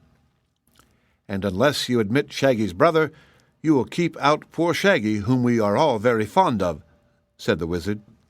"Well, why not admit him?" demanded Tik-Tok. "The land of Oz is not a refuge for all mortals in distress," explained Ozma.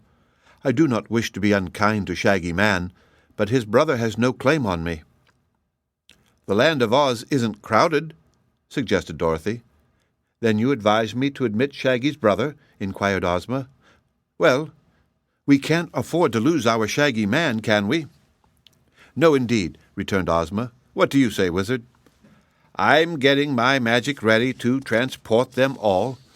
And you, Tik-Tok?" "Shaggy's brother is a good fellow, and we can't spare Shaggy." "So then the question is settled," decided Ozma. "Perform your magic, wizard." He did so, placing a silver plate upon a small standard and pouring upon the plate a small quantity of pink powder which was contained in a crystal vial. Then he muttered a rather difficult incantation which the sorceress Glinda the Good had taught him, and it all ended in a puff of perfumed smoke from the silver plate. This smoke was so pungent that it made both Ozma and Dorothy rub their eyes for a moment. "You must pardon these disagreeable fumes," said the wizard. "I assure you the smoke is a very necessary part of my wizardry." "Look!" cried Dorothy, pointing to the magic picture. "They're gone! All of them are gone!" Indeed, the picture now showed the same rocky landscape as before, but the three people and the mule had disappeared from it. "They are gone," said the wizard, polishing the silver plate and wrapping it in a fine cloth, "because they are here." At that moment Jellia Jam entered the room. "Your Highness," she said to Ozma, The Shaggy Man and another man are in the waiting room and ask to pay their respects to you. Shaggy is crying like a baby, but he says they are tears of joy." "Send them here at once, Jellia," commanded Ozma. "Also," continued the maid, "a girl and a small-sized mule have mysteriously arrived, but they don't seem to know where they are or how they came here. Shall I send them here, too?" "Oh, no!" exclaimed Dorothy, eagerly jumping up from her chair. "I'll go to meet Betsy myself, for she'll feel awful strange in this big palace." And she ran down the stairs 2 at a time to greet her new friend, Betsy Bobbin. The end of Chapter 24. Read by Rick Kistner for Lit2Go on the web at fcit.usf.edu. Tik-Tok of Oz by L. Frank Baum. Chapter 25. The Land of Love. "Well, is hee-haw all you're able to say?" inquired the Sawhorse as he examined Hank with his knot eyes and slowly wagged the branch that served him for a tail. They were in a beautiful stable in the rear of Ozma's palace, where the wooden Sawhorse, very much alive, lived in a gold-paneled stall, and where there were rooms for the Cowardly Lion and the Hungry Tiger, which were filled with soft cushions for them to lie upon and golden troughs for them to eat from. Beside the stall of the Sawhorse had been placed another for Hank, the mule. This was not quite so beautiful as the other, for the Sawhorse was Ozma's favorite steed. But Hank had a supply of cushions for a bed, which the Sawhorse did not need because he never slept, and all this luxury was so strange to the little mule that he could only stand still and regard his surroundings and his queer companions with wonder and amazement. The Cowardly Lion, looking very dignified, was stretched out upon the marble floor of the stable, eyeing Hank with a calm and critical gaze, while nearby crouched the huge, hungry tiger, who seemed equally interested in the new animal that had just arrived.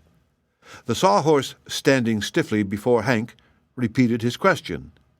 "Is hee-haw all you're able to say?" Hank moved his ears in an embarrassed manner. "I have never said anything else until now," he replied, and then he began to tremble with fright to hear himself talk. "I can well understand that," remarked the lion, wagging his great head with a swaying motion. "Strange things happen in this land of Oz, as they do everywhere else. I believe you came here from the cold, civilized outside world, did you not?" "I did," replied Hank. "One minute I was outside of Oz, and the next minute I was inside. That was enough to give me a nervous shock, as you may guess, but to find myself able to talk as Betsy does is a marvel that staggers me." "That is because you are in the land of Oz," said the Sawhorse.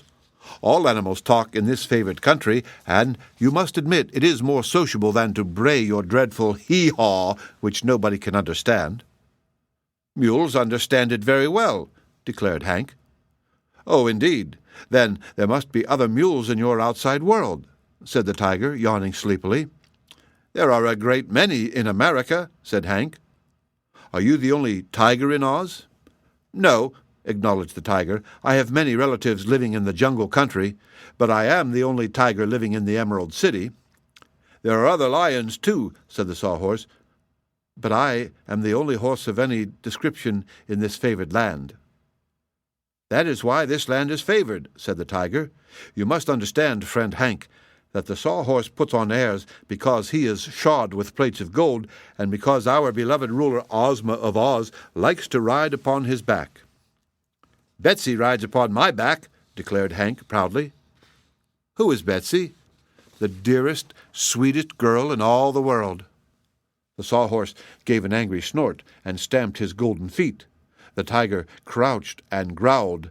Slowly the great lion rose to his feet, his mane bristling. "Friend Hank," said he, "either you are mistaken in judgment, or you are willingly try to deceive us. The dearest, sweetest girl in the world is our Dorothy, and I will fight anyone, animal or human, who dares to deny it." "So will I," snarled the tiger, showing 2 rows of enormous white teeth. "You are all wrong," asserted the Sawhorse in a voice of scorn. "No girl living can compare with my mistress Ozma of Oz." Hank slowly turned round until his heels were towards the others. Then he said, stubbornly, "I am not mistaken in my statement, nor will I admit there can be a sweeter girl alive than Betsy Bobbin. If you want to fight, come on. I'm ready for you." While they hesitated, eyeing Hank's heels doubtfully, a merry peal of laughter startled the animals, and turning their heads, they beheld 3 lovely girls standing just within the richly carved entrance to the stable. In the center was Ozma, her arms encircling the waists of Dorothy and Betsy, who stood on either side of her. Ozma was nearly half a head taller than the 2 other girls, who were almost of one size. Unobserved, they had listened to the talk of the animals, which was a very strange experience indeed to little Betsy Bobbin. "You foolish beasts!" exclaimed the ruler of Oz in a gentle but chiding voice. "Why should you fight to defend us, who are all 3 loving friends and in no sense rivals? Answer me," she continued as they bowed their heads sheepishly. "I have the right to express my opinion, Your Highness," pleaded the lion. "And so have the others," replied Ozma. "I am glad you and the Hungry Tiger loved Dorothy best, for she was your first friend and companion. Also, I am pleased that my Sawhorse loves me best, for together we have endured both joy and sorrow.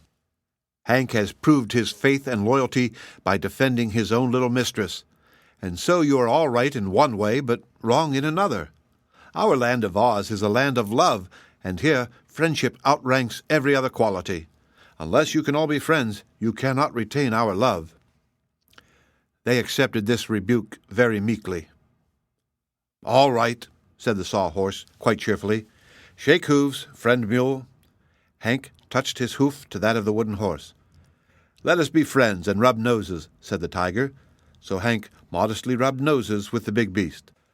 The lion merely nodded and said, as he crouched before the mule, "Any friend of our beloved ruler is a friend of the Cowardly Lion. That seems to cover your case. If ever you need help or advice, friend Hank, call on me." "Why, this is as it should be," said Ozma, highly pleased to see them so fully reconciled. Then she turned to her companions. "Come, my dears, let us resume our walk." As they turned away, Betsy said wonderingly, "Do all the animals in Oz talk as we do?" "Almost all," answered Dorothy. "There's a yellow hen here, and she can talk, and so can her chickens, and there's a pink kitten upstairs in my room who talks very nicely.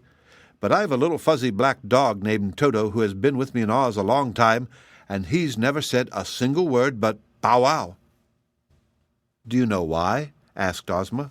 "Why, he's a Kansas dog, so I suppose he's different from these fairy animals," replied Dorothy.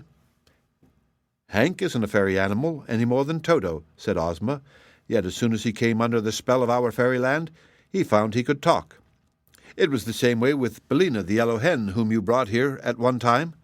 The same spell has affected Toto, I assure you, but he's a wise little dog, and while he knows everything that is said to him, he prefers not to talk." "Goodness me!" exclaimed Dorothy. "I never suspected Toto was fooling me all this time." Then she drew a small silver whistle from her pocket and blew a shrill note upon it. A moment later there was a sound of scurrying footsteps, and a shaggy black dog came running up the path. Dorothy knelt down before him, and shaking her finger just above his nose, she said, "Toto, haven't I always been good to you?" Toto looked up at her with his bright black eyes and wagged his tail. "Bow wow," he said. And Betsy knew at once that meant yes, as well as Dorothy and Ozma knew it, for there was no mistaking the tone of Toto's voice. "That's a dog answer," said Dorothy. "How would you like it, Toto, if I said nothing to you but bow wow?"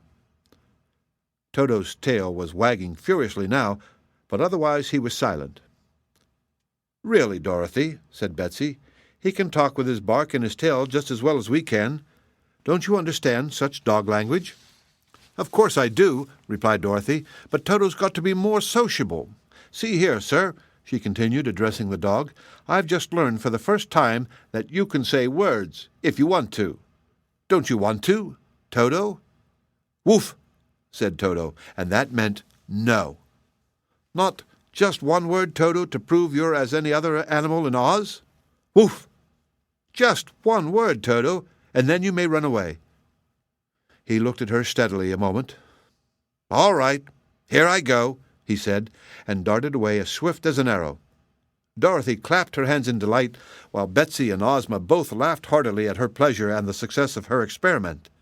Arm in arm, they sauntered away through the beautiful gardens of the palace, where magnificent flowers bloomed in abundance and fountains shot their silvery sprays far into the air. And by, as they turned a corner, they came upon Shaggy Man and his brother, who were seated together upon a golden bench. The two arose to bow respectfully as the ruler of Oz approached them. "How are you enjoying our land of Oz?" Ozma asked the stranger. "I am very happy here, Your Highness," replied Shaggy's brother. "Also, I am very grateful to you for permitting me to live in this delightful place." "You must thank Shaggy for that," said Ozma. "Being his brother, I have made you welcome here." "When you know brother better," said Shaggy earnestly, "you will be glad he has become one of your loyal subjects. I am just getting acquainted with him myself, and I find much in his character to admire." Leaving the brothers, Ozma and the girls continued their walk. Presently Betsy exclaimed, "Shaggy's brother can't ever be as happy in Oz as I am. Do you know, Dorothy, I didn't believe any girl could ever have such a good time anywhere as I'm having now." "I know," answered Dorothy. "I've felt that way myself lots of times." "I wish," continued Betsy dreamily, "that every little girl in the world could live in the land of Oz, and every little boy, too." Ozma laughed at this. "It is quite fortunate for us, Betsy, that your wish cannot be granted," she said, "for all that army of girls and boys would crowd us so that we would have to move away." "Yes," agreed Betsy, after a little thought. "I guess that's true." The end of Tik-Tok of Oz and Chapter 25, The Land of Love. Read by Rick Kistner for Lit2Go on the web at fcit.usf.edu.